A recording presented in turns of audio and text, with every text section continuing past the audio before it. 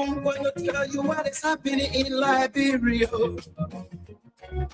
I'm gonna tell you what is happening in Moravia. I'm gonna tell you what is happening in Africa.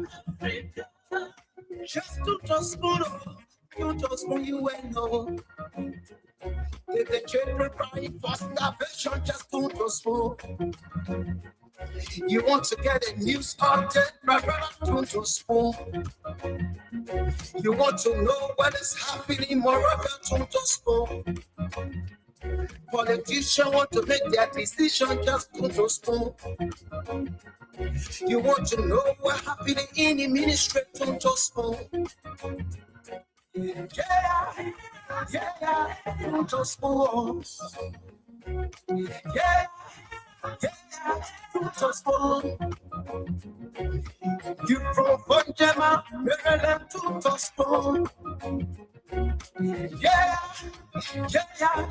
to spoon. Every keep on drinking like my brother, to spoon. You got a spoon TV, you got a spoon radio, to spoon. Yeah, to spoon. You want to get a news update, to spoon. Yeah, Rastafari. Kilibamba, kilibamba, kilibamba, kilibamba, kilibamba, kilibamba. What I want? Yes, you Spoon TV. Yes, you got it. Spoon TV. Spoon.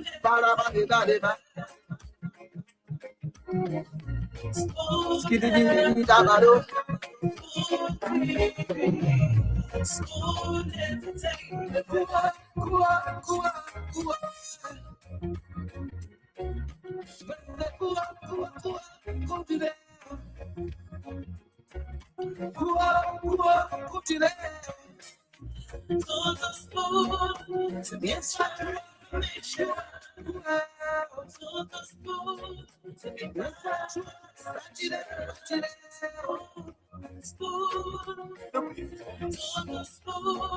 To get your information, to be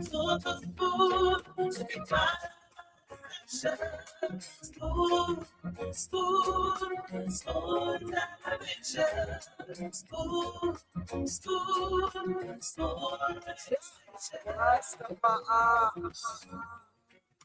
I'm gonna tell you what is happening in Liberia. I'm gonna tell you what is happening in Moravia. I'm gonna tell you what is happening in Africa. Just to spoon you and know. If the children crying for starvation, just to Oh yes, Stone to Spoon. If the children crying from starvation, you want to know what's happening across the ministry, the agencies. You want to know what the policymakers are doing. Just Tune to Spoon. This is where you get the news, the updates, the views of Liberians. We make sure to bring you up to speed with the trending national issues, the very issues making it up in the news, and of course, bringing you face to face with the policymakers. I'd like to welcome you. Thanks for joining us. This is 101 with the CEO, live tonight across the Spoon Network, Spoon FM 107.5. We're live on Fabric Radio 101.1. You can find us as well on Voice of Liberia 104.1 and a host of other radio stations across Liberia. Thanks to all of those who are relaying the program. We appreciate you. Thanks to our thousands of listeners and viewers from across the world. We appreciate our folks in Radio Land. And we appreciate the thousands of you who will troop in here to watch the show. making your contributions as well. Well, it's just sharing your thoughts in the comment section, or calling in from the very start of the show to share your thoughts on the very issues that concern you. We want to say thank you. 101 with the CEO is back. And it promises to be very, very engaging tonight, as most of you must have seen the flyer posted from the very start of the show, or the social media posts on our handles. Former defense minister, one of the longest serving ministers in the administration of former President Erling Johnson Sirleaf, if not the longest, served for 12 years as Minister of Defense. Of course, Honorable Bernie Samakai is going to be here tonight as our guest on this edition of the program. It's going to be engaging, it's going to be firing, it's going to be revealing, and you don't want to miss it for anything. So join us tonight as we take you through this edition of the program. My name is Nelson Colette. The CEO and the team will come on. Once that happens, then I hand controls over to them. But I want to say welcome. Thanks for joining us here tonight. Yes, let's hope we can get the show started now. It's been a very busy day here, and our sincere apologies to the many of you out there that we had to start the show a bit late due to the fact that there's been different engagements. Okay, sorry for this breaking. Due to the fact that there's been different engagements across the country. So yes, the National Counter Sports Meet, as most of you are aware, has been going on today. The SKD has been very, very engaged, and the Spoon Network, partnering with the Voice of Liberia, have been making sure that the both institutions, that collaboration has been making sure that you get the game, you get to watch the game, you get in the commentaries, even if you're not watching the game, but you can just listen to your radio and listen to what's going on, what's happening at the SKD. So it's been that way, and we thought to make some quick adjustments to bring you the game, and thereafter, here we are. 101 with the CEO. So yes, we're going to the phone lines as we always do. Take your calls, hear from you. What are your thoughts? What is it you want to talk about tonight? Health, education, politics, sanitation. You want to talk about the environment. Maybe you want to talk about just anything that's of concern to you. We have the lines activated, so you get to call in now. Share your thoughts. The numbers to call tonight: 0555 101075 is the number to call, and you will be live on the program tonight on Spoon Talk. 0555 101075 is that number you can call tonight, and you'll be live on Spoon Talk. So thanks for joining us. Welcome to the show tonight. We'll go to the phone lines, start the show by taking your calls now. Let's take our first caller here. Hello, your name and where are you joining us from? Hello, good evening to Spoon FM family, and good evening to peace, people of the Republic of Liberia, and good evening to you, dear Lexi. Good evening to you, sir. It's good to have you on. Let's hear you. What's on your mind, Afanso? Back to our Spoon Network talk show. Next week, what actually on my mind tonight is this. We put this quotation to our government. Albert Einstein said this word, and I quote, if you want to live a better life, start it to a goal, not people or objects.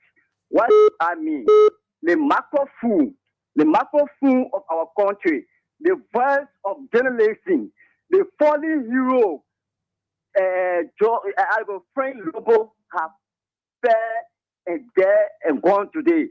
And we beat on the government. He was calling on assisting. We use our time and our energy. We call on the government to help or any philanthropist to reach out to this man. Today, surprisingly, by 11 o'clock, while listening to my radio, I heard the death of friend Lobo. So very bad. May has said legacy. Let me make the country meet, the national sport country meet to be enjoyable. Let me voice and make us to love the jealousy. Let me contribute immensely to the society. See how it does because of poor attention, no help for medication. So a bar. It's very bad, Mexico. So it's frustrating to us. It's very hurtful. It's very hurtful. It's very... Good evening. My name is Benedict Mole, and I join you from our resident in Duboro. Nothing. Let me say thank you first of all for affording me the opportunity this evening to be on the show.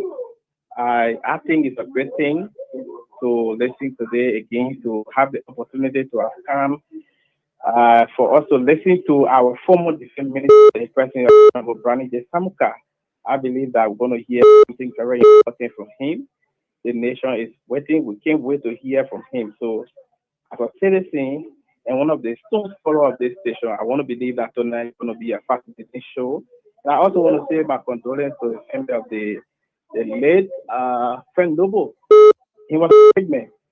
We can't dispute the fact he was a big man. We're sorry to the family, and we believe God himself will be able to console the family. Thank you so much for the opportunity this evening to talk to you on the show. Thanks a lot for your input. We'll go back to the phone lines. Take another person here. Hello, your name and where you're joining us from. Let's hear you. Hello. Yeah, hello, you're live. Let's hear you. What is what is that? I'm calling from Johnsonville. Okay, what's on your mind, sir? Okay. What in my mind is when the lawmaker then Senate change that seal, a lot of liberty brought here.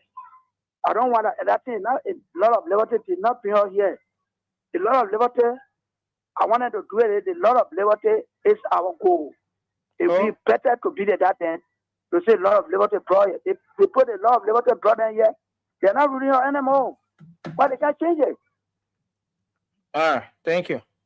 Thank you. Hello, your name and where you call from? Let's hear you. Yeah, this is Adama Khan and this is what I was on security to what I yeah, nothing Petina Minia to Nella and Lusa.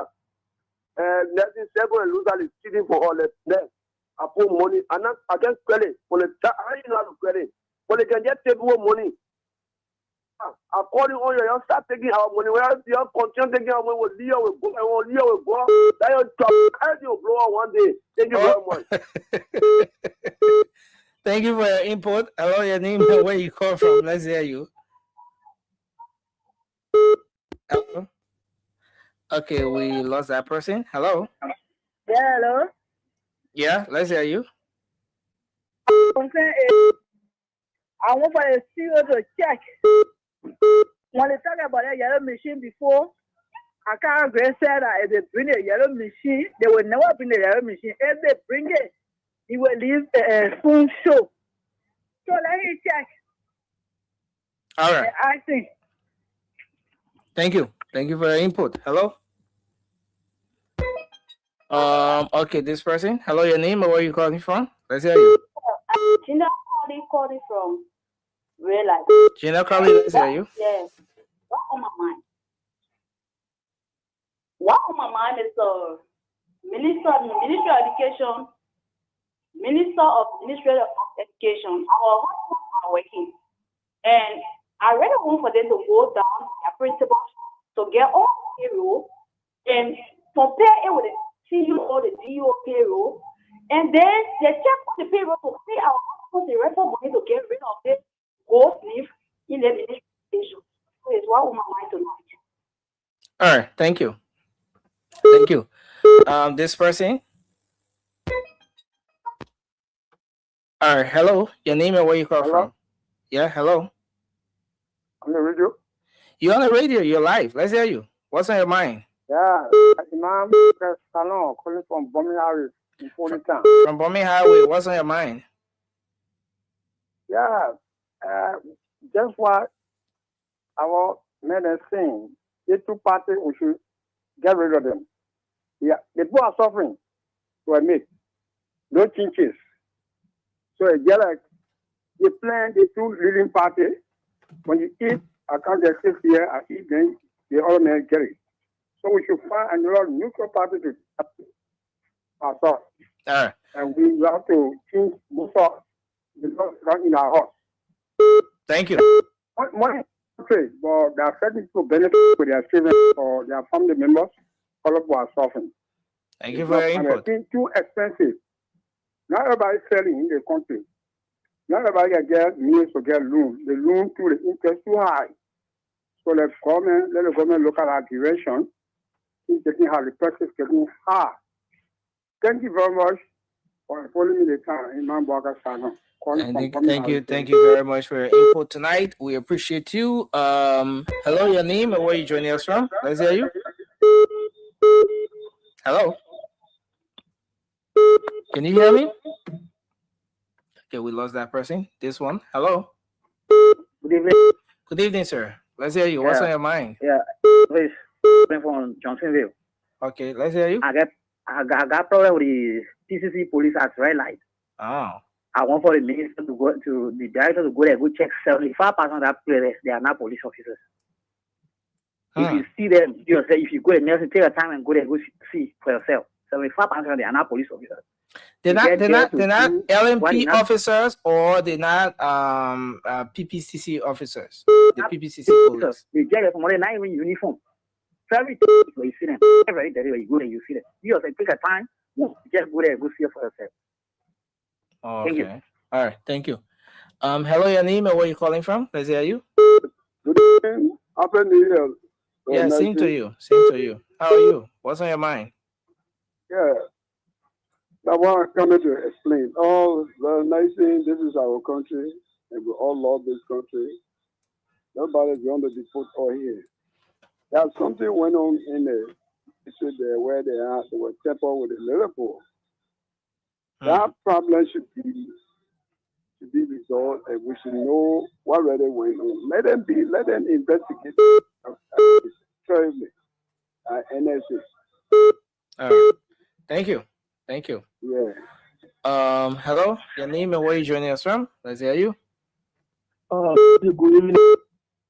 Good evening. Let's hear you.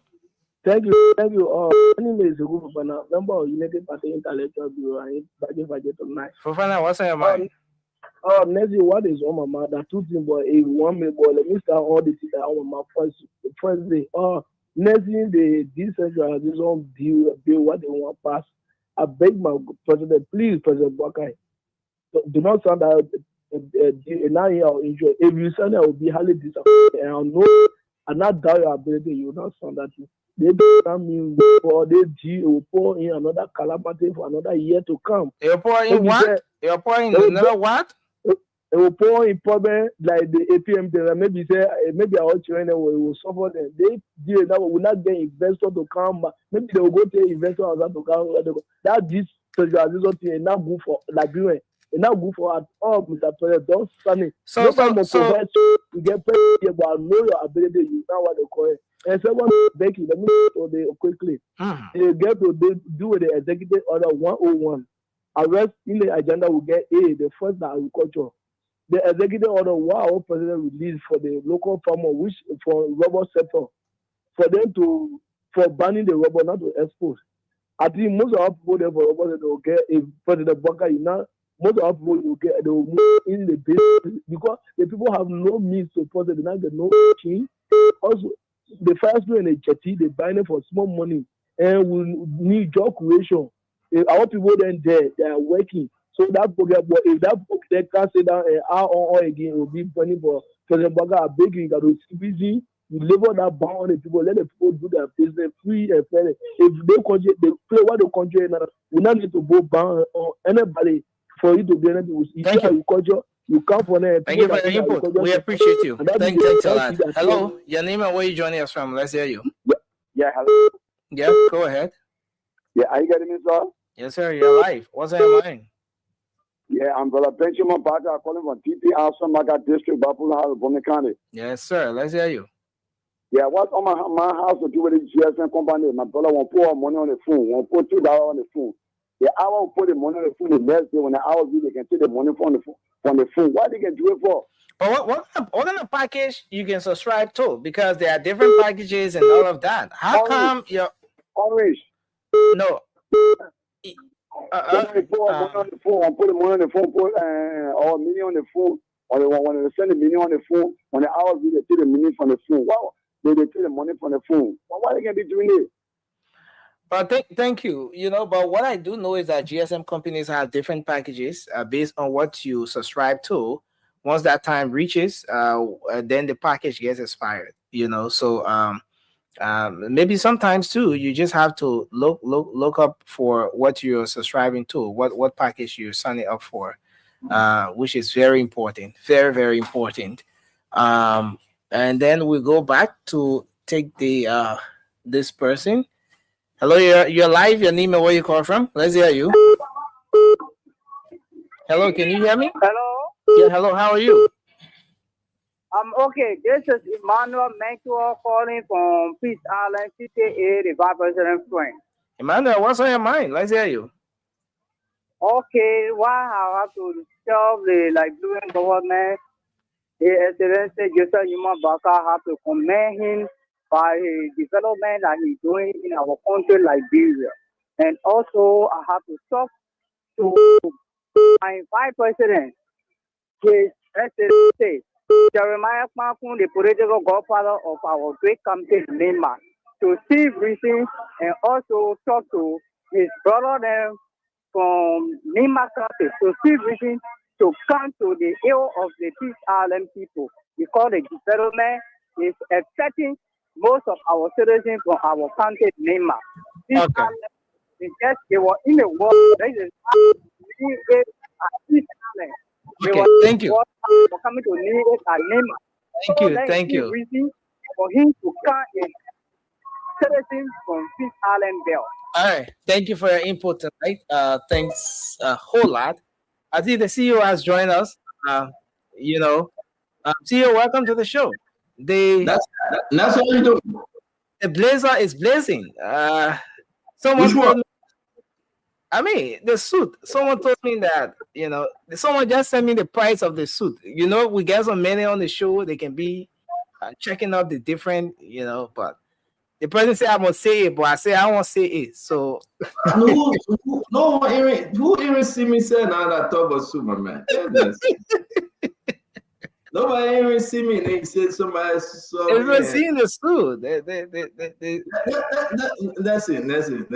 it. You know, when they got inside prison, you know what's up. So they start calling you Dato and oh, our pro, the pro, yeah. They're not correcting. You know that. You know very well that that protein and everything that just was meant to drink the cool water. Yeah. So who won the game, that's him? No, I didn't follow up to the end of the game. I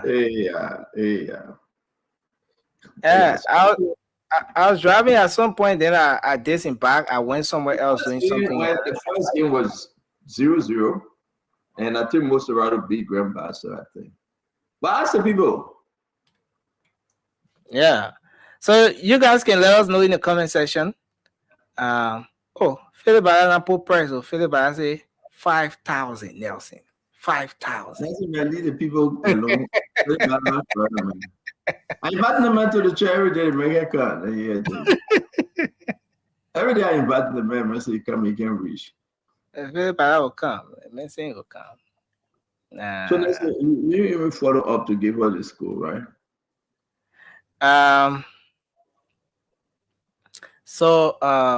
Yesterday gone. Let me get that quickly. And tomorrow will never be mine. Lord, teach me today to do everything that I. Let's see, you know that song though. No, I know the song. I used to attend Sunday school. Today. Today is the birthday of our Sister Pressure. We want to say happy birthday to you. As we begin the show, you know, portion of the show is dedicated to Sister Pressure. Yeah, she was in church today. Indeed, a wonderful woman. Yeah, she said she's standing on my birthday. Her name is Precious Andrew Satya. You know that cool woman, right? Satya.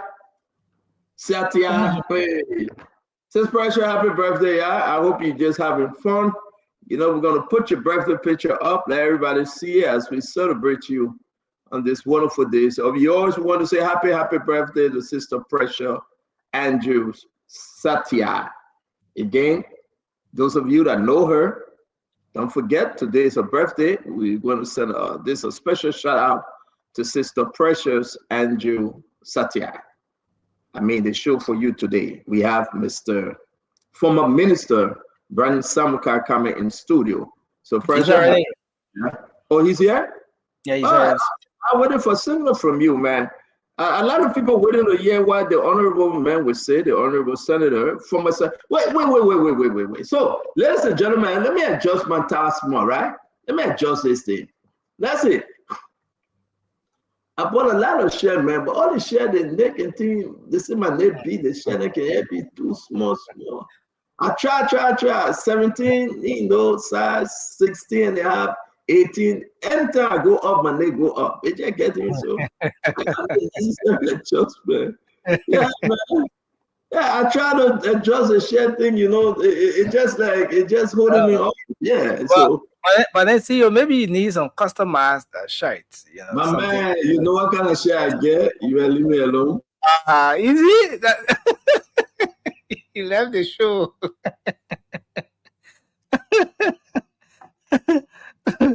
But then I guess there are some readjustments. No, you are muted. You are muted, sir. Okay, no, I have done all that. We make all necessary, you know, adjustment, and you know, that's how it is. So when you hold that, yeah, you know. So, but again, I want to say to all of you who got listen. So the Brandon Samukar, was he a senator? Can we say that he was senator? No, because people voted for him, right? The devil came outside. The big devil came outside. The man was staying with the devil, the Januay. That's it. Yeah. As a Liberian people, what are we going to? Is he Senator Samukar, Senator-elect Samukar, Senator, but he didn't take your seat, Samukar? Which one?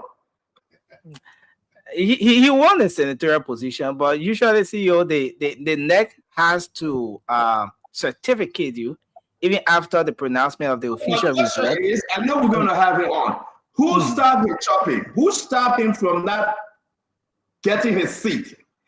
And that's the people want to know. Who stopped him from not getting his seat? The people of Norfolk voted for him overwhelmingly. The devil in Yakaglo, the devil voted for him. Can you imagine? But the question is, that CDC want to clean the man. CDC stopped the man. CDC put fire in the man's seat. That came outside. That was a plan of President George Biden we had at the time, Nathaniel Fallow Maggie at the time, Samuel Twe at the time, Eugene Nangwe at the time, right? All of them, all the CDC guys there to stop Samukar. Even country stop him. I mean, we're going to have a serious conversation tonight. The question is, who stopped the former defense minister that served for 12 unbroken years? The man know the in and out of the security system in the country. Nothing changed. But while president, we have stopped him. Guys, share the show. You are on Spoon Talk. I don't know what Nancy running going. But you no, I'm making a quick adjustment. I'm coming back. Make adjustment. Let us have the conversation. Because I'm in Zigo tonight. Feel better. Hey, my sister Ellen Johnson, I'm very with you. You go take picture with Emmanuel George. You know, stop calling me. You go take picture of Emmanuel George. But who stopped Samukar from taking a seat? Who stopped him? The law stopped him? or Januay stopped him? We have the former defense minister, right? American trained, of course. We're going to talk about it tonight. Welcome to the show, guys. Let's share the show. We're going to say welcome, Voice of Lavalasu. You can find us on Voice of Liberia all across the country, on Spoon FM, on Fabric, on Super FM, on all our outlets on social media, Facebook, YouTube, yama, everything. But Abu Jugle, Who stopped Samuka? Rufus Wesley, who stopped him? That now they want to, you know what? That now they want to celebrate Samuka? That now? What kind of witchcraft is that? The man won his seat. You took the seat from the man. Now you want to celebrate for what? That's what's going on here. I think Honorable Kev Hassan has some answers to that question. No, I don't deserve answer. We the put on you one Kev Hassan on the show. You telling me say you got answer. That's what's going on here. I mean, we have the honorable man because of the game. We had to push the time back a little bit, but we got one more minute. We're bringing the senator. I call him senator, but who took the job? Who took the senatorial job from him? Kev, who took it from him? Real quick, Kev, we don't have time. We got to bring the senator on. Who took the senatorial job from him after he won overwhelmingly?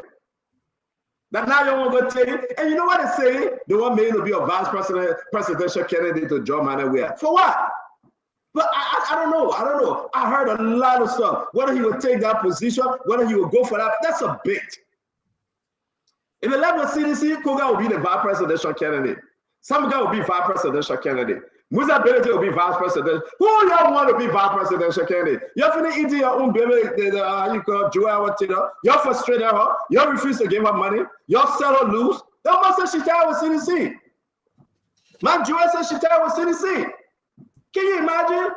I'm not a UPS, but right now, Unity Party stand a chance of winning 2029.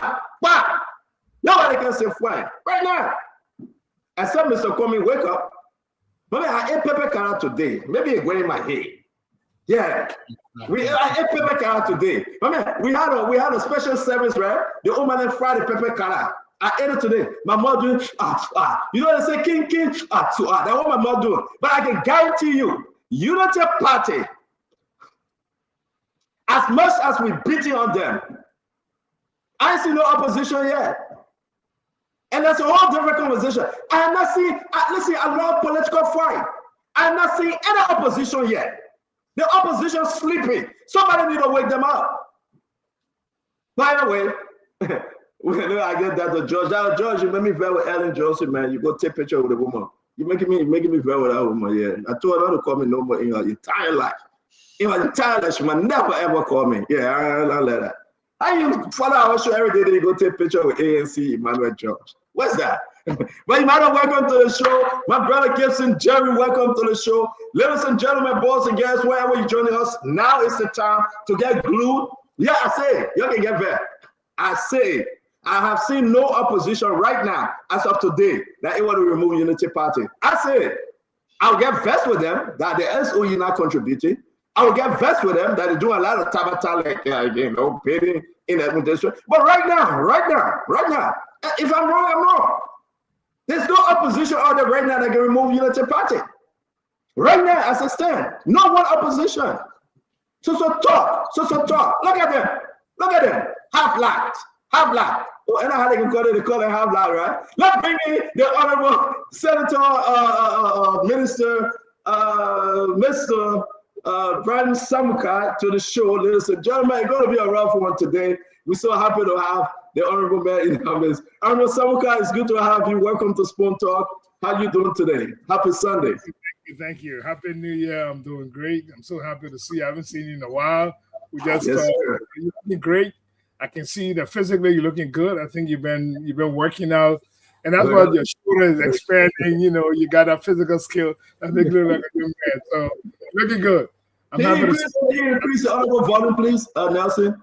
Binta, I best know you talk about CMC. What's CMC do? Binta, you want to go say it? There's no, you run away. There's no, right now, while we make the adjustment of the Honorable has said, there's no one opposition to me. I can say this to anybody. There is no one opposition I'm seeing right now, that's sitting in opposition to remove the Unity Party if the election was to be held today. There's none. And we have that position. But ladies and gentlemen, we bring to you today the 12 years, the man has served under the Manasali government for 12 years. He knows the in and out. He ran to be senator for Lofa County. You know the story. But Januay removed him. Then Januay forgave him. Look at tears that. Joe, yes, I gave you the job, but I pardon you. What kind of Yama is that? But we have the honorable man sitting with us, Honorable Brian Samuka. Welcome to Spoon Talk, my friend. I believe we can hear you now. We're ready to rock and roll. Thank you. I'm very glad to be here. Thank you for having me. Yes, sir. All right, but listen, you know, Gibson Jeru, you know, a very, very, you know, troublesome opposition, man. You know, we support that man knows me very well. Don't worry. You know, introduction.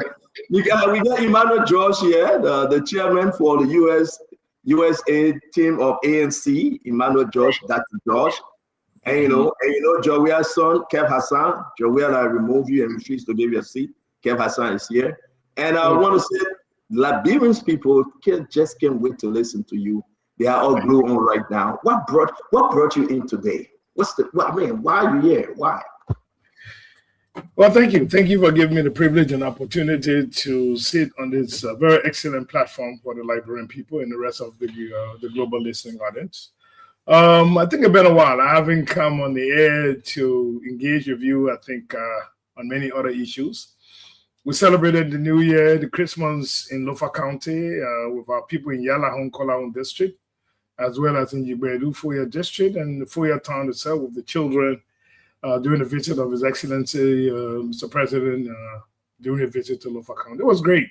Great reconnecting with our people, seeing the improvements in their lives, the conditions under which they live that's getting better, and the expansion of development activity throughout the country, expansion of schools and education, the challenges that are there, the roads. So I'm very happy. I thought it was a very good timing coming out of that after 2 years or almost 2 years to come and share with you our perspective, and also to see how all together we can support the arrest agenda of His Excellency, Mr. President. Yes, indeed. We want to say thank you very much. But a lot of people ask some questions. You've been away, you supported this government. You give it your all. I remember when we used to talk during the election time, right? Compared to, you know, that 7 p.m. meeting every day or every other day, you could see rules. I don't know what you're talking about, though. The secret of you, Kofi Woods, Jacob Akoli, Prince Boye, that 7 p.m. special meeting, you know, and we used to be talking, discussing issue, trying to see how we can remove Unity Party.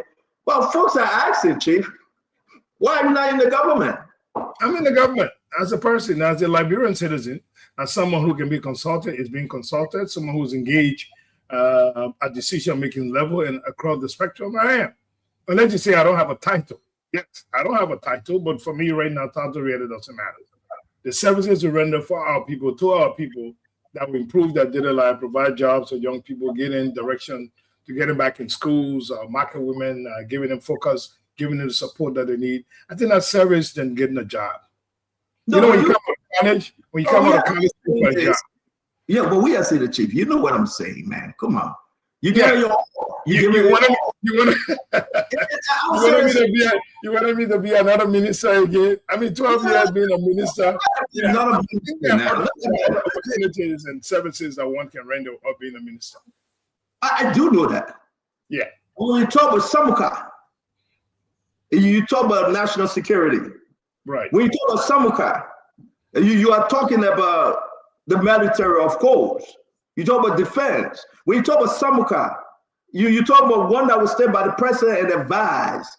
So we got Ziangai, the military advisor to the president. And you know, we got national security advisor to the president, Kofi Woods. We got NSA, and, you know, Princey Johnson, who you brought up, your mentor, you brought up. We got all these people lined up, but Samuka is MIA.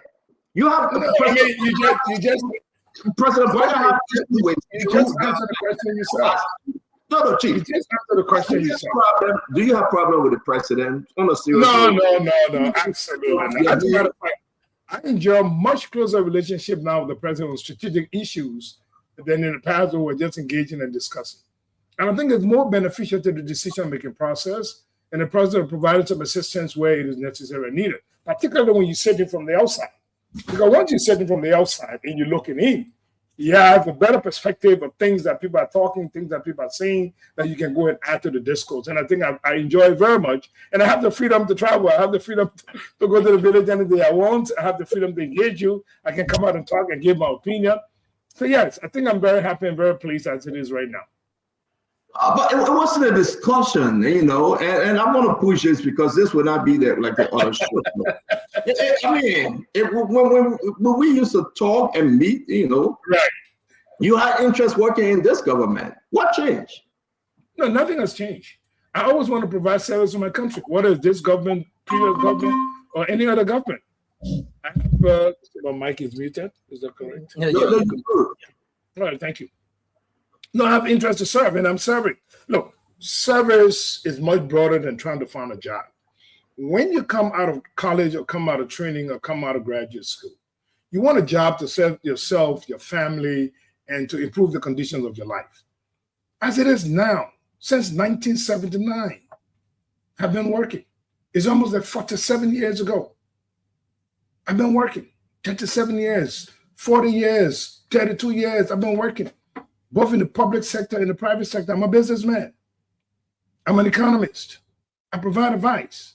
And I get the benefit of those advices. And I get the benefit of sharing my ideas that are independent of what the policy is. I can critique a policy. I can make suggestions to the strategy that have been suggested.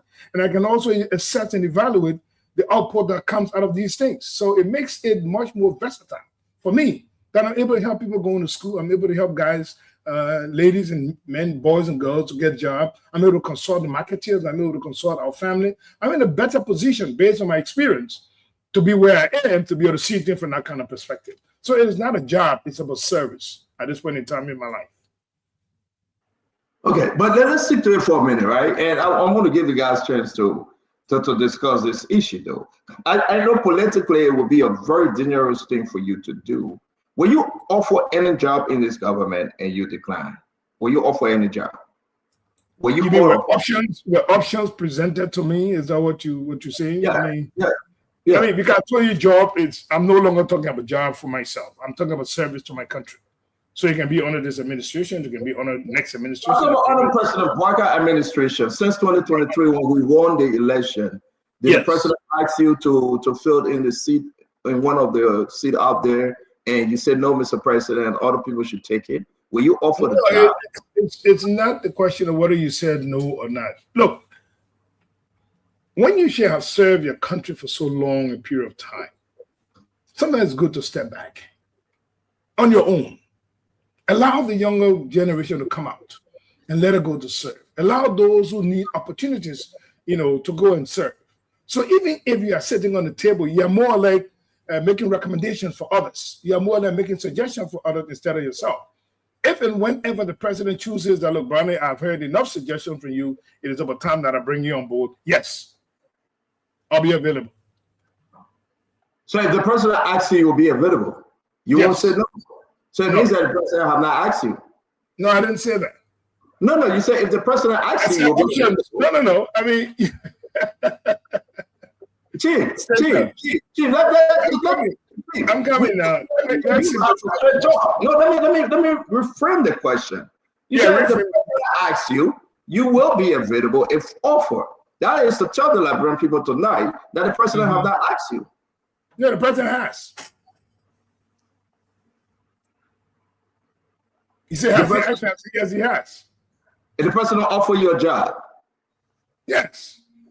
And you decline the job?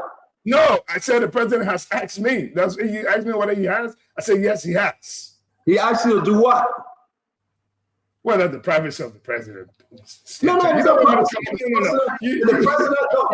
Chief, Minister, did the president offer you a job? That is the experience that you bring to bear in the privacy of discussions with a decision maker of the country.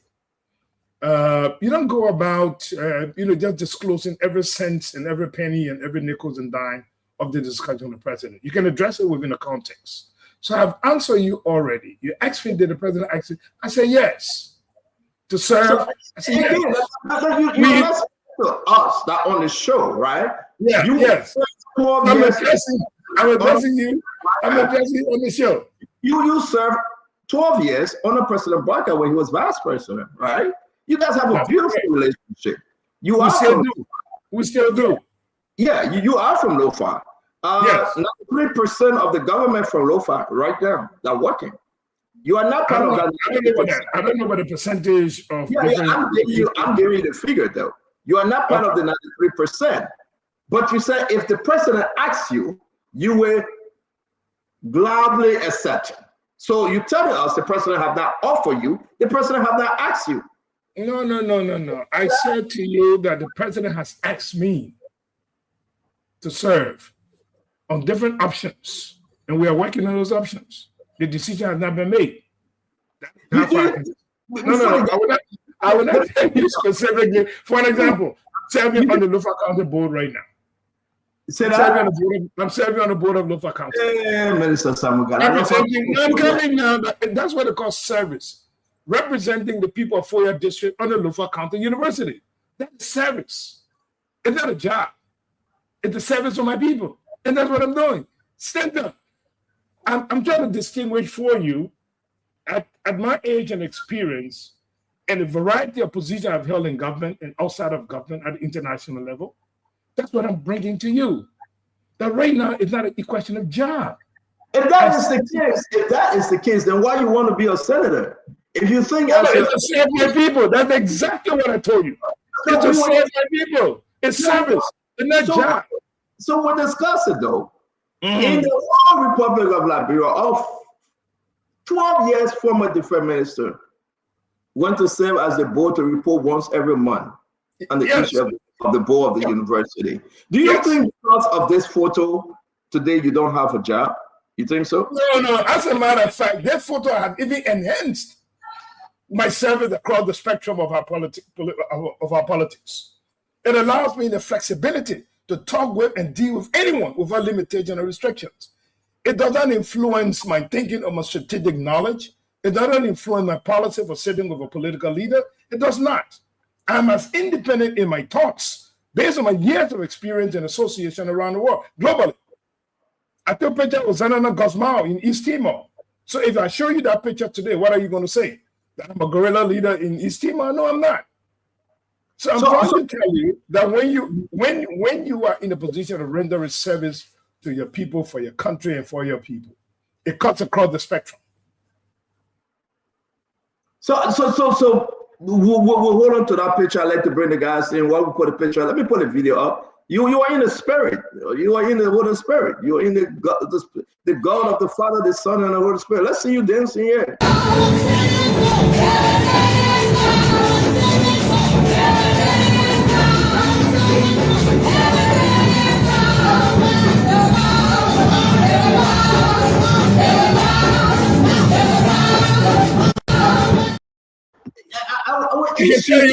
I can confess to you that choir was very excellent on that day.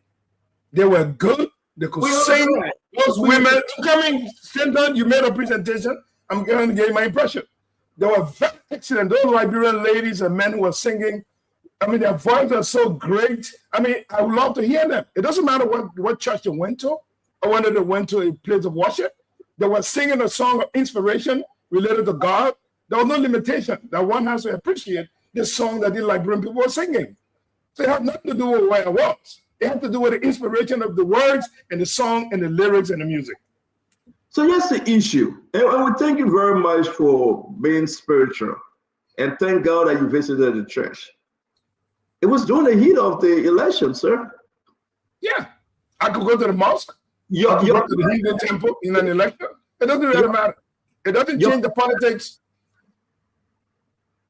Yeah, did you tell President Barker then, the person you were supporting then, I believe, that you were going to visit George Madaway at church, his opposition? The president was informed. You informed him that you're going to go see. The president was informed. What did the president say then? Well, he didn't have any objection. He was just concerned. Concerned what? Concerned what? About the impression it could give. Exactly. Did you care? Did you care about his concern then? Yes, we'll talk about that. What did you go to the church for? Why? What was the purpose of going? A very simple issue. The president asked me that he wanted to see me. I was in Foya, and I told him I was going to come. And I came, I wanted to see him with a matter that he was dealing and handling. And the matter on the question at the time was the issue of our conviction by the Supreme Court and the desire to give us forgiveness and pardon, the clemency, to restore all of our rights for me and my colleagues. And I came out one day. And the president, the commander-in-chief of the Armed Forces of Liberia, I have served in the military. When the commander-in-chief calls, it is a matter of courtesy for you to go. And I did. Even President Charles Taylor come and call me. I met President Charles Taylor in his office, even when I was criticizing him. I went and met him in his office upstairs. So it doesn't really matter up to, yeah, the antics is what you're talking about. I can fully understand, but understand the circumstances and the context of in which you are under a situation of judicial sanction. And the only person that can grant you remedy is the president. Would you refuse to go to see the president if he asks you to go? Given the politics of our country, would it make sense for you not to go? And I think the end result of it was that the president, no, I'm coming, let me conclude. Yeah. The president granted full pardon and clemency to Brownie J. Samuka, Joseph Johnson, and Yuma Doka. And the courts of the Republic of Liberia have certified that clemency into law, and therefore we are completely free, normal citizens to do whatever we choose to do without any limitations. We don't owe 1 cent. We don't owe any obligation under that judgment. It was a full and complete pardon signed by the courts and confirmed by the courts.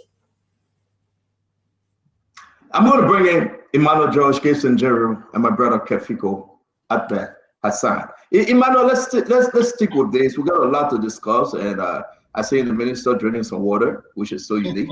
Let's stick with this, Emmanuel. Let's stick with this. Okay. Good evening, Honorable Samuka.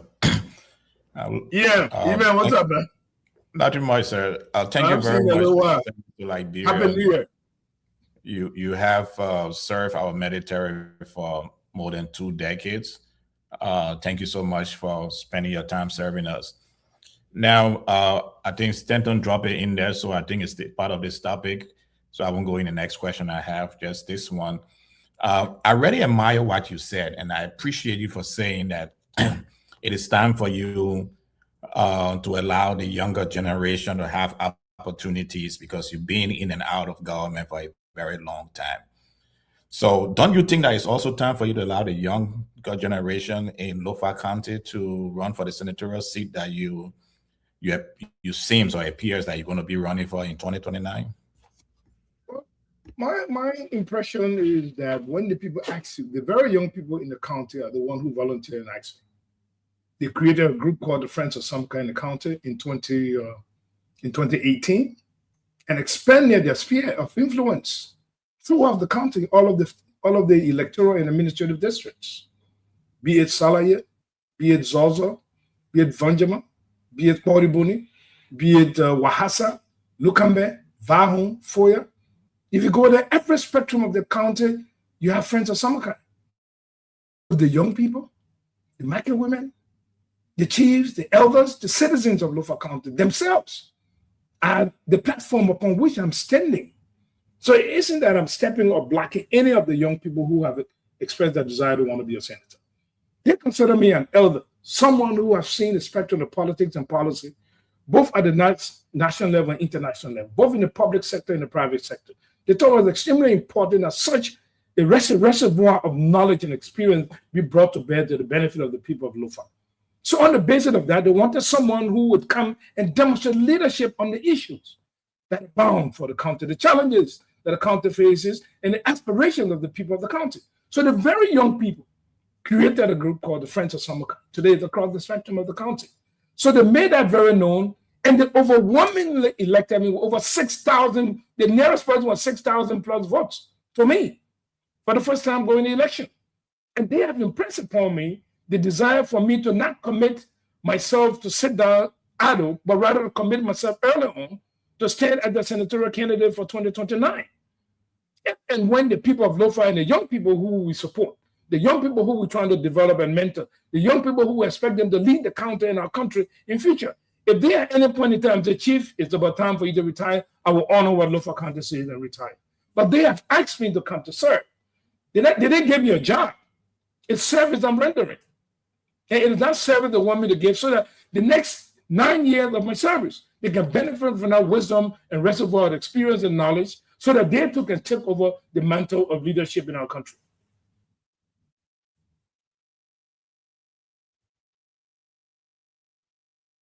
I hope I clarified. You got another question, Iman? No, not on this topic. I have another question, but it's on another topic. So on that topic, listen, guys, we'll just do the rest of the show with the honorable minister because we started it. We got to give him his due time that he paid for. Listen, guys, you can come and school 101 and don't pay on a Sunday, but there's no friendship in this. We're going to ask the hard question because Mr. Chairman, Mr. CEO, there is a prior knowledge, a prior content. So when there's the absence of prior knowledge, the prior content, the level of obligation become mute. Thank you. But Kev, let me bring you in before we go to Gibson. We are talking about the issue here, and we're going to go to Lofa County, which is so important, for this discussion. Kev? Thank you, Stanton. Let me say hi to you, Mr. Yeah, Jeff, Kev, how you doing? I'm bad, my brother. Happy New Year, man. Same to you. I see you got a new look. Yeah, I know. Let's put politics aside. Let's put the CDC, Unity Party, everything aside. Will you consider President Weah your friend? Yes. Political side. Yes. You call him your friend? I don't have an enemy. Even the people who convicted me, I've gone and shaken their hand and forgiven them publicly on the radio. All of those who convicted me, who manufacture evidence, I forgive them. I've gone to church and forgive them. I've gone to national radio and forgive them. I've met them and I shook in their hands to tell them bygone is bygone. Let God be our helper for all of us. So I have no enemies. Even on a Chancellor, he was not an enemy so far as I'm concerned. He just happens to have been a librarian on the other side of the fence. John T. Richardson on the other side here, I have been buddies for all these years. So I don't have enemies at all. So I can meet any Liberian. It doesn't matter your political persuasion, including you. I can meet you, Jeff. Because you and I can go for dinner. You and I can go for lunch. We can go for dinner. Who I have not met? I met Samuel 12. I met Miguel. I've met the president. I've met the vice president. I've met Jefferson Koji. Name them, all of them. I've met all of them. It doesn't make a difference to me. They can't change my opinion. I have my opinion. Because the reason I asked that question, folks demonize you because you went to the church. And you call it, and we understand that Weah is your friend, and I said it on the show that you said it publicly, is your friend. And that's why I asked you the question. So because of this clemency that you got from President Weah, able you to run for the Senate seat as to speak. Yes. Right? Yes. So it's a good thing that you went there, contrary to what a lot of people think, that you went there and, in the heat of the election and this and that. But now we didn't discuss electoral support. We did not. Yeah, the contrary to what people were saying, because I believe you're a professional man and you put politics aside at that time. But and I can say this, it was a good looks, and you rise above politics at that time, and then the other side, which the side you belong to, keep demonizing you. What do you think about that? No. I didn't see. I saw people with different opinion, and I respected the opinion of everybody else as to the timing. But guess what? Immediately after that visit on Sunday, I was back in Lofa County on Tuesday. Mobilizing and preparing the people for election to support His Excellency President Boakai. We went from district to district, to town, to village, espousing the views and intention under the leadership of President Boakai, and successfully he won the election. So I think it worked itself out. But what we need to remember is that all of us are Liberians. We have one common denominator, which is Liberia. We have one flag. We represent all of us, regardless of our ethnic background, and our political persuasions or religious intentions, all of us are from one domain called Liberia. So we should not harbor any kind of hatred. I smile with people who hate me. I smile and shake people's hands who have insulted me. I smile with people's hands who brand me in many different ways. It doesn't do anything to my colors. It doesn't do anything to my skin. It doesn't do anything to my thinking. So that is an attitude I think we as Liberians need to have, that it doesn't matter whether he's a Muslim or he's a Christian or he's a Buddhist or he's an animist. No, it is his religious view. Father Cover taught us that religion is a dogma, which means it's a belief. When someone has an individual belief and persuasion, don't see him as the enemy. So yes, people have said a lot of stuff, but I'm very thankful that my uncle, His Excellency Mr. President, has been very forgiving on some of these topics and persuasion that people have spread around about Samukai. The woman doesn't be bad about those kind of stuff. No, you know me. I shake everybody's hands. I meet everybody. I eat all of them. I'm Eugene Nangbe. We were in Ghana. We chopped some years ago when these debates were going on. Jefferson Kochi. I met him. I go on here now. I met quietly in the night in places where I alone went. I met these people. I'm not afraid of anything. I have a very open mind.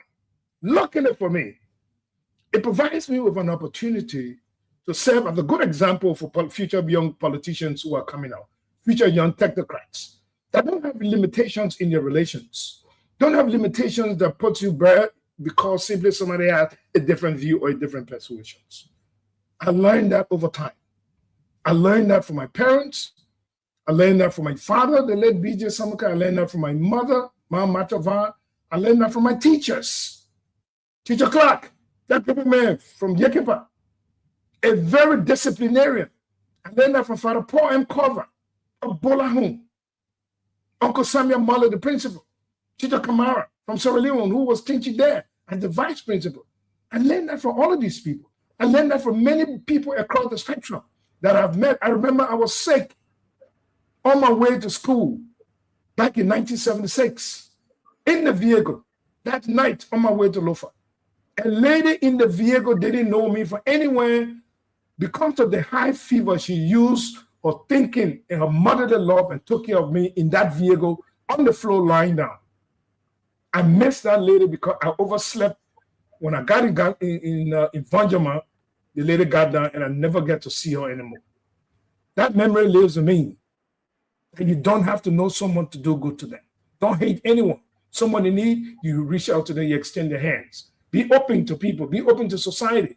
People who have intentions that are negative, try to persuade them to get back on the correct path. So thank you very much, Minister. Thank you very much. I believe before we go to Gibson, ladies and gentlemen, share the show. Minister, I'm not going to fall for that.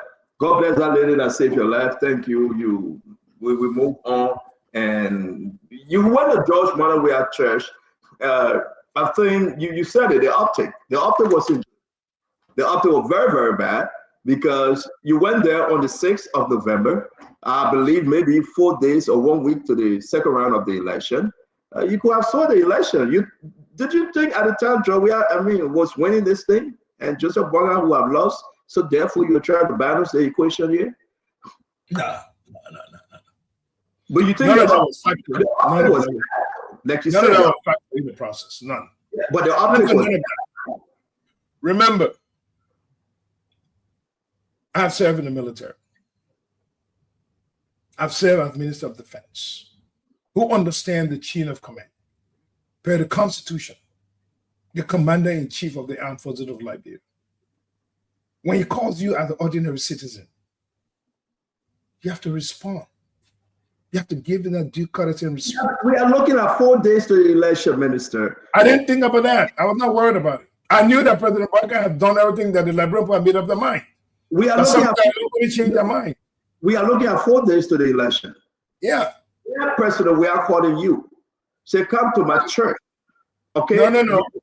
But what changed? He said, come for us to meet. I'll be in church on Sunday.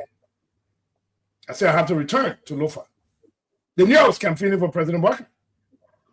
They knew that. It was a big open secret.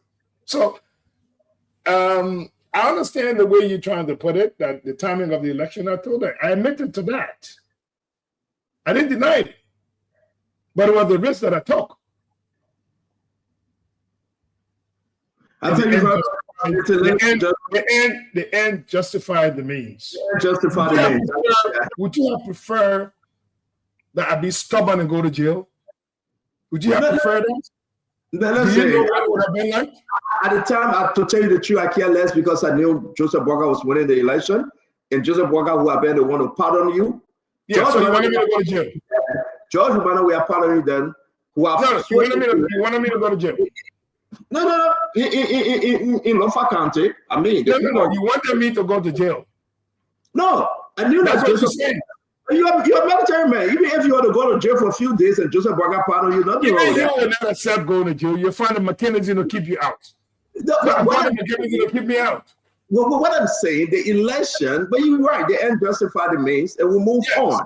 Yeah, you're right. Let me give it to you. Let me help you here on the impression you're trying to give. There are some things you wish you would have done that you didn't do that would not happen again. For example, your child's first birthday. Why are you not home to celebrate the birthday of the first birthday of your child?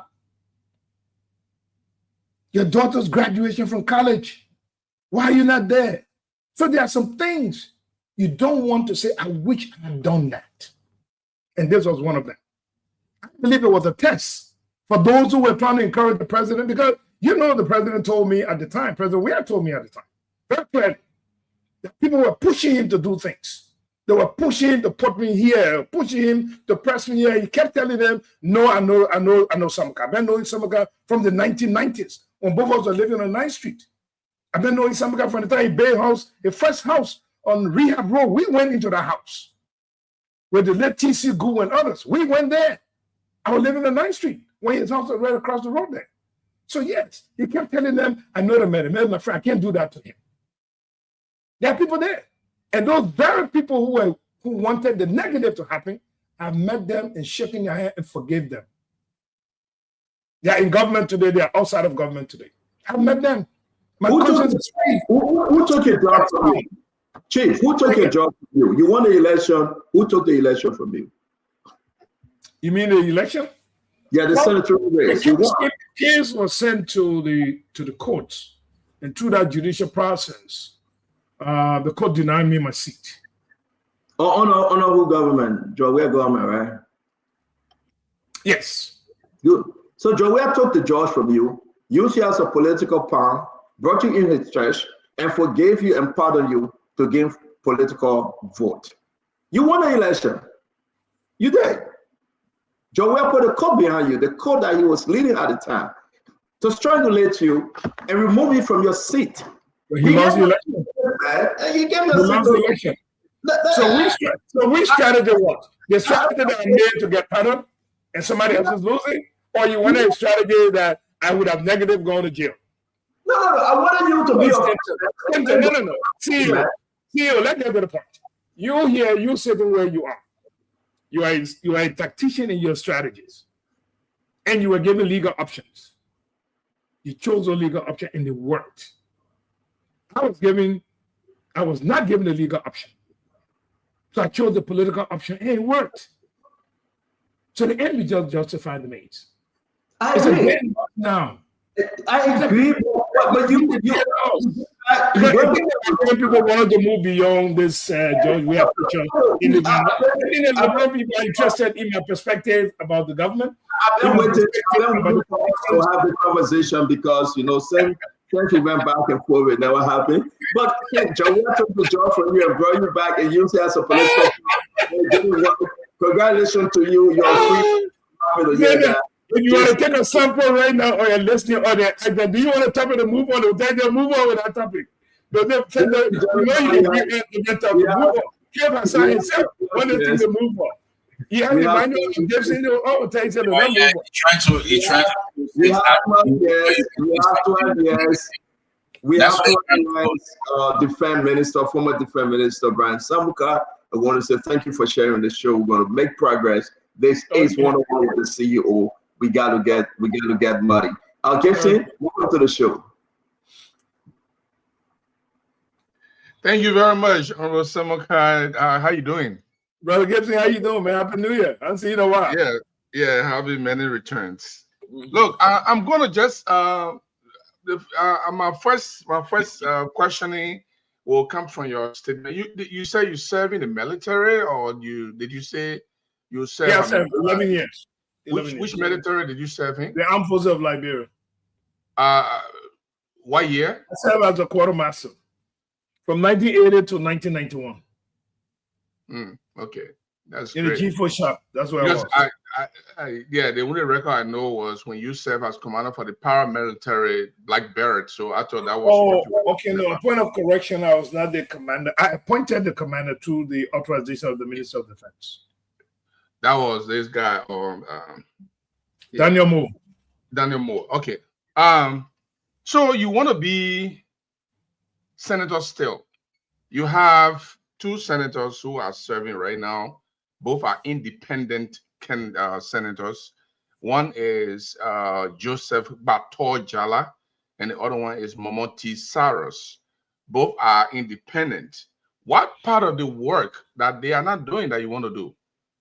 Well, when you're seeking public office and the people want you to provide leadership, that's exactly where you go to provide.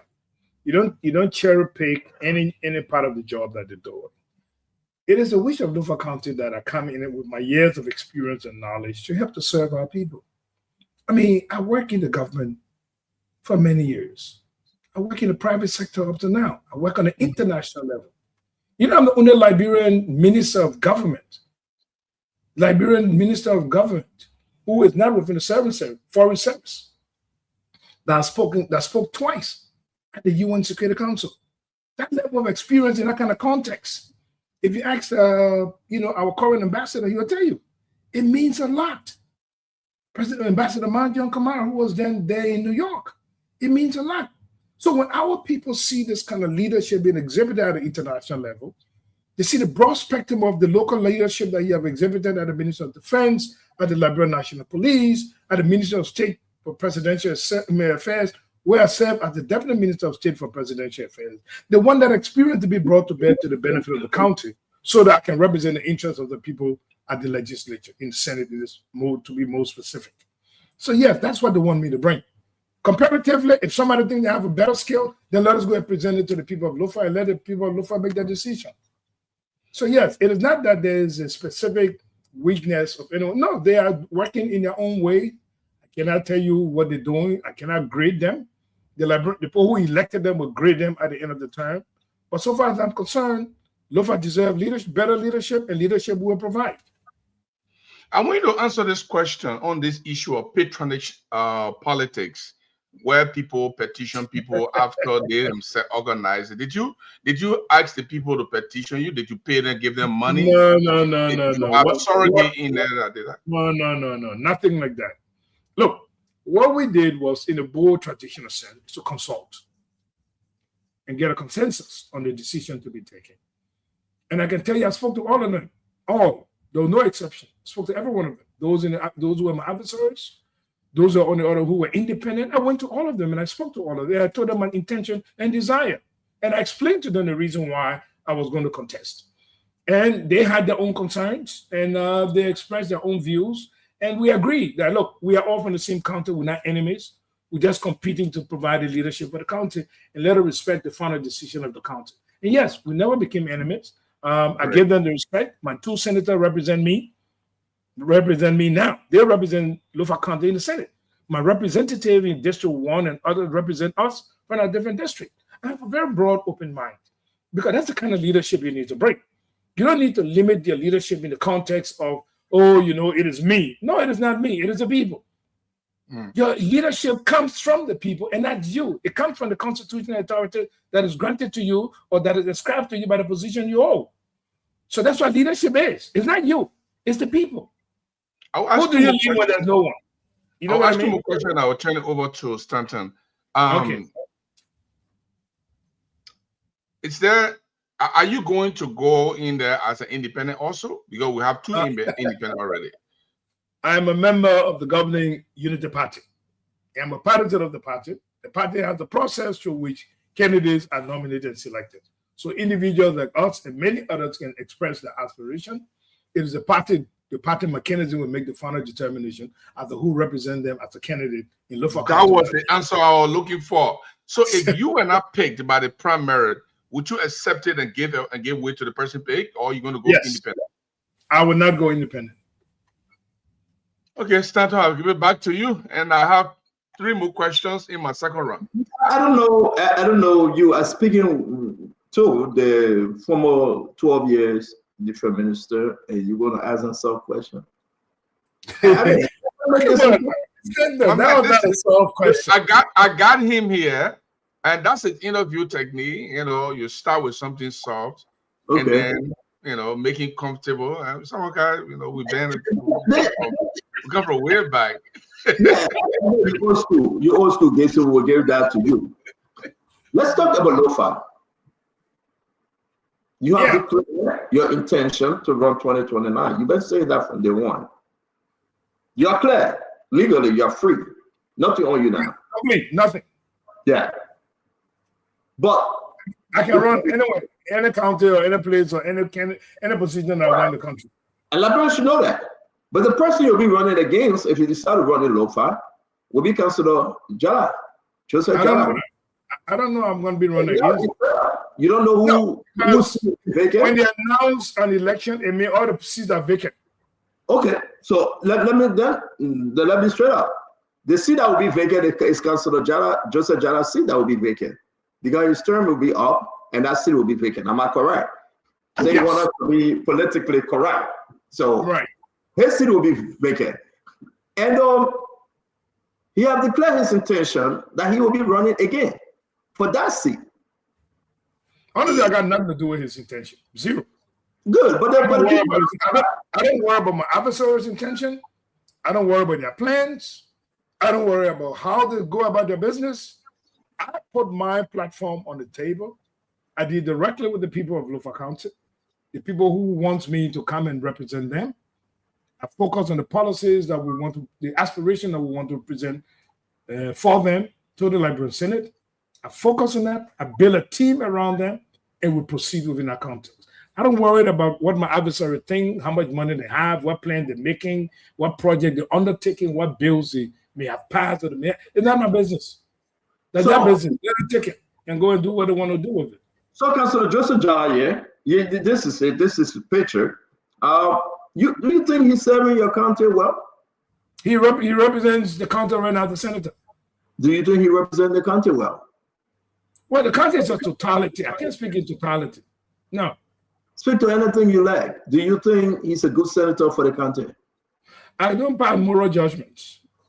Pass political judgment. Do you think political judgment, I'll be contesting for that seat. Why are you contesting against him? Say again? Why will you be contesting against him? Is that something he's doing that you really don't like? It is my right. It is my freedom to make a choice. It is my right and my freedom to desire to seek political office. It is the right of the people of Lofa to decide who they want to represent them. So I can't talk about the next person. What is he doing? What is he doing? That is not helping the people of Lofa. Honestly, I can't talk about him. It is not my politics to judge a politician. It is the electorate to determine that. Let the electorate make a determination as to whether the person they chose and elected is serving the purpose for which he or she was elected.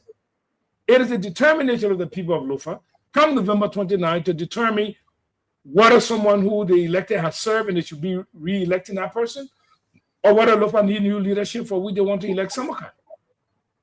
I cannot pass judgment on it. Are you concerned about others that will be running for this seat?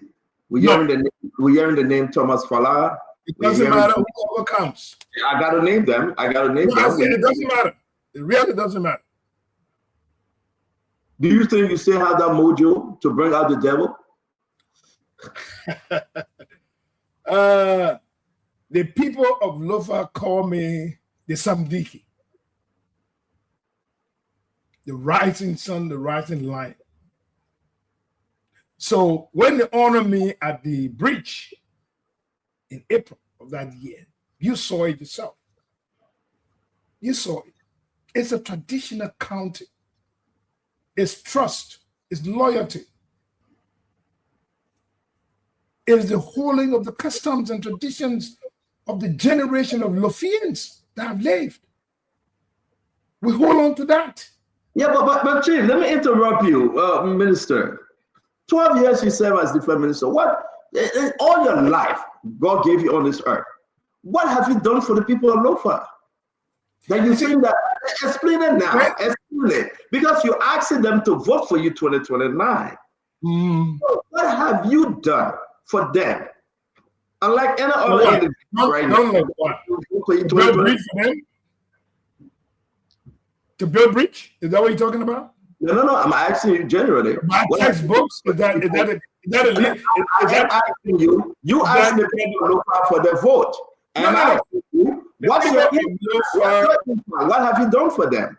The people of Lofa desire leadership. If you think leadership is tangible, then show it to me. If leadership is tangible, if leadership is something you can hold, you can go grab and buy, you can go and take from the shelf, you can go and take from the store, you can take from the classroom, show it to me. Leadership is intangible. It's the totality of the quality and design aspirations that it gave to someone to represent them. That's what they're talking about. That's the reason why our politics is very cheap. Because we go as politicians, individuals who are politicians. Now you, Stanton, I thought a politician go and buy comic books. I'm not a politician. Comic books and give it to the students. And they give money and loan to the marketeers. When they get to office, they don't answer their telephone because they have no connection to the people. That's what we're talking about. That the deficit we're trying to get rid of. Look at that deficit does not make a representation that the people of Lofa County need. What we need is a continuation of those programs and policies that are being enunciated by the government under the arrest agenda, articulated in a way that our people fully understand and own that agenda. For example. You mean policies? Example of some of those. The president made a simple, clear political statement. No vehicle got stuck in mud. Was sitting on the roof for 2 weeks. That's the policy statement. That statement was transformed into a strategy so that the means can be sought, the resources can be found, the leadership can be found to make that happen. So when Senator Penn was talking about the road going to Zwedru and beyond, that's the context he was talking about. That someone moved from the policy stage to a strategic stage to implementing. Before we bring in Cap Hassan, don't you think that's how Councilor Jala is working with President Bwaka, that to implement all his agenda, and because he's from Lofa, I don't know that. I don't know that. I don't know that. I don't.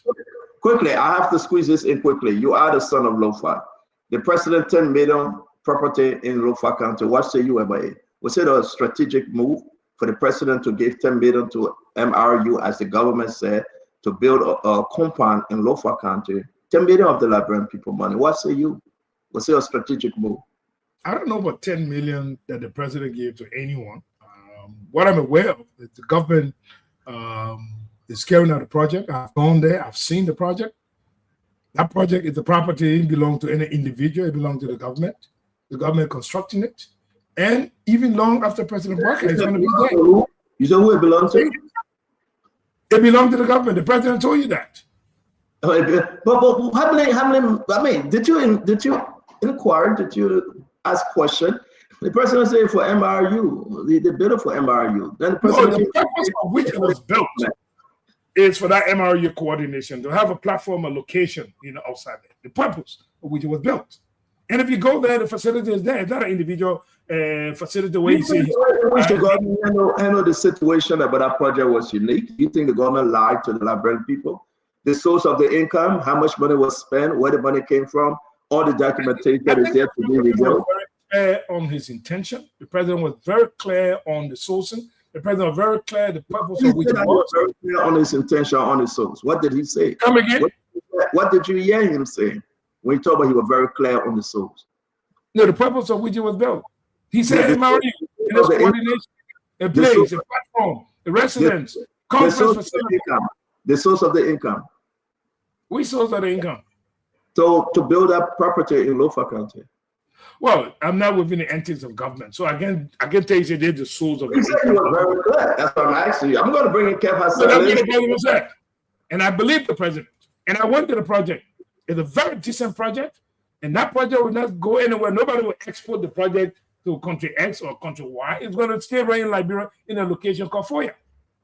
You remember that the same president planned to build a conference center, a huge conference center in Bone County. Remember that? Remember, so remember when the president chose to build the technical university in Harper, Maryland, was that an issue? So let's say with Lofa. So let me ask you that question. Minister Samukado. Yes. The Deputy Minister for Education said that MRU project. The Assistant Minister. Can I finish? Sir, please. The Deputy Minister for Information, Mika Daniel Salu, said that MRU project. The Deputy Minister. I can't speak for the Deputy. Sorry, so let me finish. Let me lay this out and you can speak to it. Okay. The Deputy Minister for the Executive Marshal Minister of State said, well, it's not for Joseph Boakai, it's for the government. Kula Fufana said something different. Jerry Limapia something different. The Public Works Minister says national security. We go down the line, and President Boakai spoke about this project. He said, well, people are contributing to the project. The information is not yet clear. Do you think it's of concern that the project... CEO, what is the issue?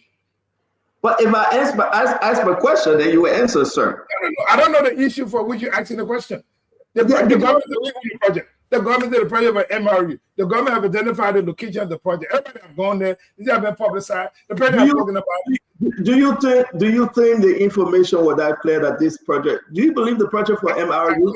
I cannot speak for anything on a policy level because I can only give my opinion, but I cannot provide anything other than that which the president has made public. Do you think it was a good idea of the president to put a building? I can't pass judgment at all.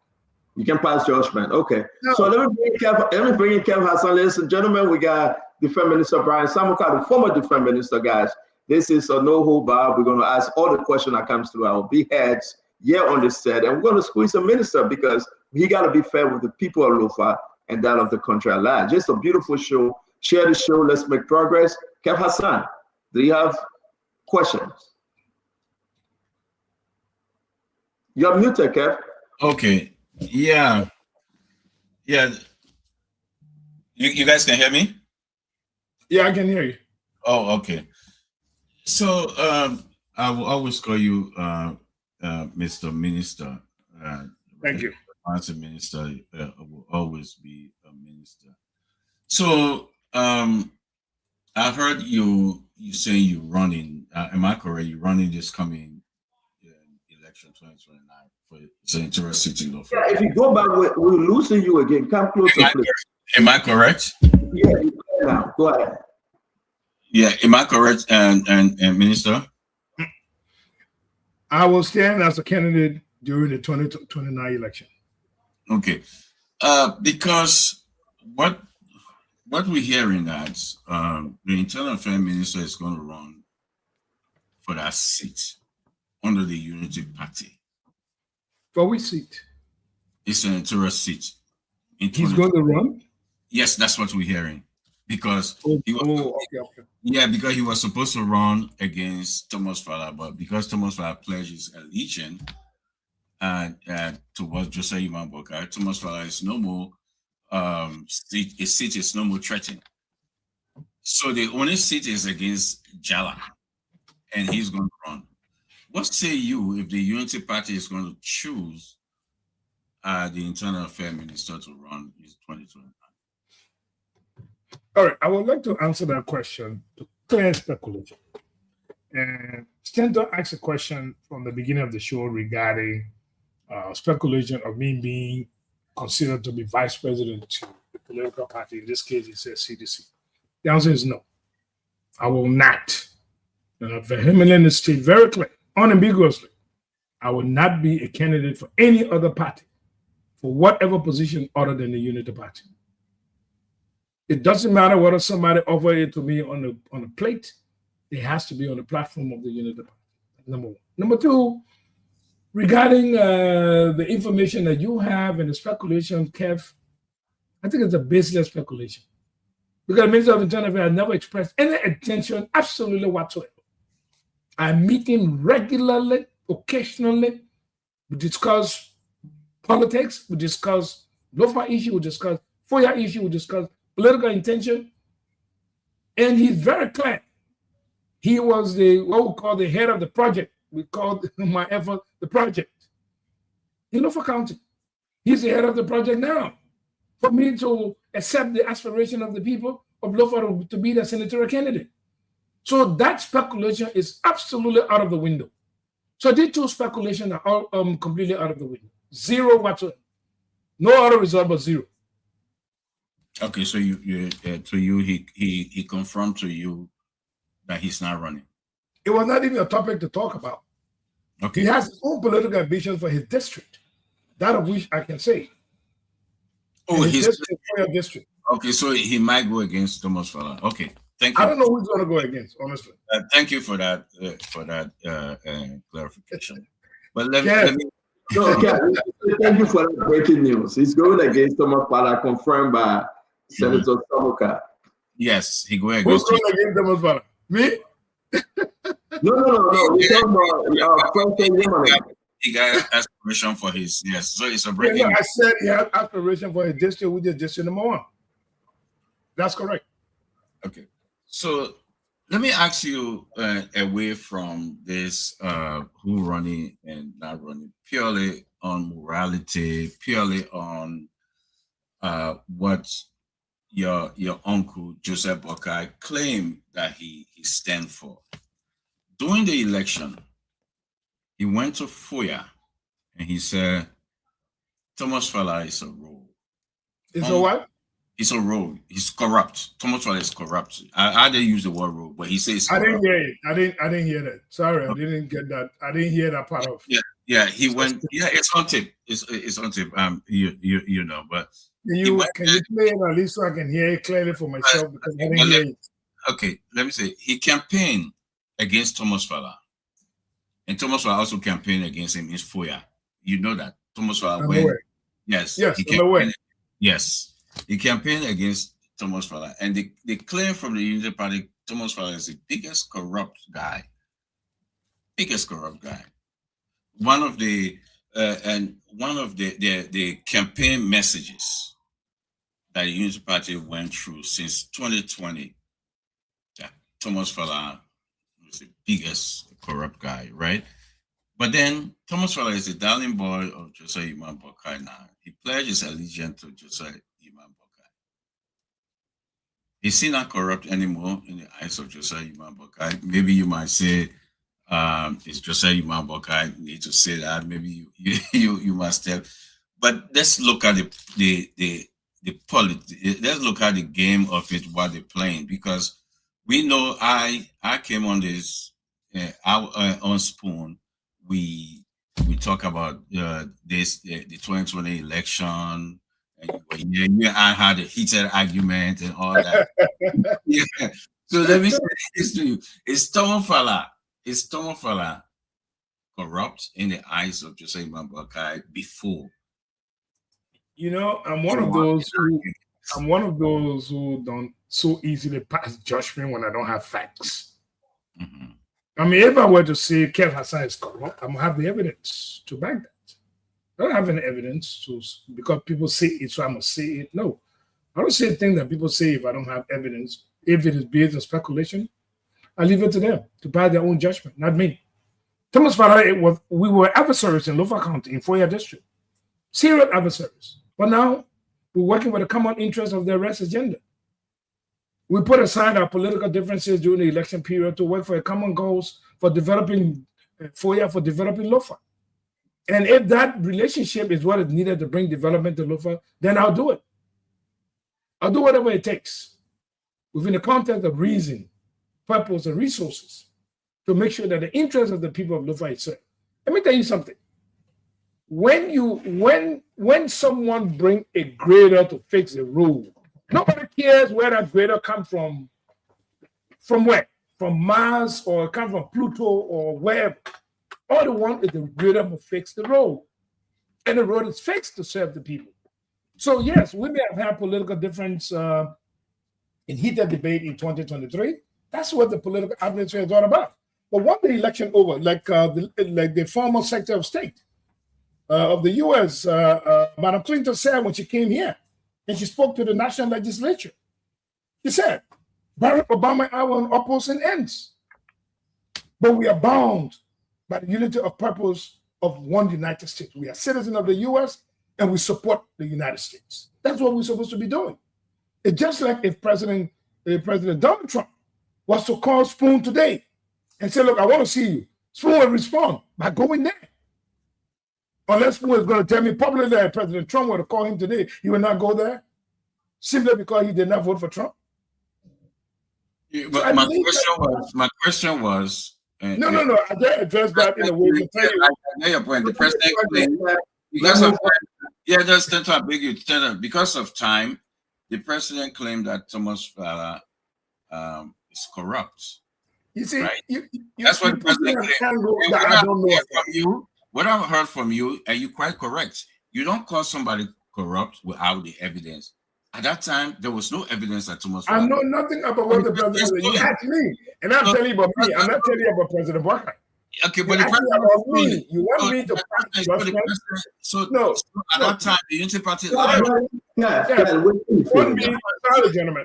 He wants me to pass judgment. Someone going to ask questions. Let me finish answering you for us to move on. Okay? I enjoyed the dialogue between us. You asked me to pass judgment. I told you I don't know nothing about it. I haven't heard it. No. I have not accused the man of that purpose. No, you said the president said. How can I respond to what the president said that you heard? I didn't hear it. How can I respond to something I didn't hear? Okay, so we'll come back to you, Kev. We'll come back to you. Yeah, protect me on that one there. I didn't hear it. That speculation is. But before we bring in Asa, welcome to the show. Before we bring in Asa and Jerry, you said something. I just want us to get straight though. Yeah. So, can we read this 2022? President Weah suspend Brian Sambuka imprisonment, says he still restitute the AFL pension money. I want you to be very clear. Did the party? No, go back. Put it up. What date is it? Is it February 23rd, 2022? Mr. Sambuka, allow me to ask my question, please. Go ahead. Thank you. February 23rd, 2022. Yeah. Our part was done. Okay, go ahead. Mr. Sambuka, let me ask the question, sir. Go ahead. Yeah, can I please? So, Labrador President Weah suspends Brian Sambuka imprisonment, says he still restitute the AFL pension money. I want you to be clear. The pardon that he gave you, November of 2023, did it erase everything? Complete. That's all I just want to be clear on, okay? Complete. And the courts. Remember now, when the president makes a statement on a conviction, by law, you go back to the courts for the courts to confirm and affirm the decision of the president to the Minister of Justice. And we went through the whole process. That's beautiful. And there was one of Liberia astute lawyers. I'm coming. One of Liberia astute lawyers provided a context, and we followed that legal process to its totality. And we presented the evidence of that during the confirmation hearing of the ambassador of Morocco, who presented the evidence to the committee that was confirming it, and they have the evidence. Thank you very much, and that's where I was coming from. You got to be very clear with this because people are confused. Whether you were just pardoned, but yet and still you pay. No, that was 2022. We're pardoned in 2023. But yet and still you are not owing the Liberian government. Complete. Okay. Complete and it's total and final. Thank you very much for speaking to that. Gibson, we'll come to you. Asa, welcome to the show. Well, thank you. And Mr. Minister, nice talking to you. I think, how you doing? I'm doing good, thank you. Okay. So I want to state for the record that I'm a seditious, a very passionate seditious too. Absolutely. Support President Weir because I believe he owes the right to the country. And everyone that knows me know that I'm one person that don't back from what I believe in. I will tell you this though. For some reason, I'm one person that want to see you be the senator. Thank you. And I very much hope that you will be the senator of Lofa County. Thank you. Who knows? In the very future, maybe my support, depending on who runs on the CDC ticket in Lofa, it may come back. But if you were to ask me today, like I did to Sarah Bessler as the only person from the United Party whose confirmation I supported, I will very much well be open supporting your senatorial bid. Thank you very much. I've never met you.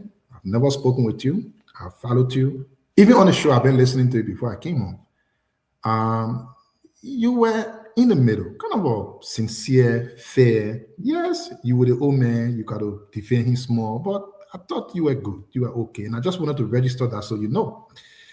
And now, to my question though, thank God you are here. There have been so many speculations, different sides of the story, here and there, about the entire episode concerning the case that you had with the previous government. If someone asked that question before me, I'm sorry to ask again. Can you tell the Labyrinth people how that entire case came about? When did it start? Who brought the case against you and what happened?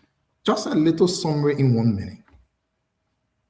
You mean the case against me when I... The case that you had, with Kodak, President, we are ending up or letting go. Like, how did it happen? When did it start? To the best of my recollection, I think I won the election. It was announced from Lofa County results came, but again, it is only the election commission that can declare you a winner. We were called, I was written and told to report for certification along with other senators who have won, other representatives who have won the elected positions. And I went, and those individuals were certificated. The telephone call came from the executive mansion, and the election commission panicked. They decided to take a recess. And in the end, after several hours, they came back and said the certification had been delayed. 2 days later, in violation of more than 2 days now, in violation of the law, a case was presented to the Supreme Court requesting the Supreme Court or the courts to put a prohibition on my certification. A clear violation of the law. However, because of the pursuit of those individuals in a selfish interest, the case proceeded to court. They said they had evidence that they never presented in court. They said they had evidence that I stole 5 checks. They called it from the bank. The bank said no check was stolen. No check was presented to them. As a matter of fact, no check was even presented in the deposition of the case. So the judge who was handling the case himself knows all of the records of the court, including the clerk of court. It was very sharp. When in the final verdict of the court and in the judgment of the court, they induced evidence in the final judgment of the court that was not presented in court. That was criminal. They prosecuted us. We took an appeal to the Supreme Court. You know, they say the opinion of the courts is what becomes final judgment. They call it opinion.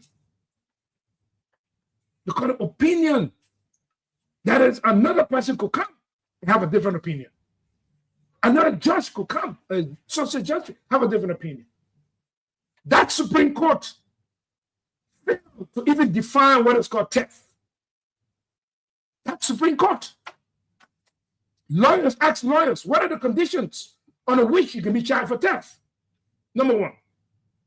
Number 2, we were charged for the misapplication of public funds. The Supreme Court on its own convicted us for private funds. Where in the law or constitution does the court have the authority or derive the authority to change the charge they brought against a convict? So that decision is political. Totally political. But what did I do? I forgave the Chief Justice. I forgave Justice Kaba. I forgave the other justices that were there for what they did. I'm shaking their hands, and I ask God to forgive all of them. My conscience is very clear. Let them show you today, Stanton. Let them show you one single check. One single check that induced in the deposition of the case. One. They show it to you. You must send me to jail. You must do whatever you want about my reputation. Whatever. You know, there is a lady, they call her Maria Ressa from the Philippines. She's a top-notch journalist. When she was being prosecuted for nothing on taxes and all of that, she said, if I may paraphrase, that always trusted my courts, our courts, to dispense justice to me. I trusted them and chose to go before their jurisdiction. But they failed me in the lack of evidence and prosecuted me politically. That's what that bench, whatever the title of that bench is, that's what they did. They were the most corrupt judgment of any court in our country. It even resembled the Barry murder case on Central Street, when a young man who was choked to death, the man was choked to death. That Supreme Court at the time freed the murderer, who happened to be an alien. I wouldn't call it nationality, so people don't go against it. Alien. So yes, Isaac, the prosecution at the lower court and the affirmation by the upper court is one of the greatest legal disappointment that today lawyers are studying the case. Because for theft to occur, there must be a lack of authorization for you to have gotten that property. You might have caused injury to the individual involved or the institution involved. And there should be personal benefit to you as a person. Go and act justice right. Let me explain the law to you. That court failed to do that and pass a political judgment. But I forgive them. I went on the radio.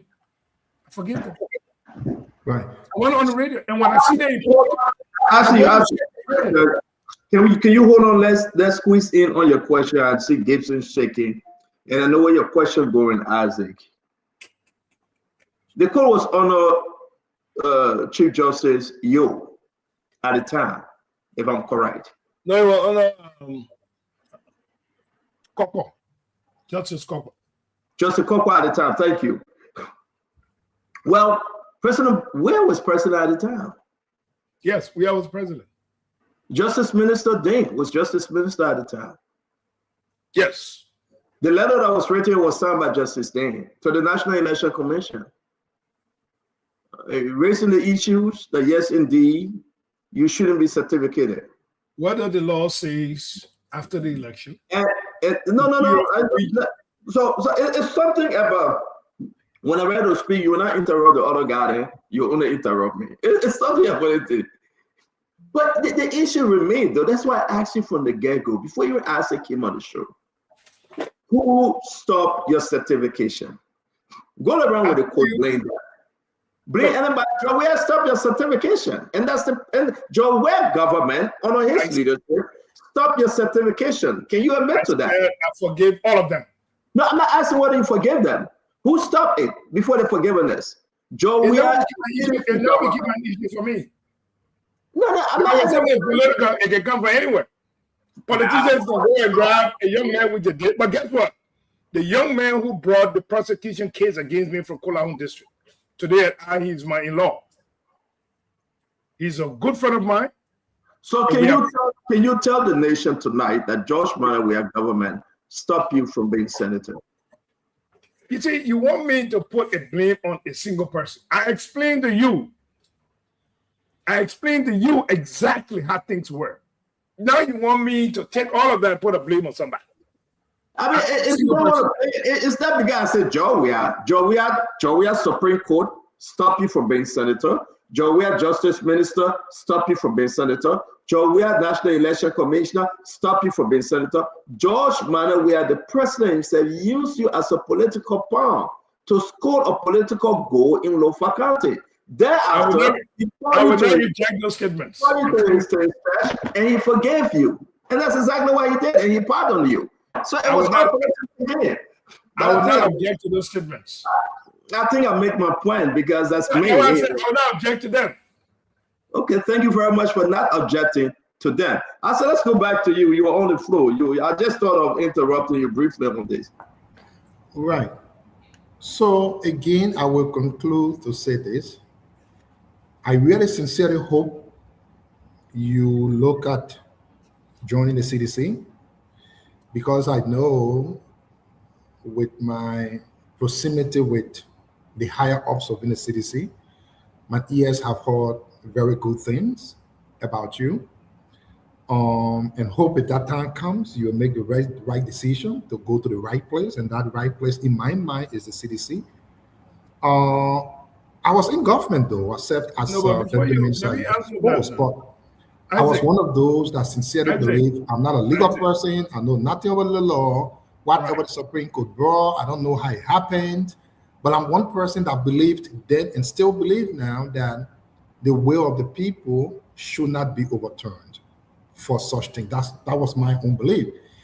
If there was a reason why you could have been stopped, I believe you should have been stopped even before contesting. Now, after contesting, before the entire thing came about. But one distinction I want to very close on.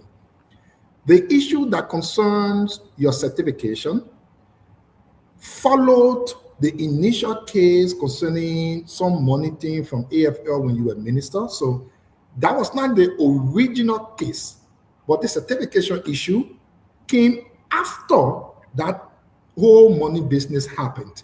I just wanted to be sure you can clarify that. I'm not quite certain I'm following the timeline, but did the money issue come in line as well with the NEC issue, certification issue, or they came at different timing?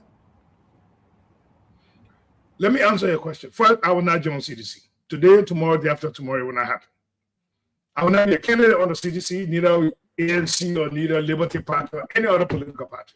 I want to make that very clear. There's no ambiguity in my statement. I'm a United Party partisan, the founder of the United Party. I worked for him when he was Minister of Defense. I understood his intention and aspirations for the country to his political ideas and his party. I benefited from his mentorship. I stood by the United Party since then. Back in 1991, when Dr. Kennedy was at the helm of the Minister of Defense, under the interim government, I served him as the Deputy Minister for Operations. So yes, I think you know that. So I cannot and will not. I'm a Lofa man. When we stick to something, we stick to it. I know they say loyalty, loyalty, loyalty. Secondly, on the issue of which came first or which came before the other. You know, in politics, when politicians decide, they can put anything before anything. They can convict you even before you go to court.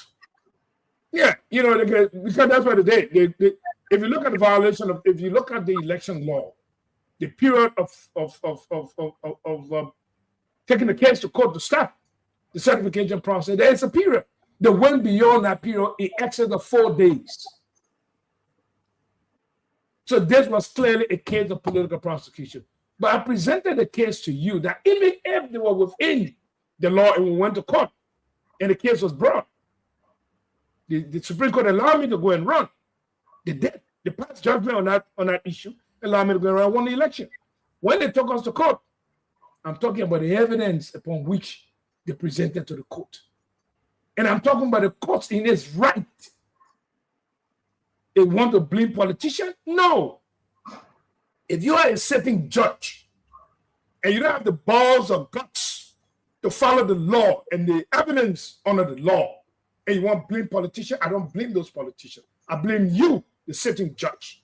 It means you don't have guts. You're just sitting up behind a bench for nothing. But like I told you, I forgive all of them. All of them. To the bottom of my heart. I've gone to them, I met them, and I shake their hands to tell them there's nothing in my heart. Nothing in my heart against them. I forgive them. Thank you very much, Minister Brian. Listen, whenever I try to call you Senator, I get so bad what Januay I did to you by taking your position away. But Minister Samuka, thank you very much. And that was intentional, by the way. I'm going to put the letter up. Let me bring you on, Gabe. Say we got to talk about lo-fi. I see the minister dancing with yeah, thank you. I'll just jump into it. Like I said, my first round was greeting the senior brother. This second round is about digging into the issues.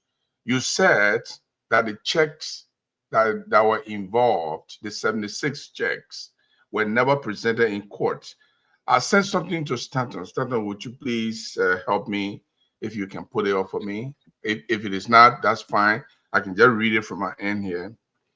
According to the Supreme Court ruling, documents reviewed from August 2009 to March 2014 uncover 76 AFL pension checks remitted by the Ministry of Finance that they were asking for the amount total $1,013,469.68.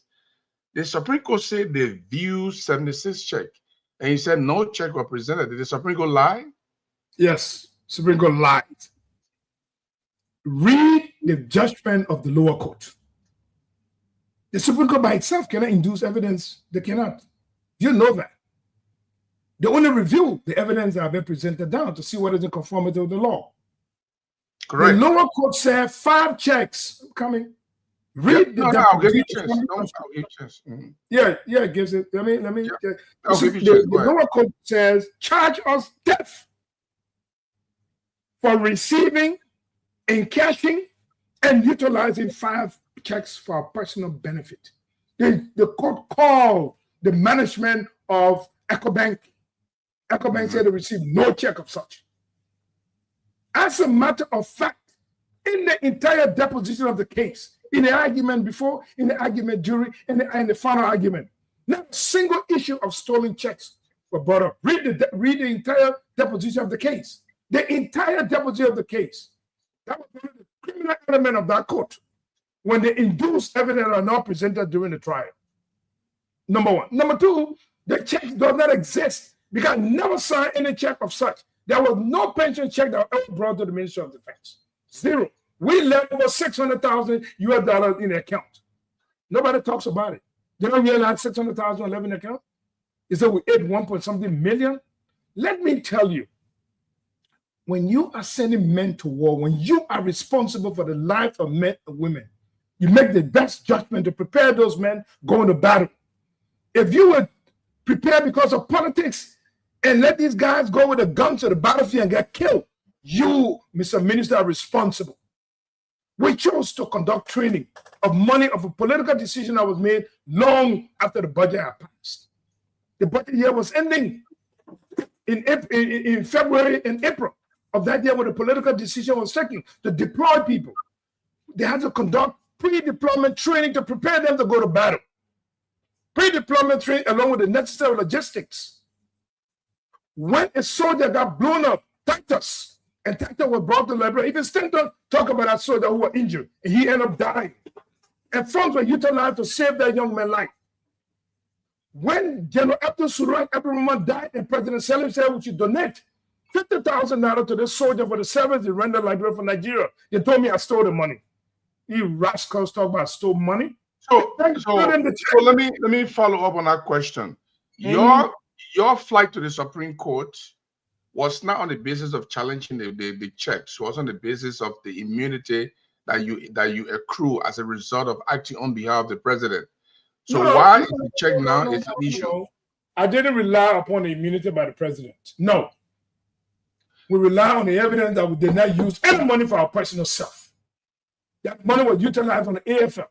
And the President Weah, and President Sirleaf committed in writing to refund the money. Nobody argue about that. Nobody argue about that. No one. There's no argument.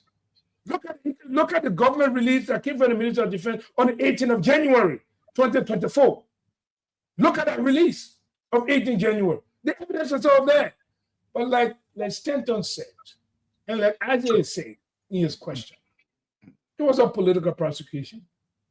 You prosecute even before they send you to the courts. Let me ask you one more question on this.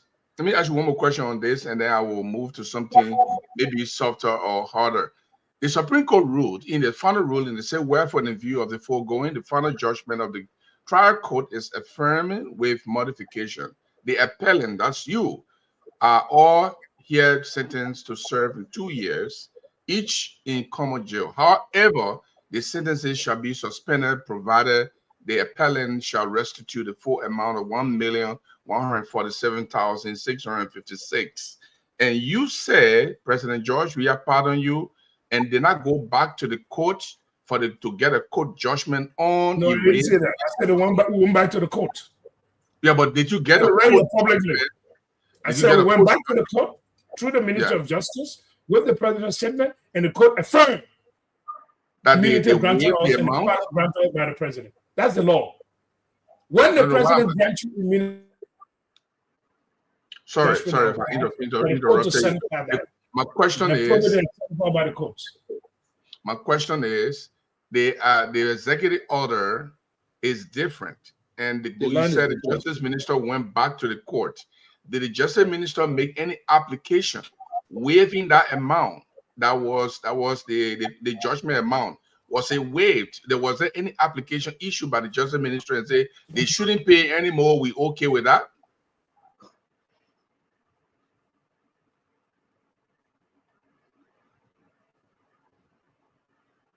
You are muted, sir. No, he's not. He's okay. Nelson, are you there? Yeah, we're good. We're okay. There was a little glitch. Okay. So, Honorable Samaka, my question is, and I'll move after this, I'll move on to something else. I just want to get to the bottom of some of the things you said, and these are your own statements. The presidential executive pardon is different from going back to the court to certify the judgment amount. The judgment amount was $1,144,000 plus. Are you saying the Justice Ministry under George Weah filed an application nullifying the judgment that you can no longer restitute that money? Is that what happened? Yes, can you restate your question? Hold on a minute. Nelson? Yes, sir. We had a little interruption, but the network is can we switch seat to give because we have a problem hearing Minister Samaka. Yeah, they say my mic is muted. I don't know why it's muted. No, we can hear you. Man, I was trying to hear you, but it was not coming up. But yeah, brief. What was the question? No, Minister, gets away.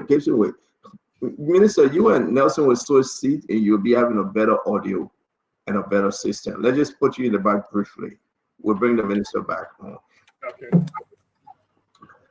I think it's very important for us to do that.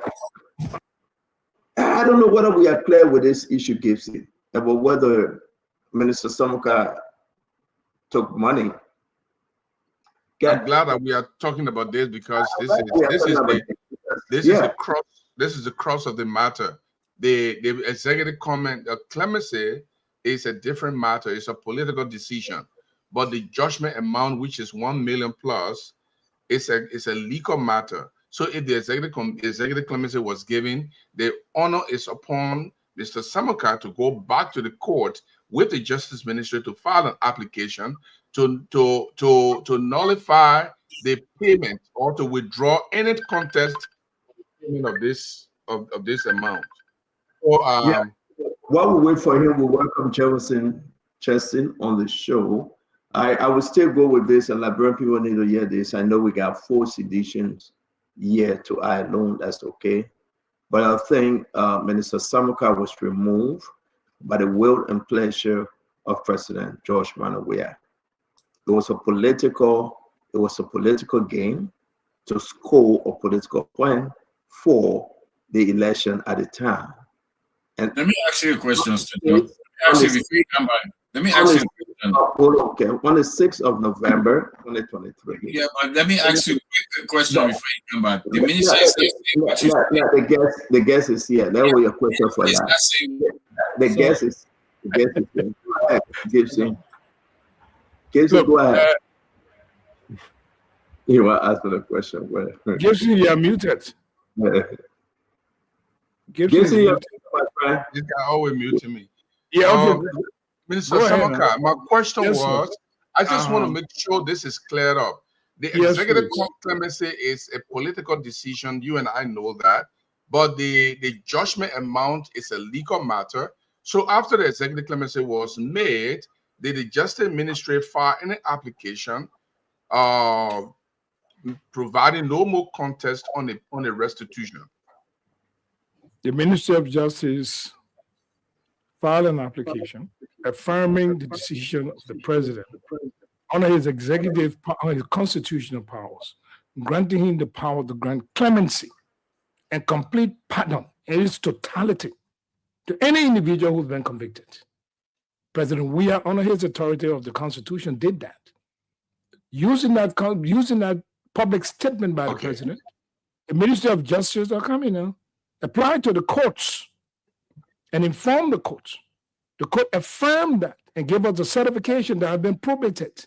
That document was publicly presented to the Senate during the confirmation hearing of the ambassador designate to the Kingdom of Morocco. The evidence is there. Senator Darius Dillon has the evidence. He insisted that the legal process will be confirmed, and that confirmation was made. So he was right. We followed the legal process. So we don't owe nothing. As a matter of fact, the government paid that money. As a matter of fact, we also began to pay. We paid almost $192,000. So if an accountant were to do the money, they realize that money was overpaid. But let's not go into that. I think what is very important is the political intention was to deny me the seat, like the CEO said.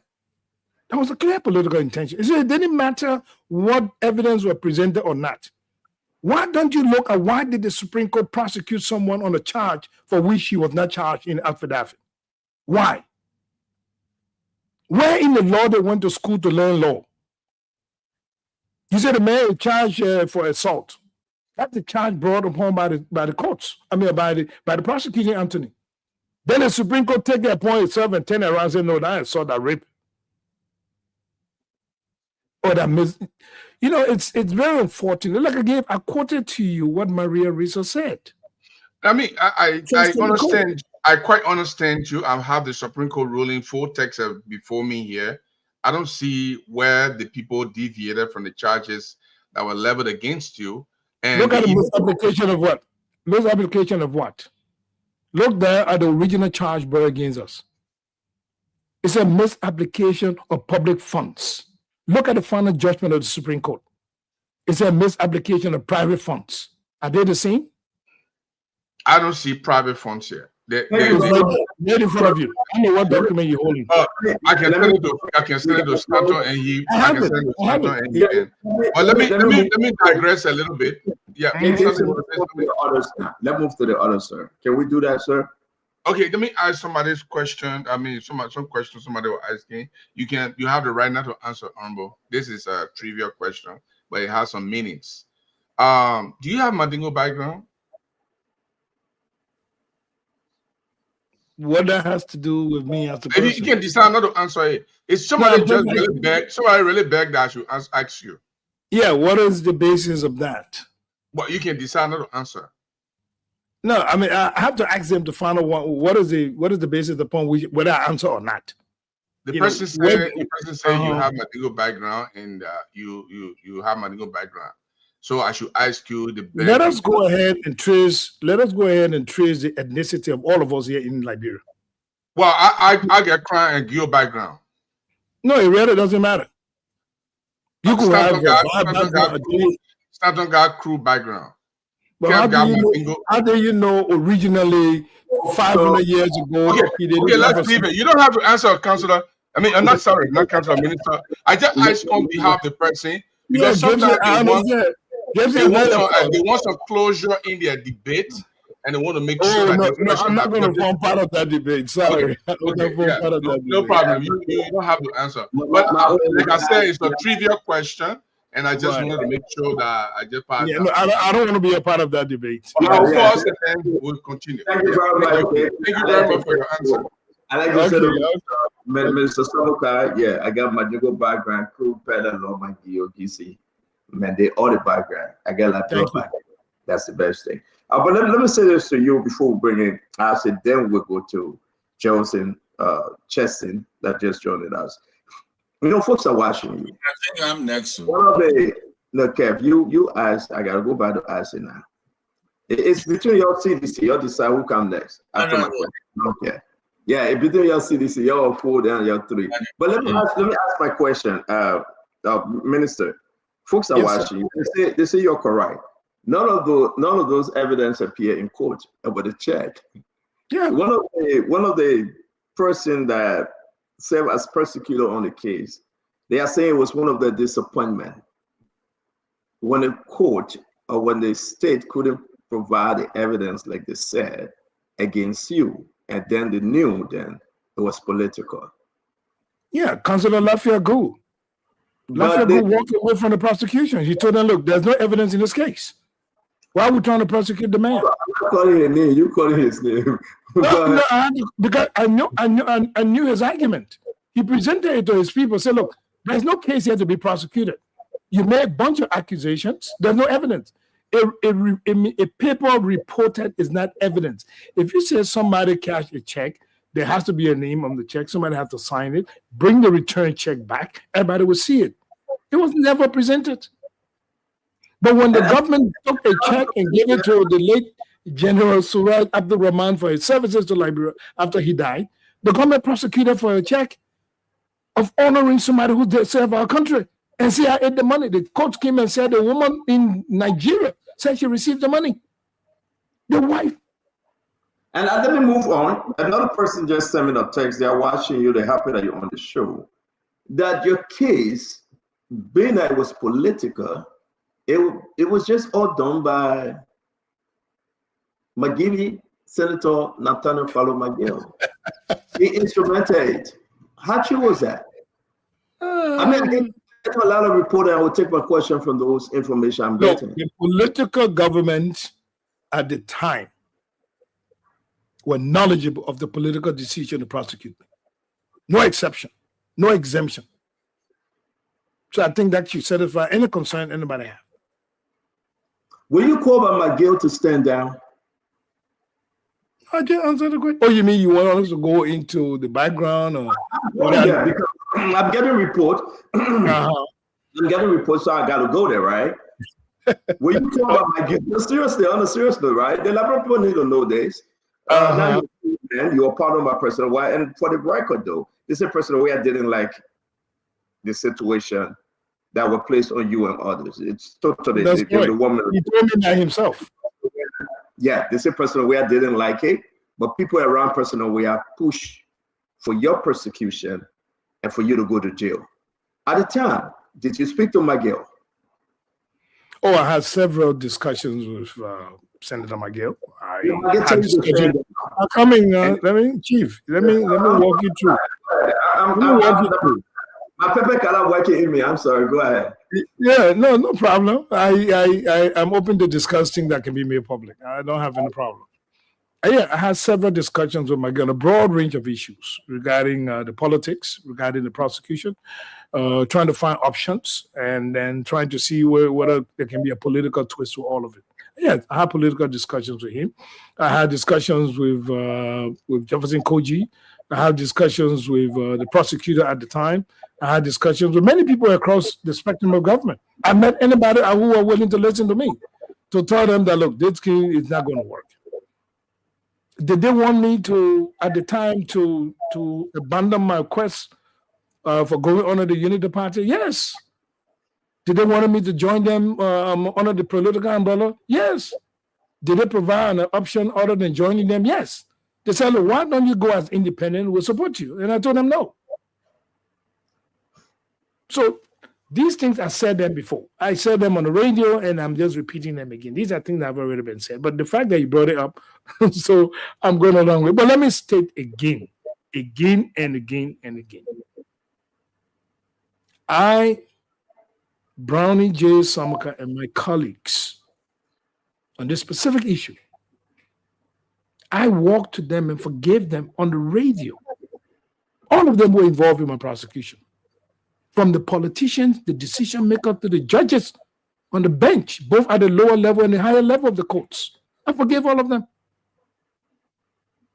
I forgave them. I have my disappointment. I have my discouragement, but I forgive them. So I'm very light in my thinking when it comes to them. I go to bed and sleep sound.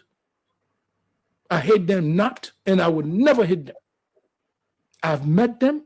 I give them the respect because they are judges or they were judges. Whether former chief justice or not, I go to them and get his courtesy. Those on the benches, I go there and get in a courtesy.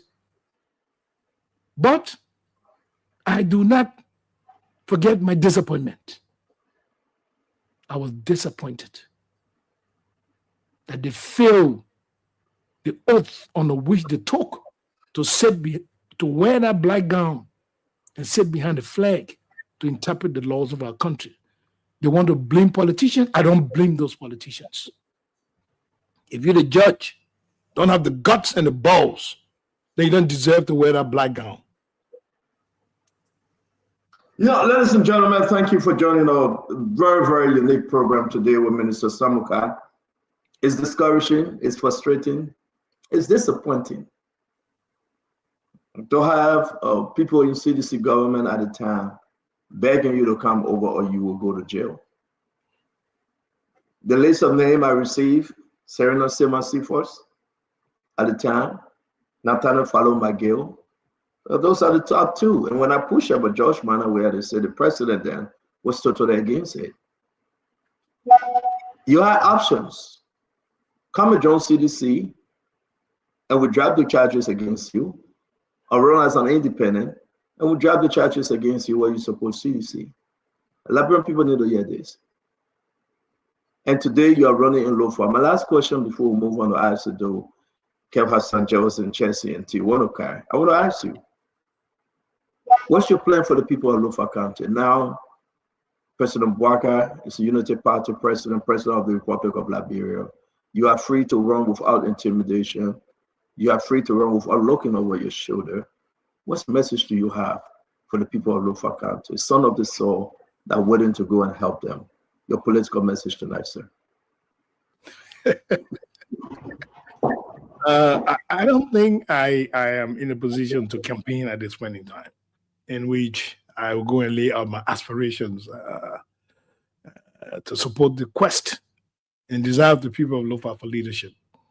What I can say is that the trust that they have, and they had in me, that trust is all that we have together, that I will represent them. I will not disappoint them. I will not. I will not be one of those politicians, senators or whatever, who sign a paper today and tomorrow they switch their mind, who they have decisions to make on behalf of the Liberian people to switch their mind. I have worked all of these years to build my reputation. I work for the United Nations. We manage millions of dollars on the projects, millions. I've represented this country at the international level without any reservation whatsoever. I've lectured at international forums with think tanks and the travel across Africa. I've done all of these with the experiences that I have. I want to give that experience back to my people of Lofa County. That is the desire of the people of Lofa County, for me to come back to serve them. And I remember when I initiated one of the elections and I was sitting with some colleagues and we're debating some issues at one of the colleagues' residence. One senator stood up and said, "We would love to see Brownie Samaka standing up on the platform of the Senate debating the issues." And I said, yes.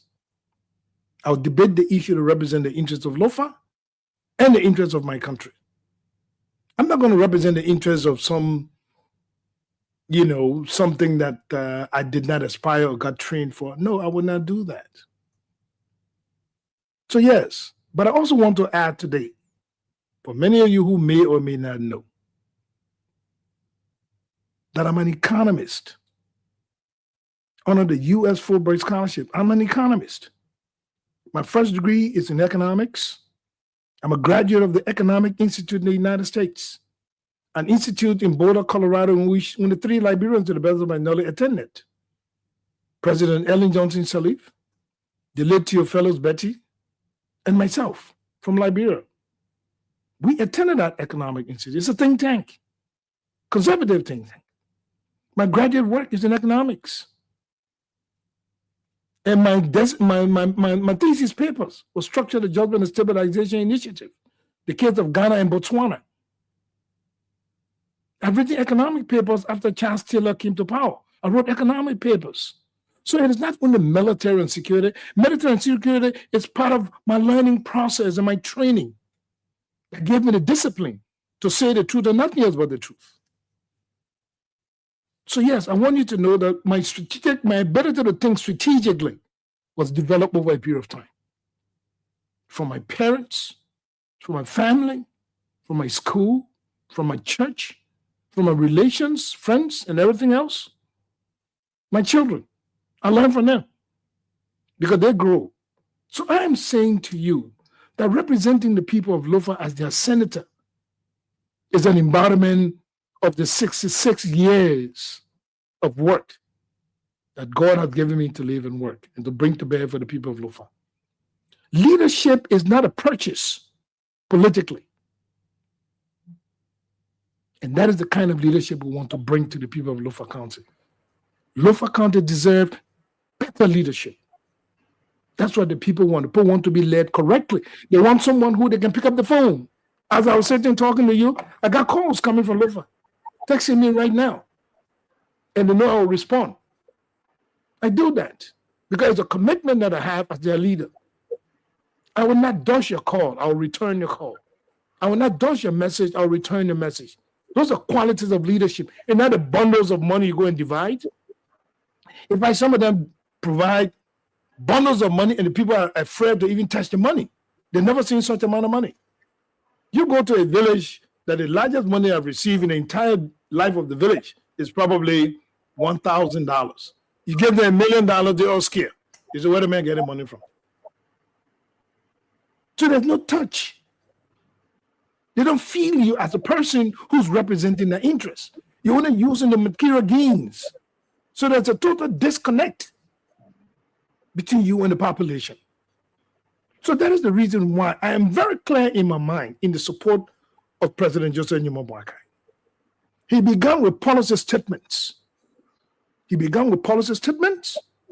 appointed individuals and told them to transform those policy statements into strategy through which resources, allocated resources, both human and technical, will be brought to bear so that the implementation of the program can be evaluated and be assessed to see whether they have achieved its desired goals. Everything takes time. President Boakai was not elected for 2 years. So people passing judgment, oh, let's go for election to see whether the president is popular. No, that's what we're here for. You know how long it takes to build roads? Look at what the president has done. Go to the southeastern region. Go to the north and the northwest. Development is taking place. Look at the 285 machine that people went on the radio, put themselves on record and said the president lied. Now you got the evidence that have been presented to the people. By this coming March, those equipment will be here. And it will be utilized for the purpose of which it was being bought. I can understand that. Sierra Leone did the same thing. Go look at the road conditions. What we need to be debating is how we can harness all of the natural resources in our country to the benefit of the Liberian people. That's what we need to be debating and contributing the debate to the government and to the people of our country. Why is it that Liberia, since J.G. Robert time, does not get the full benefit of what God has given us? Why? Why are we not leveraging those resources? I gave you Guinea in the Samadou project. Thank you very much. We come to that senator that was there, but Januay took you out, Minister Samuka. You know I got a, you know. I want to say thank you very much, Kev. Let's hear you. We'll go to Acid though. We move down to the rest of the guys. Let's hear you, Kev. Mr. Minister, I see that my brother Stanton Waterspoon is pushing you to say that Januay wanted to jail you. You know, I see he pushing so hard, but I also see that you've been so professional to go by what you know, and I take my hat off to you because he's trying to push you in that direction, and I see you being so professional. Are you grateful for the clemency that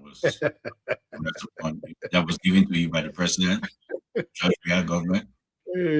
President Januay, are you grateful? You know, President Trump have pardoned people who were drug dealers. President Trump have pardoned people who were convicted. President Trump have pardoned individuals who stole billions of dollars and millions of dollars. And those people today are contributing to the society in which they live. One has to always be grateful when an authority grants you the right to your freedom. I'm not an ungrateful person to say because of politics and I'll hide. My being grateful to anyone does in no way change my political thinking. It has no bearing on my future way of thinking. It has no bearing on my political support. Look, you know, that is one of the reasons why I think in the past administration where I worked, you know, it was so good because I had the opportunity to talk with my boss. And I said, man, I beg you, I'll work for you. But I beg you, I'm going to support President Bakari to become president. When no one in the cabinet had the balls to stand up, I did. I stood up and I spoke publicly. I didn't hide in the corner. And I worked towards that. And then I went to him as the chief. I'll give him my support 110%. But I will still work for President Salif until the end of the administration. And that is the reason why today I'm very grateful for the privilege and opportunity to have worked for both of them and the privilege that I have and the relationship that I have with His Excellency the President and the Vice President and his government. I'm very appreciative of that. And we work, we discuss, we share ideas. I contribute to ideas. That's what we should be doing in our country. Not getting stuck behind an idea or getting stuck behind an institution and failing to contribute to help Liberia grow. I think we should get everybody involved. If I'm not an engineer, the engineer happen to come from the opposition, he's the only one that can do it, I will support them bringing him over to help the country to move forward. It is Liberia we're talking about. So the cross spectrum of these things are what is absolutely necessary. And that is an embodiment of what we're talking about when we talk about political leadership. And that is the reason why I stand with the president 110%. 110.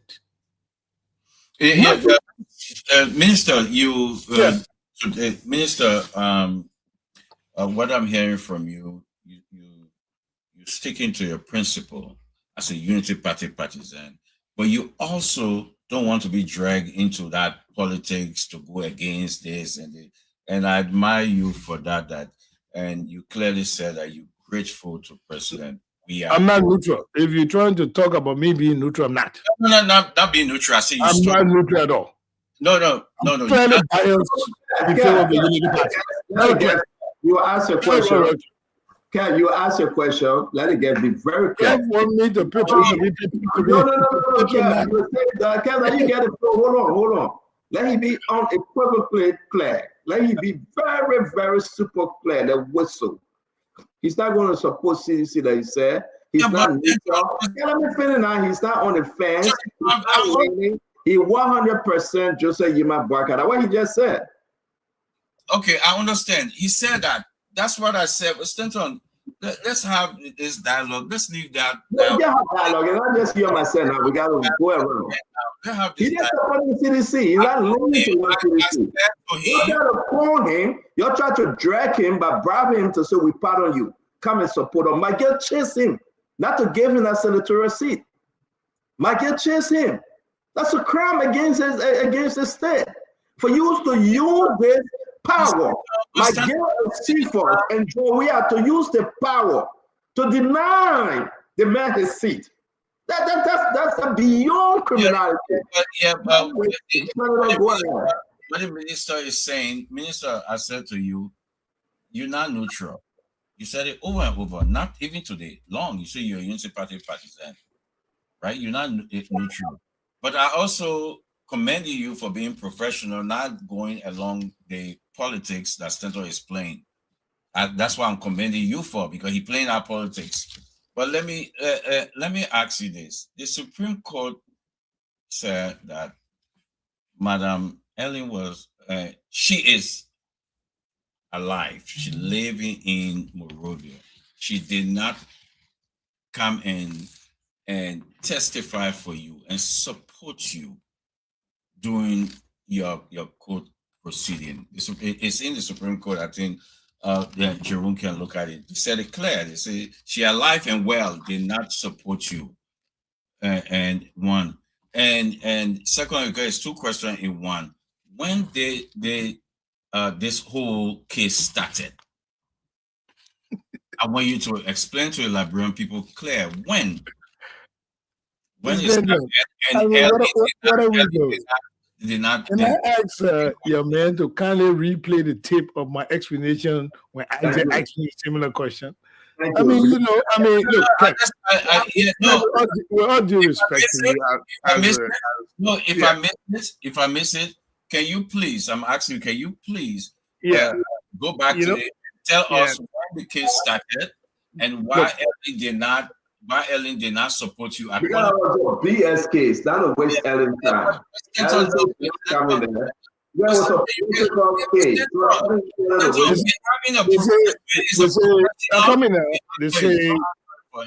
They say, did you have authorization? They say yes.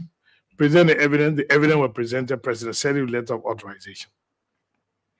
Our lawyer asked to bring George Weah to confirm the letter of agreement to repay the money.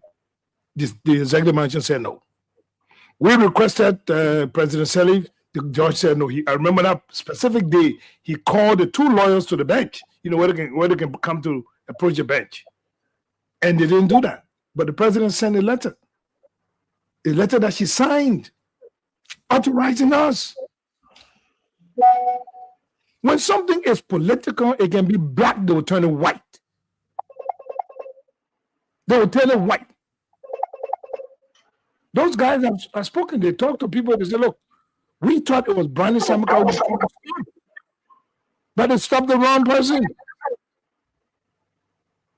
They got beaten in the election because they thought I was the one. No, not me. When the case started. No, I'm not going to go into that case. Look, we got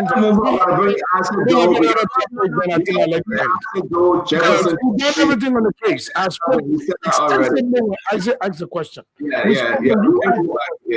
I can go back and be repeating myself over and over and over and over. I thought you coming to me, then we end it. Then we end the whole thing. Mr. Samukai, a lot of people following this show. I'm getting phone call. Let me be straight up because Senator McGill just sent me a text. Yeah, what did he say? He said he never met you on this case issue. Which case? I can call my lawyer, Kofi Woods, so let him stop that. He might not make me open my mouth on the public yet. Please. I'm trying to protect his dignity.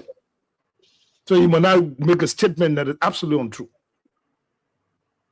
So please, let him stop that. We didn't say anybody was talking about bribery. I never said that. So he cannot deny something that already happened. It's already gone. We left it. Nobody accused you of anything. They asked me who did I meet. I met you multiple times. So I didn't meet him in New York. Is he going to tell you I didn't meet him in New York? Senator Maggie said, Samuka will testify that he never met me until after the case. Is No, that so? you didn't say what. No, the question was, did you meet these people? The answer is yes. Did you meet them during the case? The answer is also yes. The final judgment of the Supreme Court. Do you listen to Kev, no. If you want to come on, we got to ask Minister Samukai.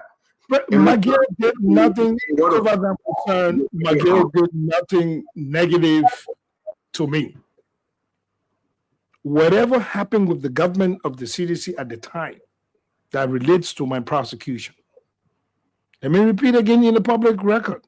I'm forgiving all, ALL, all. I make no accusation about anyone. I didn't make an accusation here against any individual. I didn't even call Senator McGill's name. It's only after people call his name, then I made mention of his name. I respect his privacy and the privacy of our discussions. Yeah. I do that. I've sat with him. You want Senator McGill to speak while he's on the phone? Or you want I us don't know to what you want to talk about. If you want to reveal things, then I will help him to reveal more. So I don't think it make a lot of sense because he's not been accused of anything. Should we take his call? No, it's your call. It's your show. Whatever you choose to do. You are the guest. Should we take his call? No, I say it's your call, Senator. You're the CEO. You decide who comes on your show and who don't come on your show. Whatever you want to say, you bring his name up. No. We got to put this to rest. We got to Which put this. one you want to put the rest? I've already told you. Yeah, I agree, Senator. I mean, Minister Samuka, I agree with you. Okay, I agree with Ashley. We'll talk to Minister McGill after. Ashley, you're right. Let's move on. Kev, we'll talk to Minister McGill after. Ashley, you want to come in? I think the message is very clear. Isaac, let's move on. So again, let me reiterate my earlier stance. I wish to see you in the Senate, but for some reason, I just feel you should be. And of course, I want to encourage you to keep supporting President Barker. It's okay. I just want to warn you though, that the day you don't support President Barker, they will come after you. The Unity Party goes after anyone. So we understand the deal. Forget about Stanton. Oh, that Joe will take you from there, that Joe will bring election. Forget about him. He's just trying to enjoy himself. But please. No, don't forget about me. Joe will take the back from there. All right. Okay. Look, for the record, I'm coming. Giving the audience that's listening, I don't want anyone to have any doubt that I'm afraid of what anybody wants to say.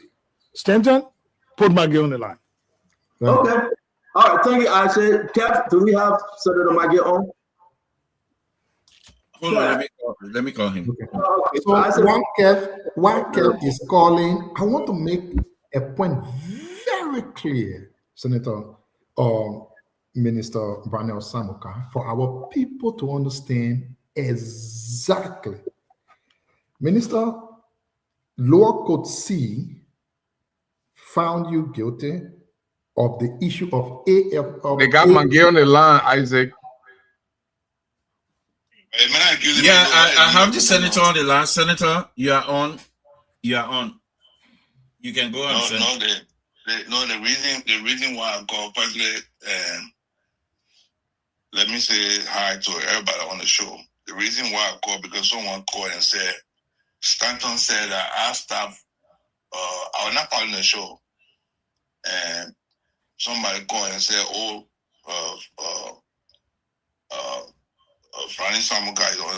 Minister Samuka is on the line on the show and said that you stopping.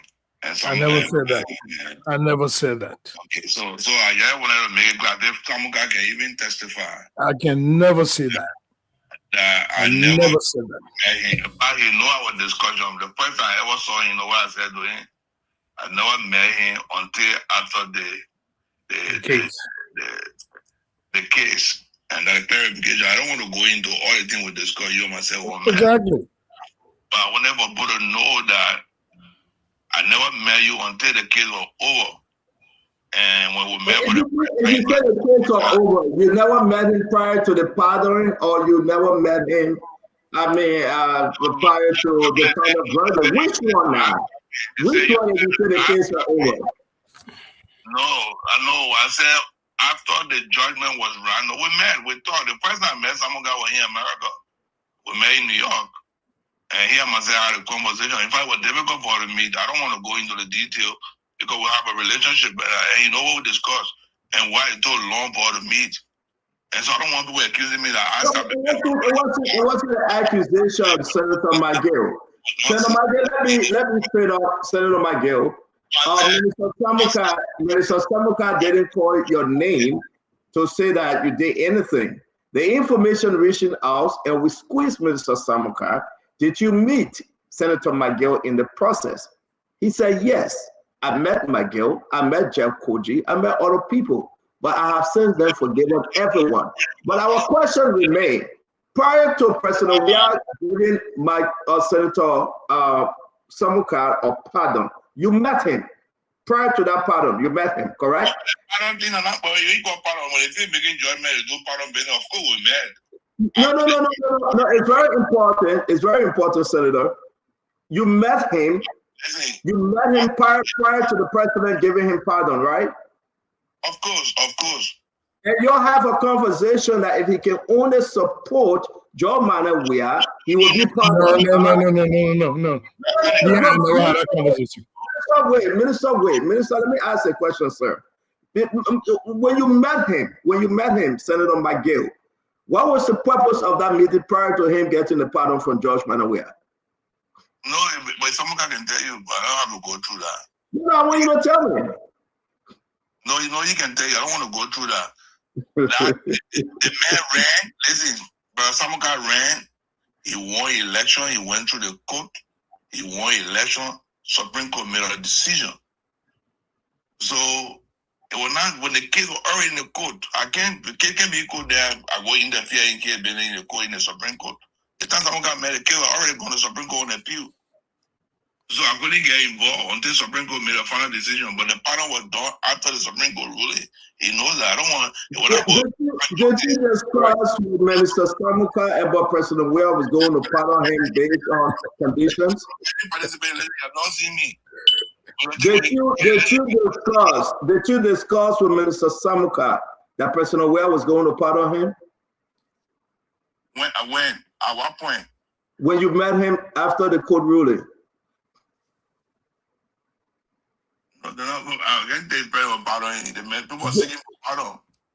Okay, so you discuss pardoning. That's what I'm saying. You discuss the issue of pardon. Am I correct? Listen, but you're getting it wrong. Don't misquote the man. Minister McGill, you were chief of staff to the president.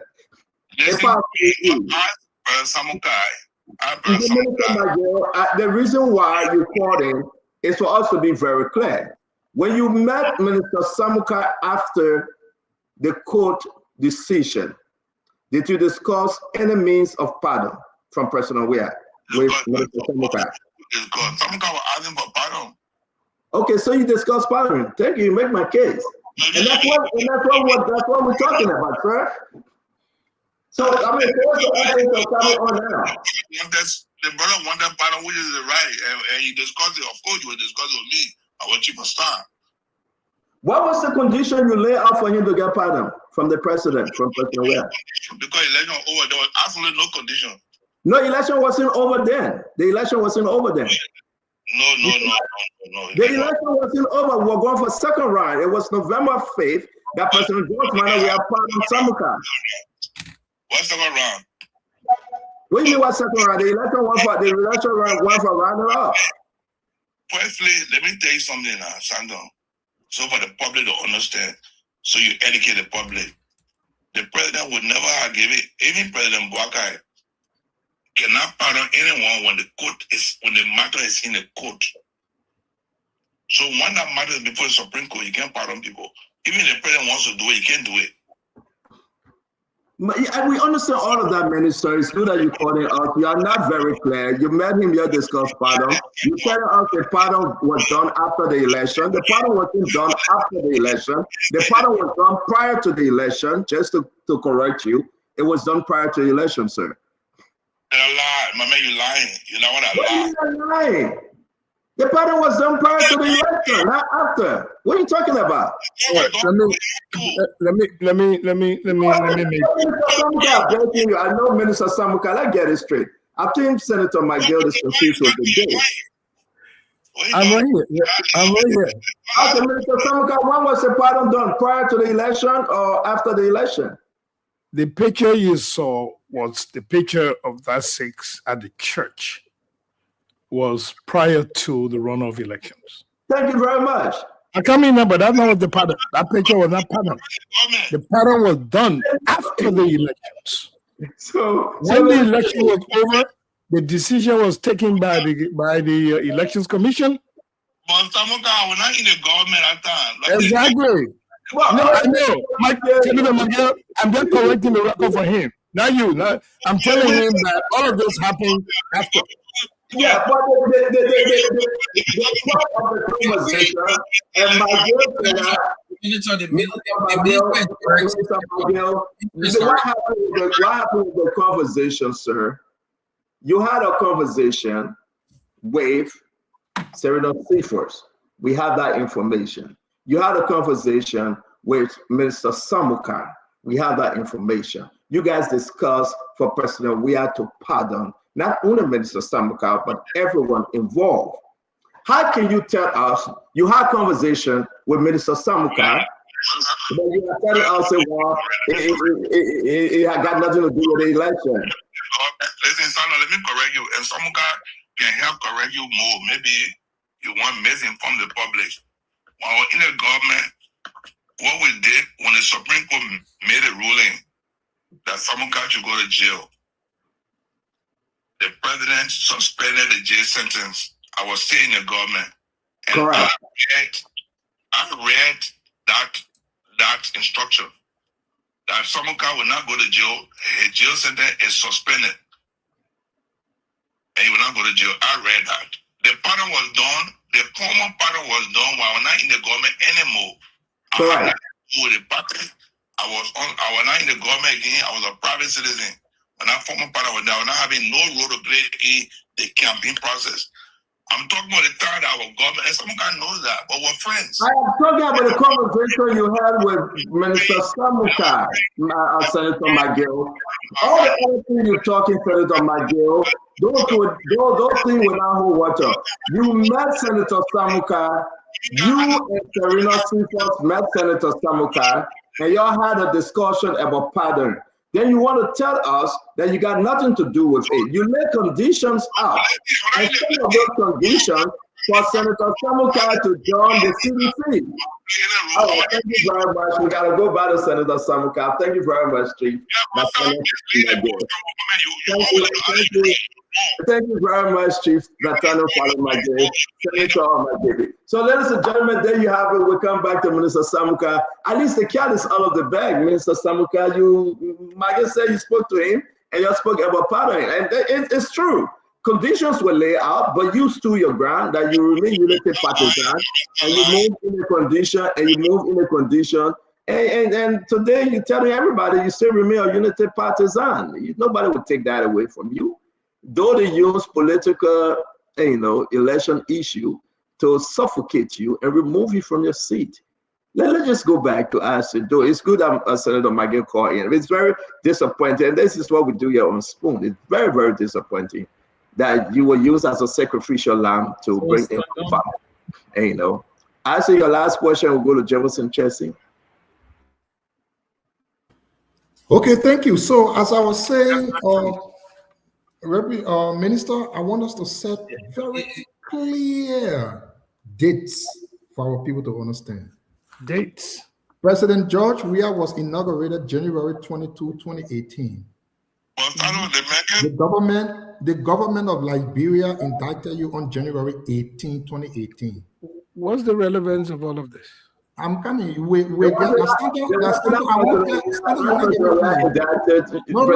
I want to clear Stanton trying to push you, and I want to try to take you from instant on trap, just so the people understand where we are. Okay. Go ahead. Yeah. So let me tell you, you're not leaving Unity Party. Why you stay on there? Chief, I understand the game. They did that thing, okay. But this is the thing. I wanted to be clear. Stanton keeps saying, oh, that Joey, and so on. The United Party government, your government, Chief, indicted you January 18, 2018. George Weah was inaugurated January 22. That is 4 days after the governor of Liberia indicted you. So George Weah, no, that is incorrect. That is incorrect. On the 18th of January, I had a meeting with President Weah on the 17th at his residence. At the so time, the government not indicted. No. Weah was not president then. He was president-elect. Yes. The meeting was held, was held at the president's residence with the former chief of staff and the now minister of defense at the residence of the president, in which the issue came out, and the president read the letter and authorized the press release that came out on the 18th. There was no indictment on the 18th. I was still Minister of Defense. Who authorized the press release? President Weah. Thank you. President Weah and outgoing President Salif. Yep. And the press release was very clear. You go to the press release. All the things are there. Yeah. So no indictment took place under President Salif. Zero indictment. The indictment took place after President Weah became president. So I would just want to make that clarification, Isaac. But Minister, he was not a president at that time. How can he? No, you don't want to stop me. I got to end. Please, can I come in? Wait a minute. Yeah, hold on. Let me just give you the facts. The 2 presidents were in discussion. There's nothing secret about incoming and outgoing president having discussions. They were in discussion, both of them with the AFL. The transition, The AFL. So I just want to clear that. So don't say because you're not president, so you can't talk to the AFL. He was in discussion. He was aware. Go ahead, Isaac. Right, thank you. But I was not indicted before the inauguration, please. So it's incorrect and wrong. Right. The Constitution gave you a 6-year term, not 5 years and 11 months and 29 days, no. So on January 18th, President Weah was not a president. He could not have taken presidential decision for a country. That is correct. Now, understanding. You have 2 presidents with understanding. One is outgoing, one is incoming. So the outgoing is providing information to the incoming that is continuous. Right. I agree. That's the continuation of government. So the outgoing gave the. Yeah, I'm your friend and chill to ask question, my man. That ask a question. I just wanted to be sure our people get the clear understanding here. So I have the information you don't have. Right. I'm giving you the facts. So the incoming president can have discussion with the outgoing president.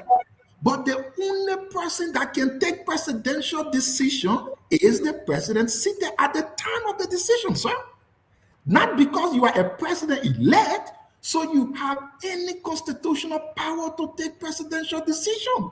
January 18th, President Salif was the duly elected president and the sitting president of Liberia. President Weah was president-elect, not the president of the country. So again, we wanted to make it clear that what we are discussing, we are actually discussing 2 cases, separate cases that Stanton don't want our people to hear. The first case happens to do with AFL money. The second case happens to do with you taking up your seat or not taking up your seat. The taking up your seat case came after the AFL money's case. I just wanted to make sure that people understand it. So if Stanton is saying, President Weah, take to court, that is wrong. That is wrong.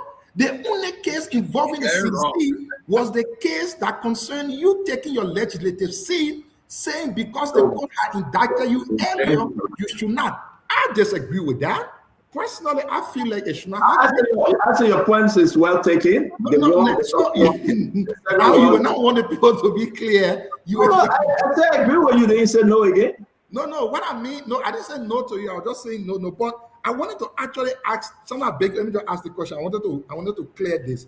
So, Chief, earlier on you said, people say President Boakai can say the Jew and it's not right. Chief, please give me a few seconds. I just wanted to start with the yellow machine issue. I'm sure you were in Liberia. You were not a Chinese citizen when this whole thing started. President Boakai said it was a gentleman agreement. It was free. Chief, that was not true.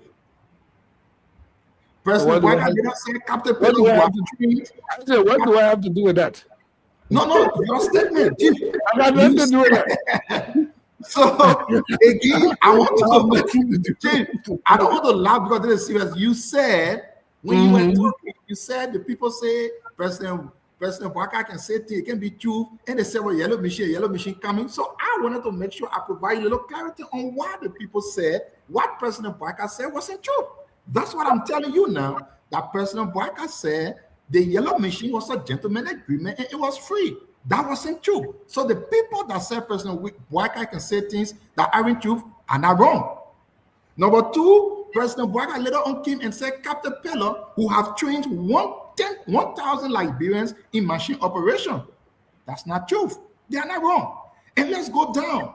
There are a lot we can talk about here, but again, we'll leave it at this. I know nothing about what you're talking about. I got nothing to do with what you say. It's all speculations.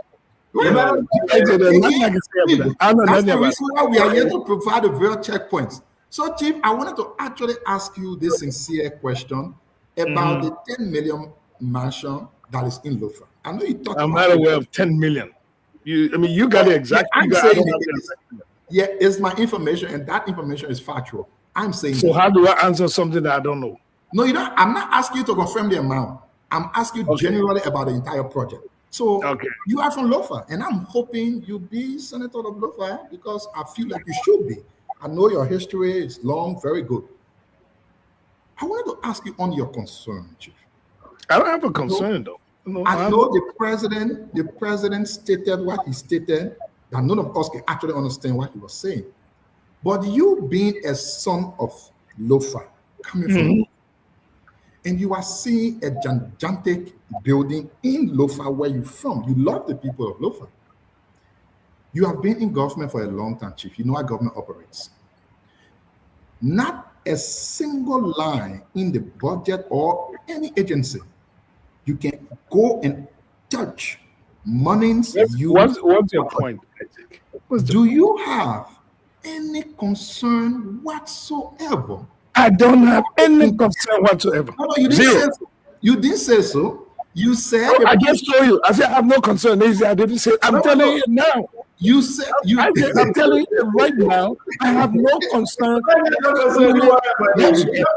So if that's your answer, we can move on. But I'm asking you, as a person, you coming from Lofa, as to if you think, as an actual logical person, everything you know about government. Since you say you don't have no concern, you don't care. Money can come from anywhere in the building. We move on. That is fine.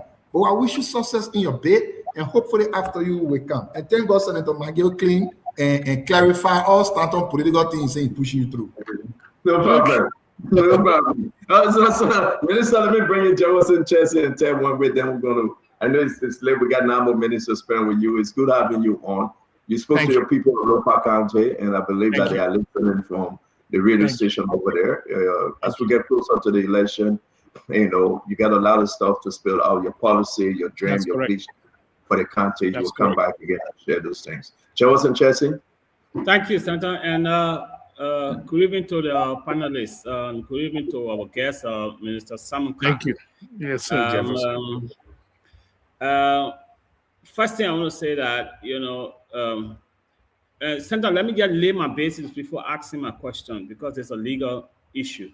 But first thing I want to say that I think President Weah was under obligation to prosecute alleged corruption cases from previous government, and I think that's what he was doing. And I also don't want to believe it was political. What we see happening here today is what is actually political. What is happening, what Joseph Bwaka is doing is what is actually political prosecution. However, let me just summarize the breakdown of the legal findings and the financial details. Who are they prosecuting politically? You made a statement. So show me in the evidence who they're prosecuting politically. The Master Kimia case was politically motivated. You mean about attempted rape? No. No. You I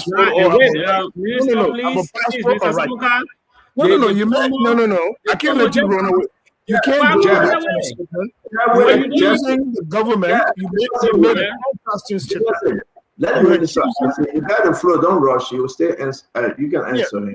You're accusing the government of political prosecution. I asked you who. You said D-Max came in. On what charge? For example, So No, you on don't what know the charge? charge. So you ask me, you don't say rape. He was never prosecuted for rape, and you know that yet trying to defend No, him. I'm just asking But you the on what question- charge? But the rights On issue what at the charge? Ministry Yes, of Foreign the Affairs. government have the right to pursue the issue. Is that politics? The government receive a right to make another Okay, account so, for it. so that Hold means on. your case You're was trying to not defend- politically motivated. You were being What makes it alleged. politically motivated when you No, receive? you said your case was politics. So Oh I'm yes, I saying can your tell you case why, was because there was no evidence. The Your evidence was case nonsense. no. So let me It lay was all nonsense. that. Okay, so let me lay all this and summarize the legal findings and the financial detail. You, Mr. Samuka, a special AFF fund was opened at Echo Bay in July, right, 2009. If I'm not correct, you can please correct me.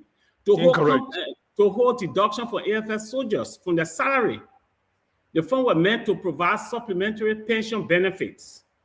The benefit was for wounded soldiers, support to the family of the deceased family and service member. From July 2009 to November 2017, approximately $1.9 million was deposited into the AFF pension account for salary deduction and other credible accounts, right? So withdrawals were made from the account. The investigation shows that US 1.2 million plus was withdrawn from the account between September 2014 and September 17. These withdrawals were often activities that were already covered under the national budget. That means the people money that were deducted from their salary, the AFS soldiers money that were deducted from the salary were placed in a separate account. You use that expenditure that was already covered under the national budget, such as AFL operation, support to the international deployment. Example, if I'm not correct, if I'm not right, you can correct me. So, under that arrangement, you, Mr. Samuka, you directly authorize or co-sign the withdrawal of 852,000 plus from that particular account. For one, the AFL operations, for deployment support and facilitation of AFL activities. So you authorize the withdrawal of that money that was not meant for that particular purpose, and the purpose for which you withdrew that money were covered under the national budget. So in that case, the grand jury indicted you. You, Mr. Samuka, you were indicted. The charge was one, theft of property, misuse of public money, and criminal conspiracy. That was the charges that came against you. The court verdict was clear. What is the point? No, I'm laying my basis. I will ask my question. Because everything you're saying now, you're just repeating what Isaac asked. Yes, no. That's the case. I want to lay the facts. If you have no issue to discuss on the show, no. If you have no issue to discuss on the show, not gonna waste people's time here. Mr. Samuka, because that case is totally mute. The public will know exactly what you There's are nothing to know about the public. Convicted for. It was not the case. Nobody argue about conviction. So it was your conviction and your indictment was not political. It doesn't matter. It was What not does it change? political. You were actually guilty of misusing the soldiers' money for reasons that was not intended for. Let's be clear. It doesn't matter to me. It doesn't matter to me or my colleague, your view. Your view is that anybody else who can sit before a microphone. That's not my view. That's the fact. Yeah, there's no need to go back and forth with it. I'm not going back and forth. You can't eat me nothing. My credibility stands. Yeah, now on the same platform. Sorry. Wait. So your personal anger doesn't do nothing to me. Yes, there's nothing. Jeff, wait. You have nothing to offer. What is your offer? What are you offering our country? What are you offering this debate? It's not learn from you. I have qualities and qualifications you don't have. So you're going to make this irrelevant. This man has nothing to offer. Let's cut him off the show. All right, Minister Samuka, let's allow him now to ask his question. Yeah, let him ask his question because he's just repeating something that everybody has read and know. What was your question, Jeff? Okay. So, Stanton, with all the indictment and the conviction of the court, Mr. Samuka clearly stated here that his indictment and his conviction was political. So my question to you, are these allegation against you not factual? Are they not what actually happened with the AFS soldiers' money? Did you not expend these people money for a purpose that it was not intended for? That is my question. 110,000 was spent for Titus to take him to Senegal in order for him to get killed. He was escorted, he was brought back by the then brigade commander to the country. The soldiers went for training for almost 2 to 3 months. You know why it came for in the budget? Go show it to me. You're just speaking, you're just talking. No evidence you said it in the budget. Which budget? To take Stanton, to take Titus to the hospital? Which budget? Which budget you say is evidence? Show me $1. $1. No, hold on. Show me $1 that will challenge the court to show that the money was spent by Samaka for his personal use. $1. But some kind of the court The did not president say of the Republic of Liberia, Madam Ellen Johnson Sirleaf, wrote a letter approving and authorizing this expenditure. All of you politicians, you just talk. You don't see evidence. You said yourself that the president authorized you to do something that you don't do. Have you ever been in a position where you have to make decisions that affect people's lives? You. From where you said the soldier money was forget the soldier money. I'm telling you, when you have to make decisions that affect people's lives, you seek authorization for that. It doesn't matter what they say in the budget. If the guy is dying, he has to be taken to the hospital. You have to spend that money, what is in the budget or not. When you are placed in a position to prepare soldiers to go to battle, your job as the Minister of Defense is that those soldiers are properly trained and get the money, and the president said we'll put the money back. Who are you to say she will not? Then you come and telling me about planning eat money, planning eat money. You see, that's the kind of money debate. was not meant for the use you use it for. It was I fully agree with you. I fully agree with you. not political. The president says use the money. Listen, bring the president says, stand there, hold on. The president says use the money. The president says use the money. Don't make me make analogy as to what's happening today. Don't make me do that. I don't want to do that. Where people are saying they were hiding behind Security Council and all that, the presidency, the president. Let's not go to that because the court will deal with that. The president, in writing, authorized. In writing, it was presented to the courts. In writing, it was never refuted. Authorized. The action we took. And that's what we come as a minister. You just take a little pass to the Samuel 12 case. And they are using your case as an example to clear Samuel 12 today. Because it's national security issue. I mean, is that fair? Is that can I hold water though? No, I'm not going to get involved in that. I mean, I'm not going to get involved in that. Look, let me just put something way below.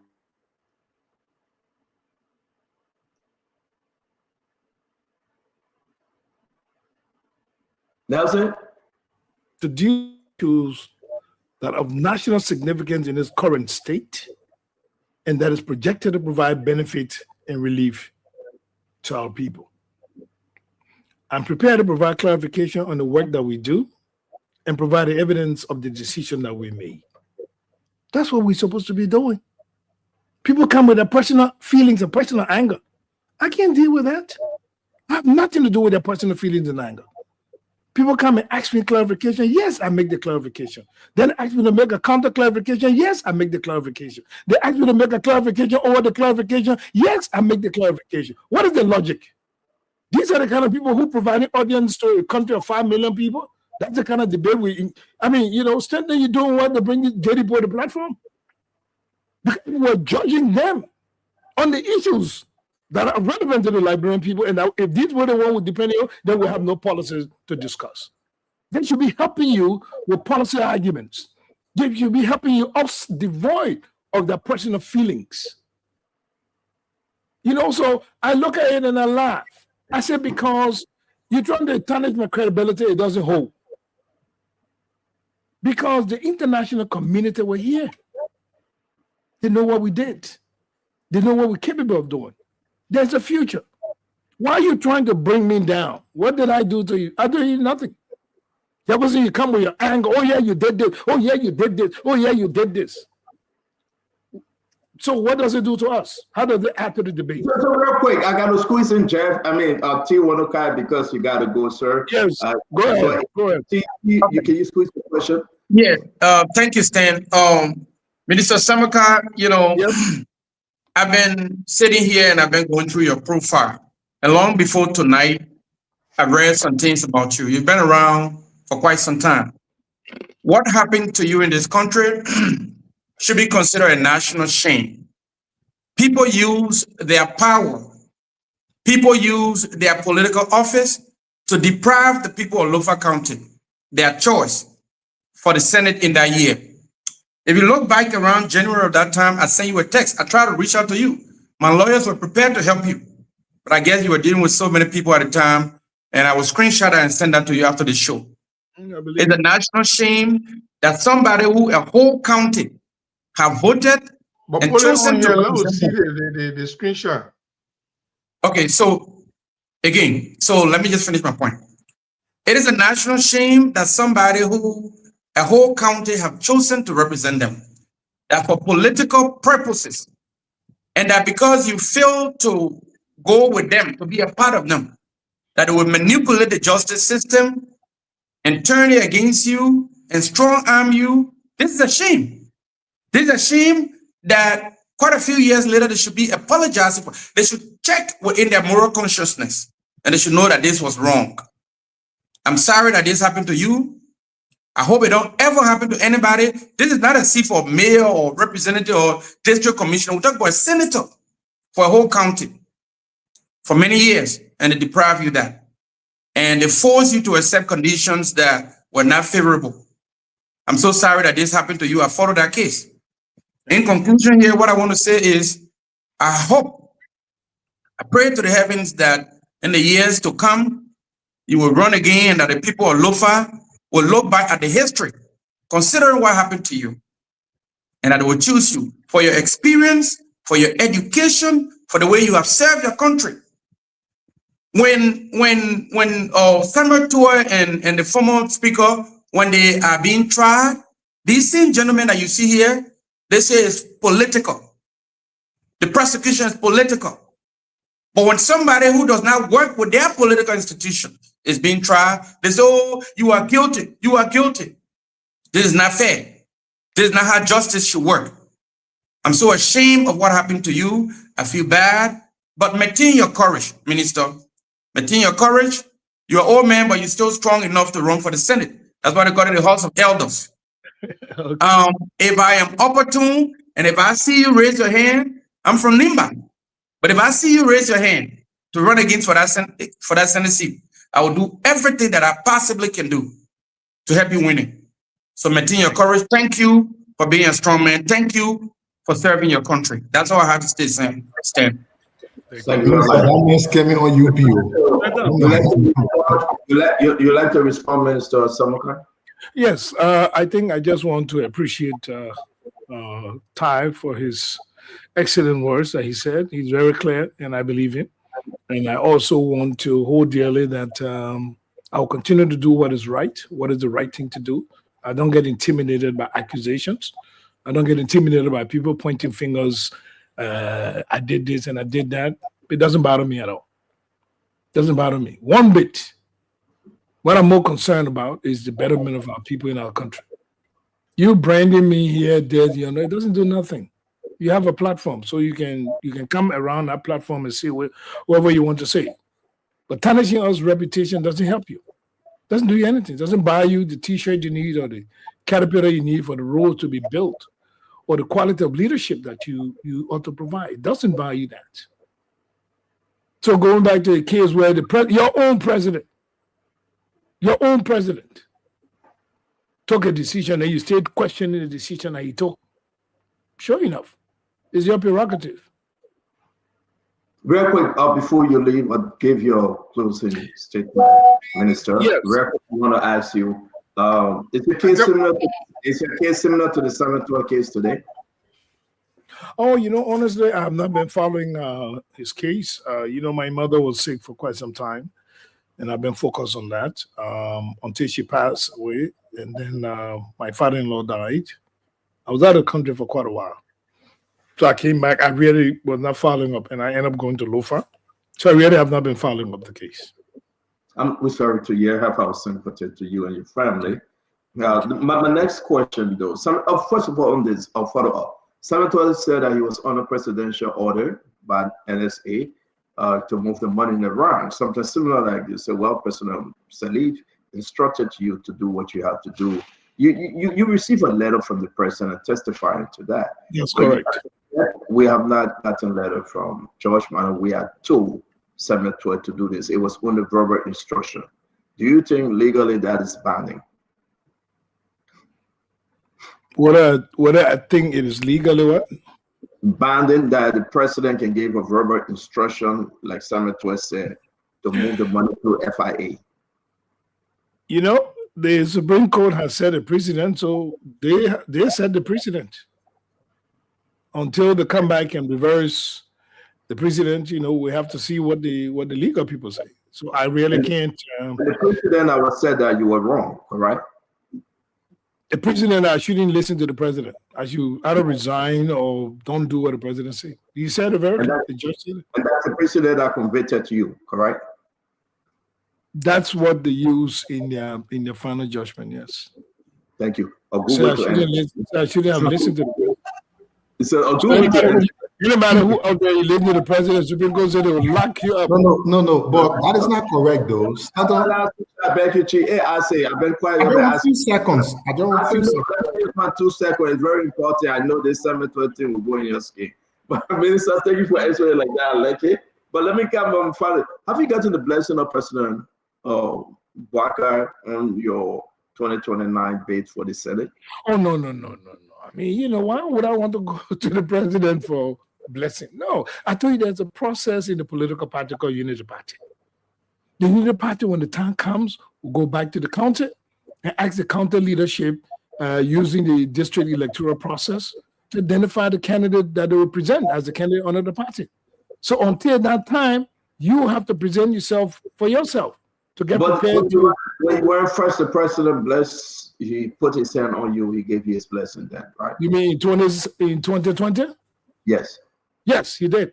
Okay. I mean, at the time, you were not a president, and you were not a vice president. You were the vice president. Yes. No, I was the president. I can't go to him and say, Mr. President, I'm running. No. Fair. Very, very fair. He got so many sons and daughters probably that want to be in this race, and he allowed the process to proceed. I want to say thank you very much, Minister Samukal. Good conversation with you this evening. Please give us your closing, sir. Thank you for coming. Thank you. Let me appreciate you, Stanton, for this platform, not only for today, but for the many weeks and months that you have at your own broad cross-section of Liberians. As annoying sometimes it can be, all the accusations they can make. One day they say you're supporting the government, another day you say you're not supporting the government, another day they say you're against the government, another day they say you're not against the government. It means you're doing something that is of interest to the Liberian people. I want to encourage you to continue to do that. Give us this platform so we can be able to express ourselves. And I want to say thank you so much for your time, your resources, and your energy for doing that. Also, let me thank the panelists. Sometimes it gets heated. Sometimes we disagree, but that's what makes us Liberians. That has had divergent of views. And I think we should continue to do that. Continue to have divergent of views to the point where our public is well-informed and well-educated.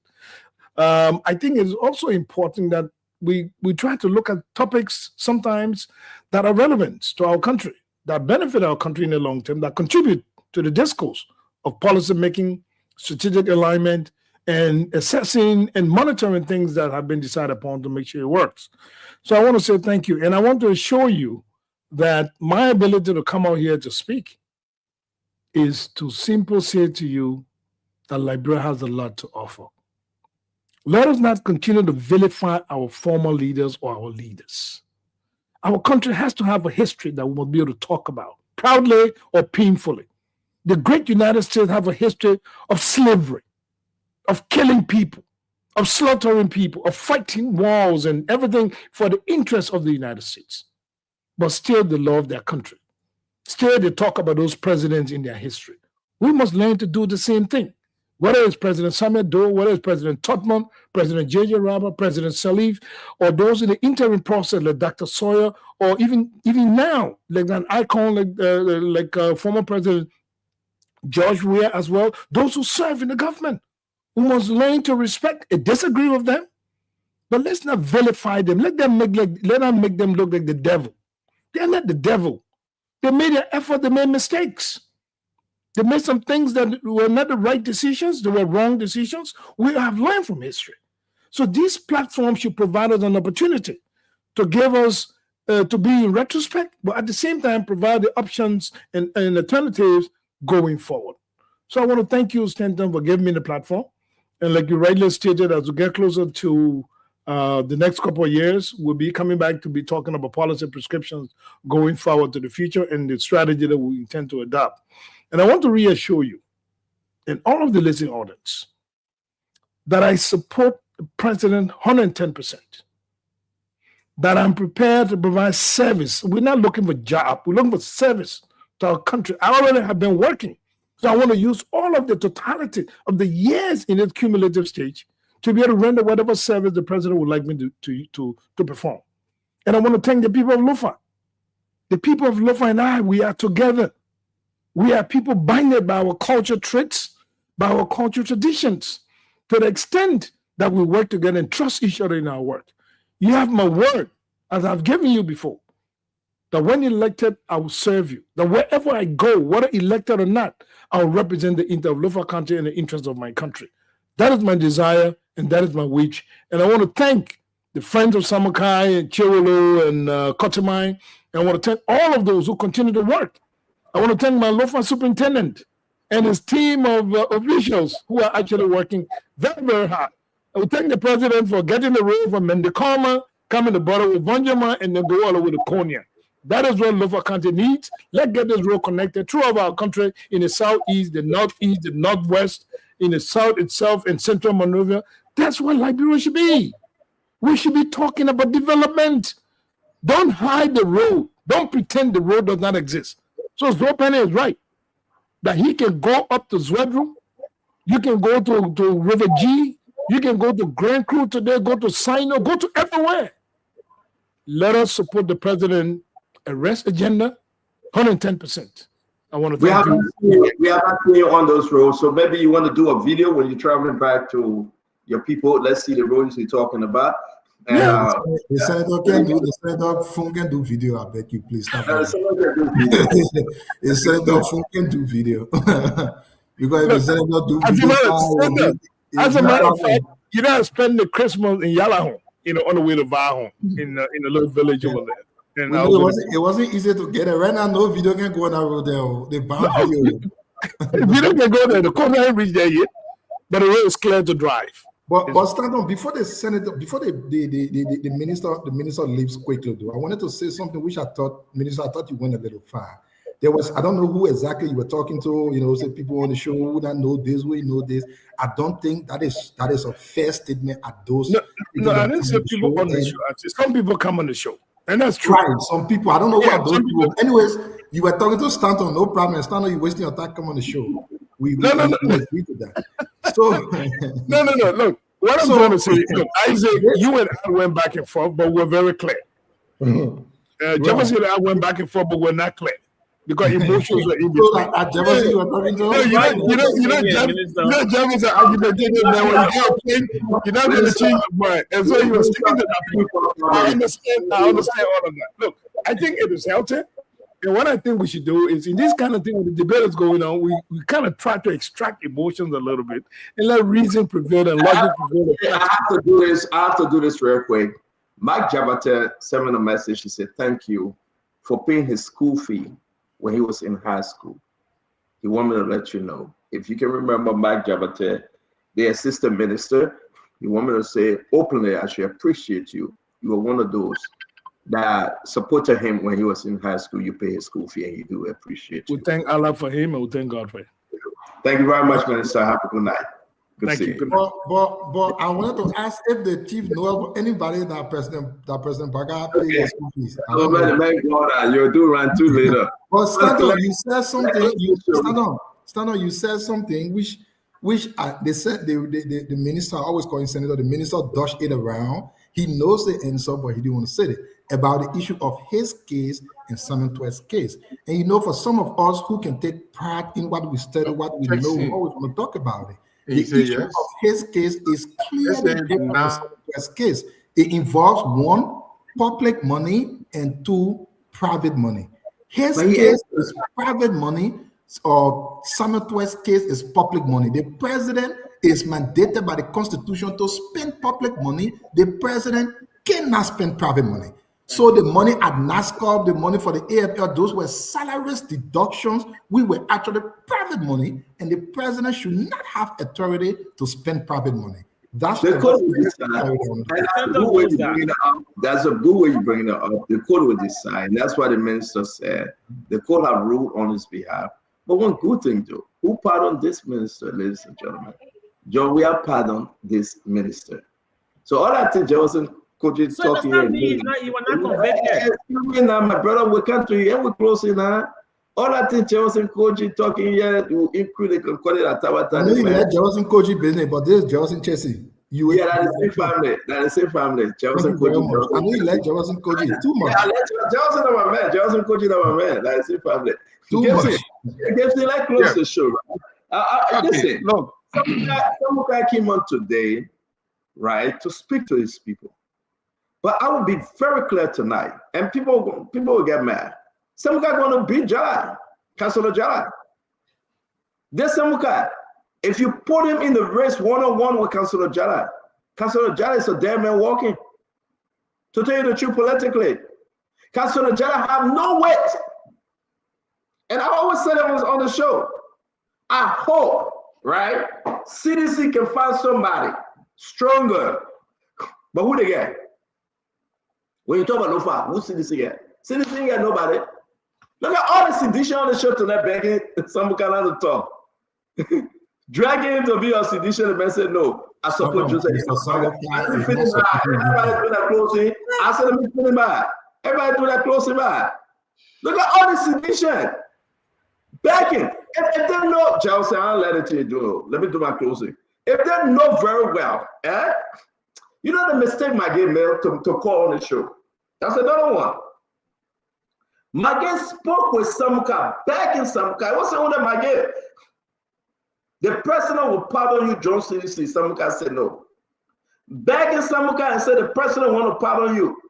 Go as an independent. Samuka was very stubborn because he said, my number string, my umbilical is buried in the Unity Party. Yeah, go and find it. He said, I can never be a sedition. So what they did, they disgraced Samuka and they dragged him to the church. I mean, they used this case to punish Samuka so badly. And today, everybody said, but not me, not me. No, how they dragged the man to the church. The only way Januay who are forgiven and pardon Samuka, for Samuka to go to that church. And I know, he told Joseph Boyga, he said, Papa, I gotta go, my left on the line, I gotta go.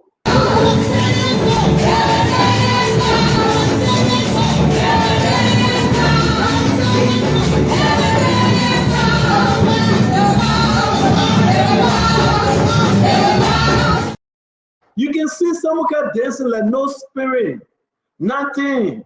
He said, oh man, what are you doing here? And everybody watching Samuka. They went beyond Samuka and said, for us to win, you got to indulge your way. You got to tell the people of Lufa that the president has pardoned you. They did everything just to get that vote. Can you imagine? Look at Samuka. Joe Manawia, Dimas Kamaya, Samuka. They prepared a seat for him. It's like the Bible said, prepare the table before me in the presence of my enemy. They prepared a seat in the presence, and they were all enemies. No, to be frank, this is wickedness. They begged him. He said no. They said don't run. He said no. They said be a sedition. He said no. Run as an independent. He said no. Just go to Lufa and tell the people, say you support Joe Manuel. He said no. They said, okay, you will not get that seat. And that's why we were mad with Samukai. And that's why I was angry with Samukai. I would say there's something people never heard from me. Samukai called me, Samukai said, my son, what am I going to do? I said, Papa, if I were you, don't go there. He said, I begin a rock in a high place. I told Samukai, I said, Samukai, I'm traveling to Florida. Come and see me, let's talk. We did what we wanted to do. And then I told the Honorable Minister Samukai, do what you got to do, but let the Papa know. I said, I don't say yeah. He flew to America, we met. We ate. He and myself talk. And I said, just do what you wanted to do. You got to be a free man. My man, CDC the bad people back. Except that the video came after the pardon. I want you to hold your breath. The video came after the pardon, so I'm going to discuss it. And Johnson, coach, brother, Jefferson Chelsea. CDC is over. Give me 10 more seconds. CDC that very, very bad. We don't want to get you second. We don't want to get 10 seconds. We don't want to. So look, let me get 10 seconds, man. 10 seconds. Let me just tell you this. Look, I'm a CDC guy with my man. If I were anybody before Samukai in the presence of his enemy, but who are his enemies? Who are Samukai enemy? In the presence of his enemy, look at all the enemy there around Samukai. They took the main job from him, Gibson. They disgrace him and call him a convict. They was sending him to jail, Gibson. Look what they did to him. They said, for President, we have to even talk to you. You got to come to that church. In the heat of the election, you got to turn your back to Joseph Yima Buaka. Someone got to remember what I'm going to do. In the presence of his enemy. Who are Samukai enemy? He was sitting with them, wet teeth, black hat, fake smile. They said, Samukai, you got to dance. The man said, I don't want to dance, I'm disturbed. He said, I'm so disturbed, I need the Holy Spirit. They said, my man, dance. Look at Samukai.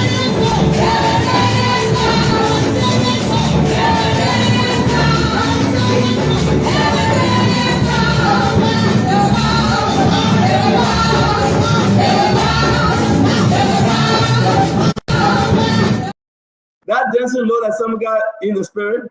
Look at that dancing. You know that some guy wanted to be in that church. I mean, that is so bad. Since guy wanted to deserve. Some guy would never support them. He would win no fight. He would beat Councilor Jala, my papi. But some guy would beat Councilor Jala. And some guy would make the case for the poor Lofa. He would champion the poor Lofa. Are we going to close today? Okay, so here is what I have to say. Here's what I got to say for my closing. First of all, if I were one of those who are going to test, that's it. Come on. Oh, but man, like 1-on-1, they said 2-on-1. But I go, I said, we'll see about. I said, let go. You faithful and just to forgive us our sin. Gibson, thank you very much for coming on the show. The show finished. Let go, Gibson. I love you too. Hey, Uncle Gibson, I love you. The show finished. Now everybody go home. Yeah, man. You got answer to that. The show finished. That simply come on the show. No, hang out with me. That dancing car. Team one car. Yeah. What? I was in Peter Benedict. The show finished. Let everybody go home. Thank you, man. Thank you, man. Thank you. Thank you. I appreciate it. You give them what they deserve. Yeah. No, man. But the show you really give them what they deserve. Gibson, wife calling him, she tired. I said, no, when I made it, I thank you, Stan. I appreciate you. I owe you one. Definitely. You give them what they deserve. Yeah, the show finished. Thank you very much. Ladies and gentlemen, this is the way.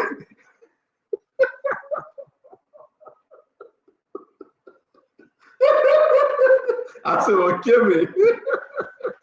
No, guys, but you agree, right? The show finished. That's a 1-on-1 with the CEO. So the deed done, it finished. But ladies and gentlemen, I want to say I love you so much with the love of Christ. Thank you for going to church today. Join us again for the biggest spoon talk. We got a lot to discuss. The Yellow Machine will be coming up tomorrow. We'll be discussing the SOE, the amount of money they're taking from the government.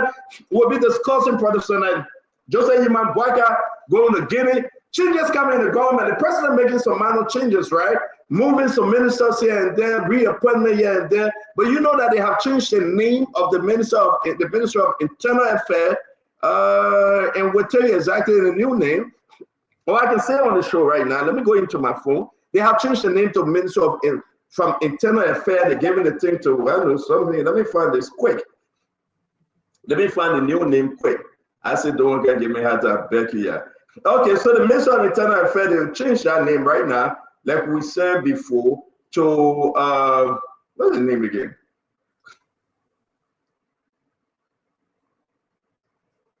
Okay, so they're changing the name. The Minister of Internal Affairs, they're changing it, and we'll tell you exactly what the new name is. I just want to say to all of you, that's a beautiful thing, by the way. The president doing a lot of stuff. There's changes coming in the government, minor changes coming in the government.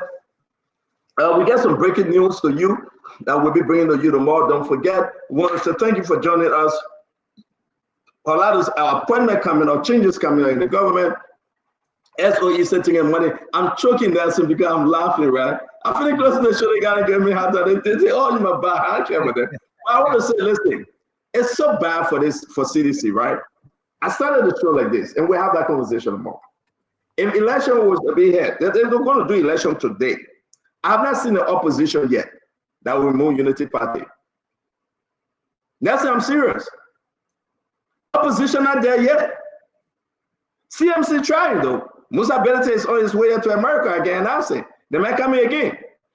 Musa Belete come to attend one of the biggest conference, the American conference of his life. He come to meet an American governor, a governor that is a governor for the state. The people send a special invitation for Musa Belete. He's coming to meet this governor. I don't know why about Musa Belete. They said, man, nobody in Liberia can meet the governor that Musa Belete come to meet. What for me tomorrow? I'll tell you the story. Musa Belete come to meet this governor. You're going to have a one-on-one with the governor. The governor want to ask Musa Belete his vision. He want to be a president. They want to ask him. They're going to talk. They're going to spend almost 45 minutes having a conversation. Okay? I don't know who Musa coming with. They told me not to say it, but you know, I got to say everything. Musa coming here to America to meet one of the state governor, current governor, a young governor, by the way, a man that said he loved Musa Belete and he liked to do a sit down with him. I don't know why. Again, I'm not talking further on that. And also, I'd like to say to all of you, you want to follow Spoon, man, a beautiful things happening. The Yellow Machine, over 300, if you include the 20 trucks, pickup truck coming, right? We'll discuss it again tomorrow. But guess what happened? President Boyka went for the inauguration ceremony of Guinea president, the man, the junta leader that turned surveilling president. President Boyka went for that program, okay? On the 17th, of course, it's this week. Also, we like to say to you, a lot of things happening in the government will bring to your attention tomorrow, because someday good, someday bad, we talk good, we talk bad, small here and there, but you need to know what's going on. What's happening with the case of the NSA guy that sodomized the young man? I spoke to the family today, right? And the family are getting overly concerned that the investigation is taking another shape and another form. All right, some dissatisfaction is coming in. What tomorrow we're discussing. The two gentlemen that was on the picture, they are denying that they were ever in Liberia, but people saying they were in Liberia December. Who telling the truth? Were they in Liberia? Did they just go for Christmas break and they came back? We got more to tell you tomorrow. There are other two gentlemen that said they were on the run. I'm not accusing them, right? These are allegations against them. But were they in Liberia? We will let you know tomorrow. Tomorrow will be one of the best shows ever. We will say thanks to all of you joining us, to you, my in-law. You know, Nelson is related to my wife. What did he call my wife grandma? So I call him in-law now. It's a good thing that we know we all came from somewhere. He's my in-law. But I want to say to all of you, thank you very much. Thank you for having a beautiful Sunday. Wherever you are, enjoy yourself, take a rest. Thanks to Minister Samukai for coming on the show. Again, I'd like to say to all of you, great day. I will be bringing, I will be bringing Wisa Blamo next week. You know who Wisa Blamo is? Yeah. Former, you know when Magin left office, right? He took over. Yeah. He took over. Yes. I will be bringing Wisa Blamo. He got his own political party. He will be one-on-one with the CEO and the message. He got plenty of things to talk. Next week Sunday, one-on-one with the CEO will be Wisa Blamo, the former chief of staff to George Manawia, the former minister of state. When Magin left, he took over. The message he came to talk his own. He said he's not a sedition. He found his own political party. I should give him the time to come and talk, and he's coming to talk. That would be a big one. We will dig deeper in him. A lot of stuff happening. Don't forget the lawmaker will be returning back shortly. Don't forget it will be an interesting time. When are they going back? When are they coming back, Nelson? Well, the official opening is tomorrow, and the first sitting will be on Tuesday. So at 10 a.m. tomorrow. Yeah. You'll be there, right? Yeah. They're coming back. The president getting ready for a State of the Nation address. It will be interesting, ladies and gentlemen. Liberia will be where we want Liberia today. This year is the year to make or break. You either fix it or you lose it. But I can tell to all Liberians right now, are you seeing any opposition? Are you seeing anything happening? Is the opposition in power now to say win for election, will win the election? What is the opposition doing? Joseph Boakai is riding high right now. Joseph Boakai is reconnecting with the people. Though you heard this earlier, but let's see what they're going to do. And we'll make the case. Do you want CDC to come back? Come back for what? I'd like to ask you a very important question. Do you think CDC should come back? Then you ask yourself, come back for what? What they didn't do that they want to do, that you think they should come back? Seriously. Nothing. Come back for what?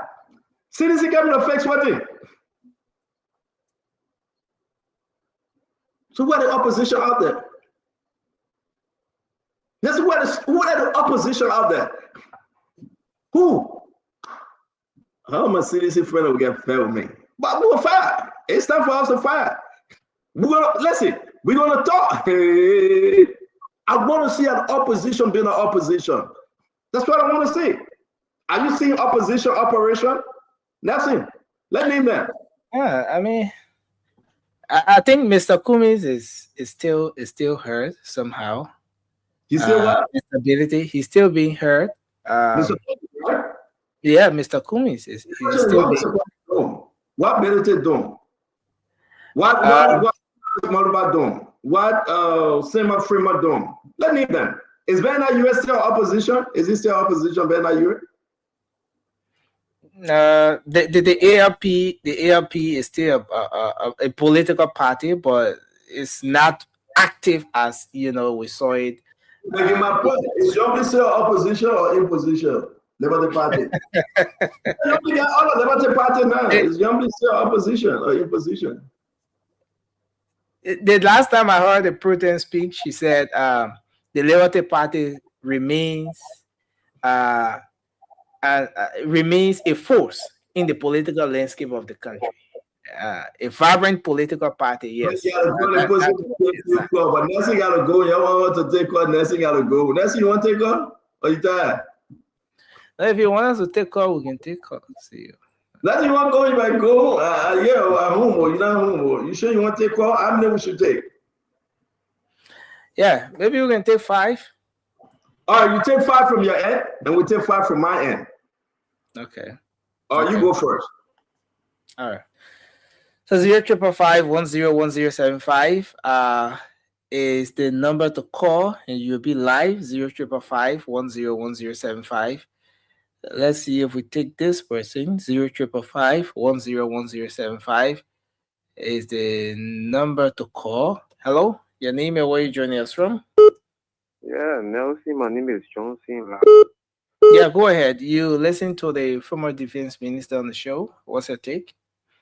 Yes. So all that the former defense minister said, I can assure you, and I can tell you that all is 100% true because I can show you photographs. I was into those elections. All of the passage county we pass through protests at the bridge, Simple Bridge in Lofa, Karagba Kutime on the election, our pastor A. He did not lie, he said all of the truth. And we are willing to go by Nufanga to support him 100%. All right. He's our next senator. Thank you. Thank you. This person, hello. That's how you do. I'm Stephen Kamar and It's good to have you on. Let's hear you. Okay, so today's show was actually thoughtful. Let me appreciate the CEO on his turn, and I will also appreciate the senator, the former minister on the show. If I may be asked as to whether citizens should come back, I'm definitely want to know, because what did they do that they didn't do well, they want to do. So okay. With the opposition, Black we see to do dumber opposition because of the workforce. Everybody is actually working. So that's why we can some people we refer to as lazy opposition. Thank you. There'll be no opposition. You haven't seen any opposition yet. If today was election, definitely the everybody will be again left. Thank you. Hello. Good morning. Yeah. Good morning. Go ahead. Let's hear you.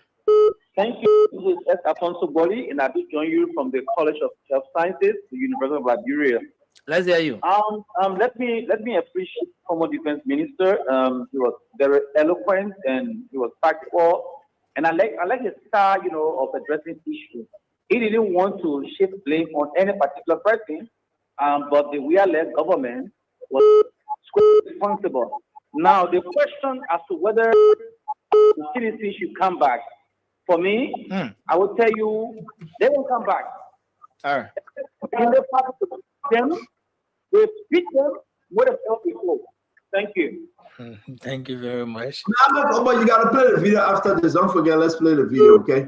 How many calls are you watching now? I've taken 3, so it's the last 2 I'm about to take. I've taken 3 calls.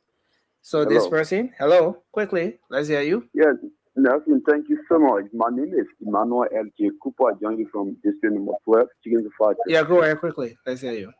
Thank you. Nelson, you don't need to be a scientist to know that the prosecution that Honorable Speaker went through was politically motivated. It was clear. It was very clear. And for this reason, the people of Lofa County are gearing to reward Honorable Samuka by to have him elected as a senator for Lofa. Thank you. 2029. Trust me. Thank you. So the final caller from my end. Hello. Yeah, hello. Yeah, go ahead. Yeah, Johnson, I'm calling from my back. Okay, let's hear you. You listen to the minister? I want to say thank you to the former minister very much for what she said. I listened to it lengthily. But I really want to say one thing I remember from I do, and I'm continuing to remind him about this yellow machine. He said it April 25th. That when this machine arrives, it should appear on screen. I want it to be recorded. All right, thank you. Okay. What's the date? Do you remember the date? When exactly he said that? April 5th. That he made you choose one deal. He made say April 6th. April 5th. All right, thank you. This year? Remember, what you thinking about? This year? The last year? Yeah? Oh, the man went up. We're trying to find that video. Asa said it. It's true. We are looking for that video when Asa said yellow machine will come, but it will not be all of the yellow machine. He did. He said it. Let me take mine. Your name and where you joining us from? My name is Lekule Dole. I'm calling from Rochester, Minnesota. Lekule Dole. Hold on 1 minute. Hold on 1 minute, Lekule Dole. Hold on. Hello, your name and where you joining us from? This is Uncle Pete, the man from all the counties. The man from all the county, Uncle Pete. Talk to us, my friend.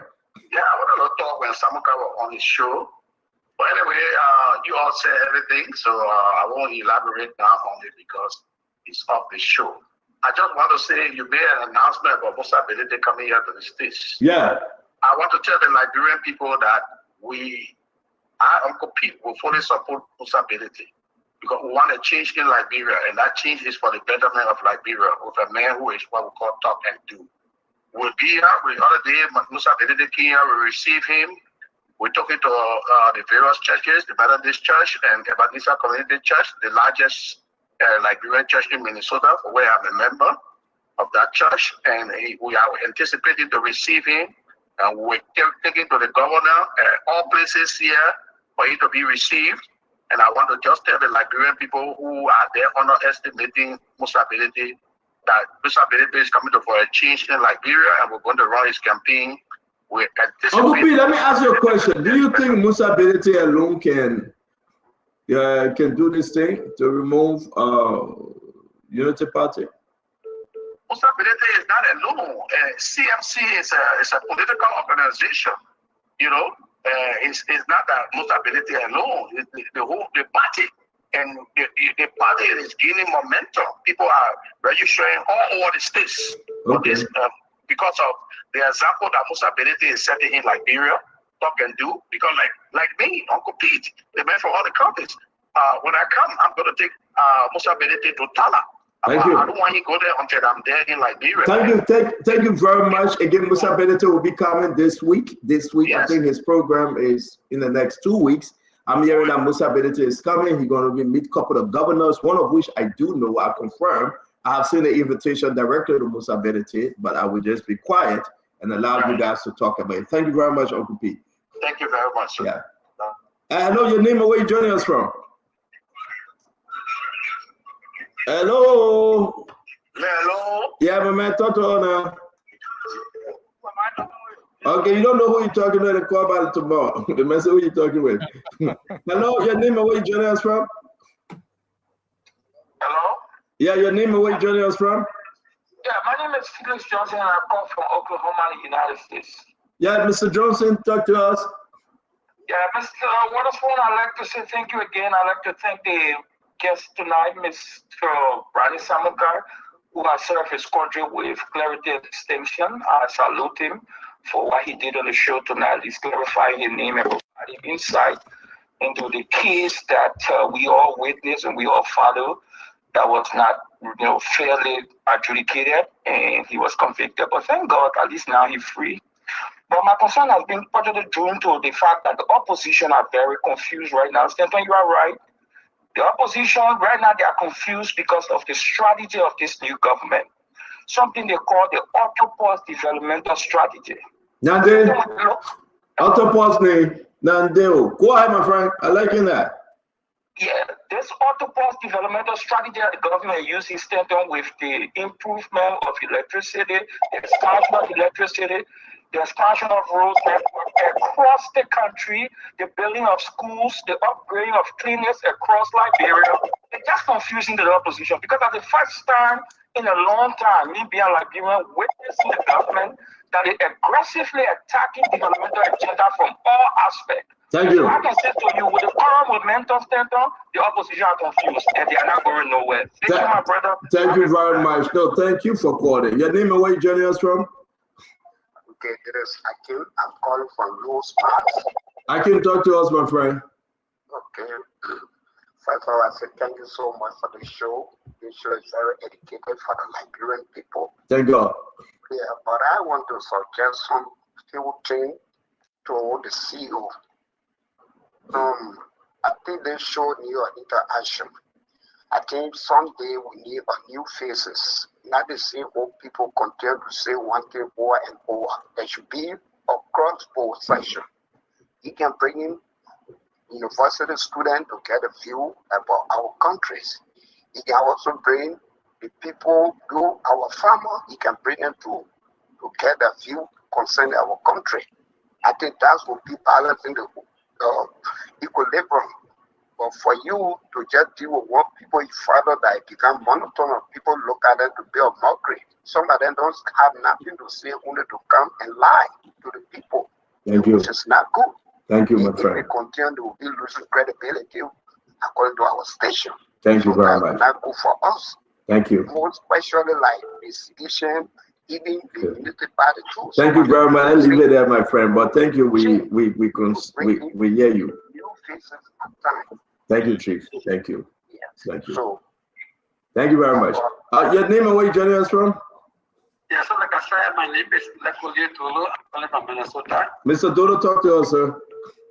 So instead of all of us, we fight to bring Jesus pocket of power. The greatest threat to our democracy is CDC. As soon as Liberia succeed in beating CDC 2029, Liberia is free forever. And I can tell you, all of you, me, everybody, the greatest threat to our democracy is CDC. And nobody will even elevate them. I can tell you this for free. Thank you very much, Mr. Dodo. Thanks a lot. All right, let's see who next on this. Your name? Your name and where you joining us from? Your name and where you joining us from? Hello? Yeah, my man, we're waiting for you at all. Yeah, my name is Sylvester Tuba, calling from Minneapolis. Sylvester, talk to us, my friend.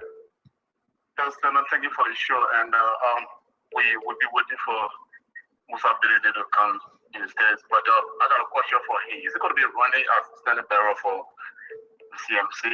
Who, Musa? Yeah. Yes. He said he will be running. Well, Musa shouldn't waste his time. So I can really say that because Musa got a steam in the country. We know what he was when he was in the country, what he did in the country. So if you run as a standing bearer, definitely you will not going to win. So we just want you to use the party and get another person as the standing bearer. It's going to be helpful for you. Okay, thank you very much, my friend. Your name and where you joining us from? Yeah, I'm Nathan calling from Louisville, Kentucky. All right, my friend, talk to us, sir. Yeah, you are asking whether we have opposition. Yeah, I think we have opposition. Your brother, you can call us here opposition. So, I can hear from you the feedback about your brother a long time. Okay, I'll call you. Tell you to call you. Thank you very much. Your name and where you joining us from? Yeah, I can call back. How you doing, How you doing, bro? How you doing, Nancy? What's up? Yeah, I'm okay, sir. You starting again, right? Starting what now? You said there's no opposition, right? Who the opposition? For now, I said, listen, you gotta listen to me.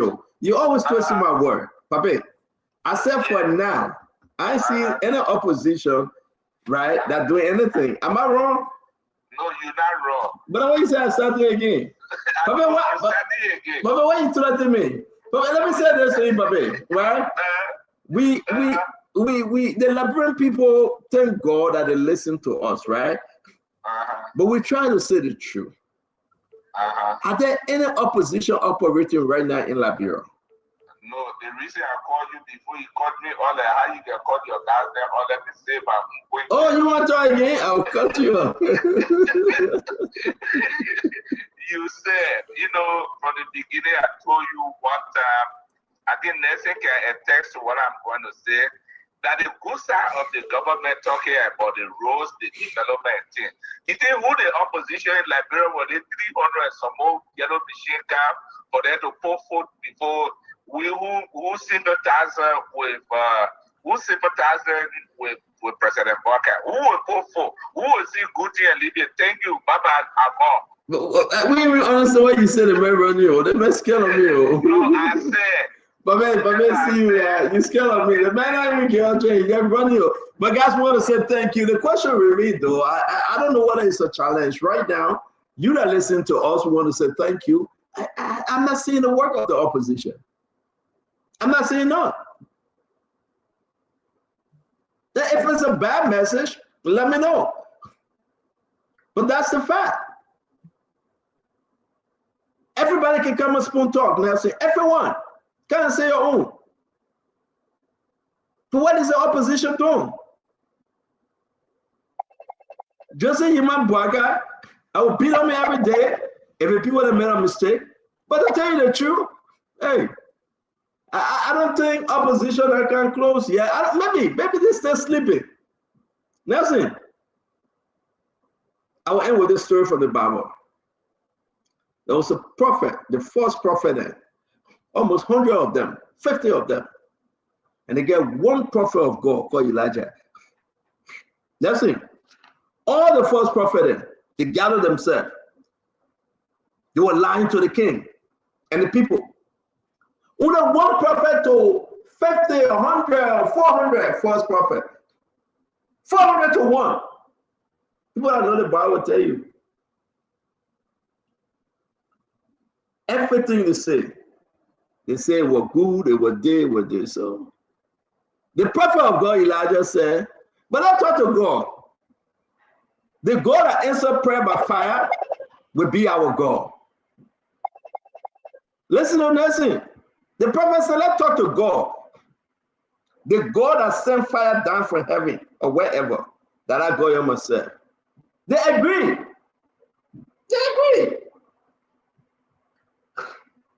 All four of them. They built the altar, they celebrated, the God will answer by fire, they're crying, God, wake up. So the prophet said, well, you're going to wake your God up, your God sleeping, you'll wake him up. Maybe your God went on a trip, you'll go get your God. They cut themselves, they did everything, praying for the God to send fire, no fire. I'm saying this to say that, Nelson. Maybe see opposition's sleeping. Maybe they're waiting small. What do you think? See, I think the oppositions are being strategic too, because election is. Wow. So it means that the God will not send prayer by fire. But the prophet, that one prophet against 400, you know what he did? That's the word you use, strategic. He built an altar. He took the 12 stones and put them together. He built a nice altar. You know what he did? He said, you go bring water. You know, fire and water can see eye to eye, right? He said, you put water there. They put water there. Then he talked to his God. He said, God, for your people to believe that you send me, send a fire. For these ignorant false prophets to believe that you are God of Israel, send a fire. 400 to one person. The fire came. Wash out.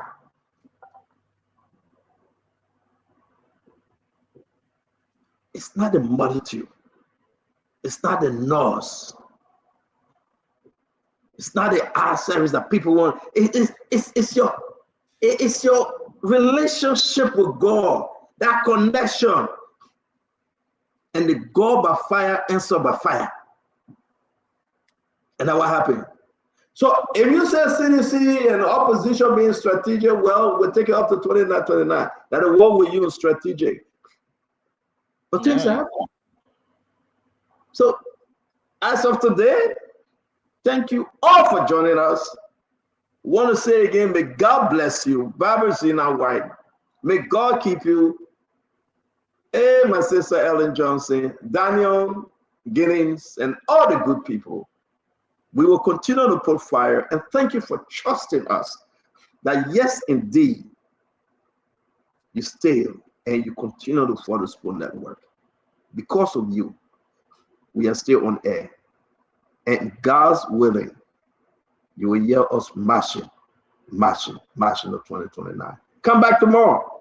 A beautiful show tomorrow. But before we leave you, we'll play this quickly, and Nelson will play again tomorrow. I'd like to say a special birthday to Pressure Andrews. Again, a special birthday to our sister Pressure. Yes, indeed, today is her birthday. She's celebrating her birthday. If you know Sister Pressure Andrews, that already a woman celebrating her birthday today. She want nobody to get this her. Again, she said, Mrs. Pressure Andrews Satya. Want to say happy birthday to her. And again, we got a video to play. Let's play the video now. Okay.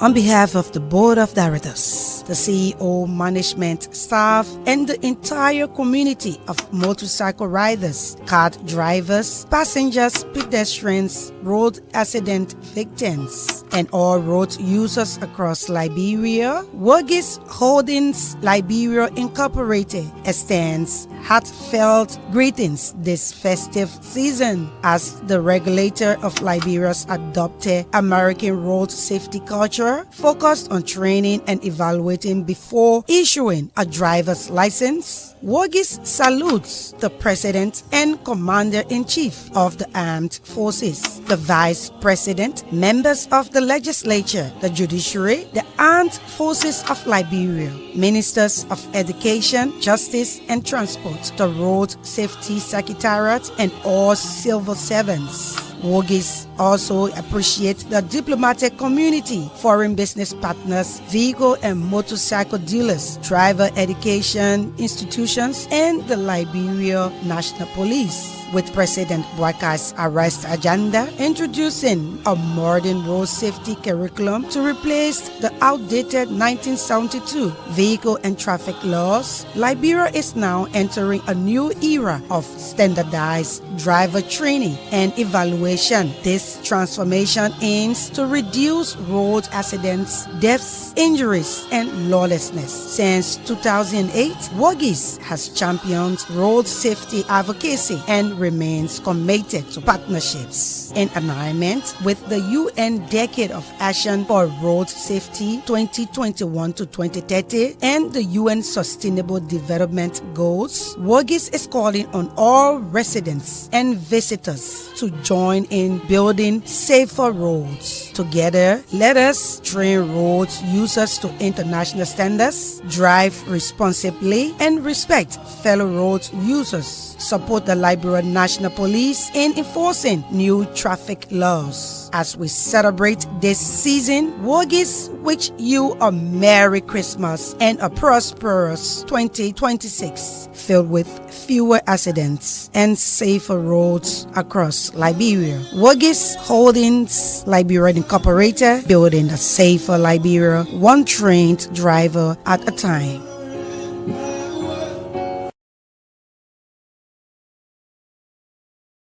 That's it. Thank you very much, Omar. Have a good night, ladies and gentlemen. Be blessed, be safe. Till we meet again. May our good Lord be with all of you. From the Spoon Network, we love you, but Jesus loves you the best. Have a good night. Yes, sir. Have a good night as well. See you. And I want to say thanks to all of our folks out there. It's been a good show. Thanks to all of you who have been sharing your thoughts in the comment section. Making sure that you listen to the show, watch the show. We appreciate you. We look forward to being here tomorrow. Until then, I'm Nelson Colette. Have a good night and bye for now.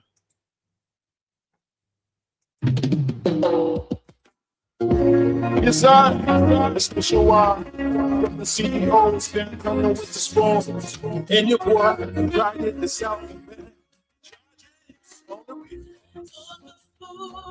To get your information.